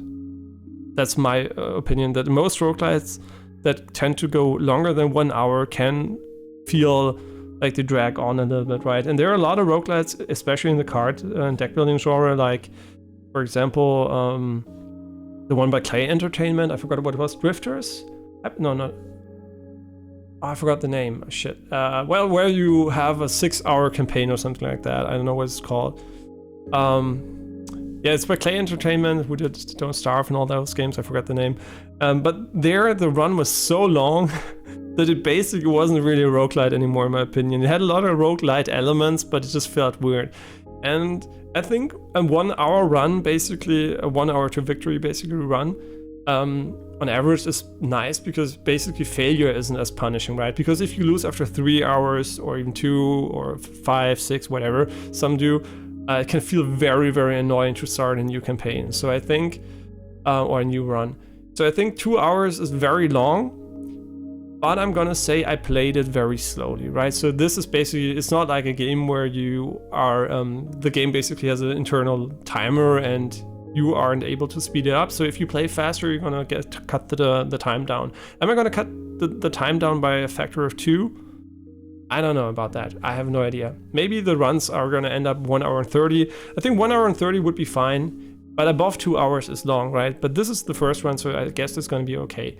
I don't even know when he started to count because we did talk a little bit about other things, so yeah, but this is basically what I'm gonna have to monitor if it's too long or not. Does it make the game less fun? Depends, right? Because if you fail a lot and you're always like 2 hours in, it's gonna get a little bit annoying. But if the game is basically balanced around in a way that you almost always win and it's still fun, right? So this means nothing if it doesn't affect the fun, but it could affect the fun. So this is the little question mark I have at the moment. Okay, so this is the progress of all the cards in the game. We found 10%. The artifacts we found like also a bit more than 10%. Maps event found, we found way more than 10%. And like it was 16%, maybe roughly 60%. And memories we found 1/18. Okay, so yeah, I think there's a lot of content. Obviously, I mean, these numbers mean nothing, right? If the content isn't good, this doesn't mean anything. And also it doesn't mean anything depending on how they interact with each other. Because if you have like, you can have 200 cards, but maybe some games will only allow 50 cards per class or whatever, and you have 4 classes, and basically you have no selection whatsoever. But if all 207 interact with each other, it could be a lot of content. So that's hard to judge, right? New character deck, Isaac. Isaac, your engineer. His cards create and manipulate mid-row objects like drones and missiles. Interesting. So in different playstyle. I don't know how different it is. So by the wall, right? The wall already said something like pushing stuff into the wall and stuff like that. I don't know how different the characters are going to be. So there could be it could be very samey, it could be very different, right? So I don't know. Maybe it's a bit like Enter the Breach, where you have or FTL, where you have very different playstyles. And since it's inspired by FTL, maybe we're going to see really cool different decks which have very different playstyles too. Okay, we do not have Drake yet, so we can't wrap that well, unfortunately. And we also don't have Max. Max looks really pissed. Okay, so these are the ones. And this seems to be the main menu. And we can immediately go for the hardest difficulty here. With a weak cockpit, plus 1 basic shot, less pre-upgraded card offerings, -1 max hull. Events are harder. Start combat with a weak cockpit, 1 basic shot, plus 1 corrupted core, less pre-upgraded card offerings. Okay. Elite only offers 2 artifacts. Take a downside on boot sequence. Ah, okay. Less pre-upgraded cards. Start. Okay, so I don't know how I feel about that, because I usually like to unlock the higher difficulties, right? And here you can just go and do whatever you want. So you're a bit more in charge of the difficulty. And I don't know if it's called hardest, so I'm assuming it's going to be the highest. So yeah, I'm not so sure about this one, because it's a bit more traditional, right? It's not like in modern games where you just basically unlock the higher difficulties. And if this was a base selection, basically that would have been fine. But this way, I'm not so sure if it's going to be as interesting to basically grind in the game, because you are going to be in charge of selecting your own difficulty more than the game, so you're not going to grind the ascension ranks or whatever. But that doesn't mean it's bad, it's just like a bit unusual, basically. Especially since the hardest is available, but because usually, what would I have done as a developer? I probably, I mean, sure, you could say, yeah, but then it's boring to start the game, but winning one run on normal, right? Should be easy clap, right? One on hard, one on harder. I think nobody would have minded that, right? So I think they could have done a progressive unlock system here. But this, on the other hand, of course, kind of is more in line of, you don't have to go higher if you don't want to. Because usually when I unlock something new, I tend to feel like I need to play it. Like in Roboquest, for example, when we unlocked Guardian 3 now, I'm going to play Guardian 3. And so on, right? I always feel the need to have the highest difficulty in games where it's fun. But here, I don't know. So because I don't know the playstyles and how the cards and stuff like that work, I guess we're just gonna stick to normal for now. I guess. Even though I kind of feel that hard could already be fun. But since we don't know anything, I'm just gonna do a few runs on normal, and then I'm just gonna judge how easy the game is. So far, it didn't seem too hard on normal. So let's see in the future if we're gonna go for hard, harder, or hardest, when that's gonna happen. Okay, but what can we do here? So we can get 3 out of 3 crew members. We also have access to the memory part, which we just saw. Okay, so we can just go here, and we need to select 3. So we have the opportunity to play different playstyles here. I mean, I like movement cards, damage, and Isaac. Does the order matter? I don't think so. Yeah, so now we're not gonna take Dizzy, I guess. And this is our ship, Artemis 1 of 5, a bulky versatile ship with a single central cannon.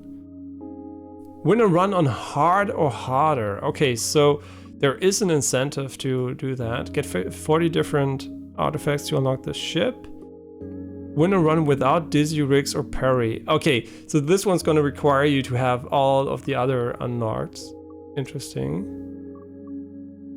And this one, win 10 runs. Okay, so these two are kind of opposite of each other because you're going to win less on hard. So this is basically a grindy one, and this one is basically a hard one. Since I want to unlock this ship, I'm kind of now curious.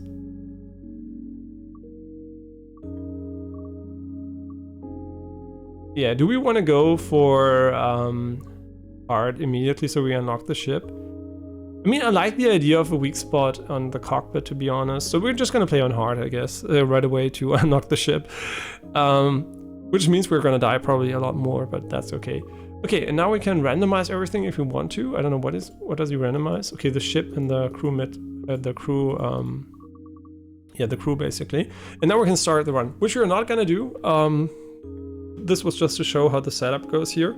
But a really nice game so far. I mean, it's a bit on the more expensive side. With in Germany it's 17 euros, and it's going to go up, I think, up to 20 maybe.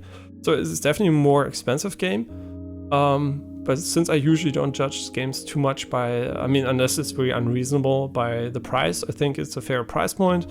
But as always, I of course have to add, it's in a highly contested genre, so there are a lot of alternatives which might be on sale or might be in Game Pass, or you might be able to buy for cheap in general. So if you didn't play FTL, play the Spire or Monster Train or whatever, I mean, there are a lot of alternatives which might be maybe cheaper to get to. So definitely, of course, still recommended, but as always, I mentioned that there are a lot of different games which might also be great in the genre. And if you didn't play those, you might want to play those first, just maybe for monetary reasons.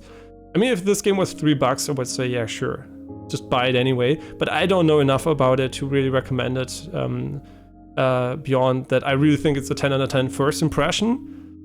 But it's really hard to say because it's not so cheap that I say, yeah, the first impression is enough. If you have one run fun, right, it's good. For $10, for example, it would have been very easy to say, yeah, sure. But for $20, I think a lot of people expect a bit more long-term value, and I can't judge that yet. So my recommendation is basically, seems very good, but could maybe be overpriced a little bit depending on how much content there is.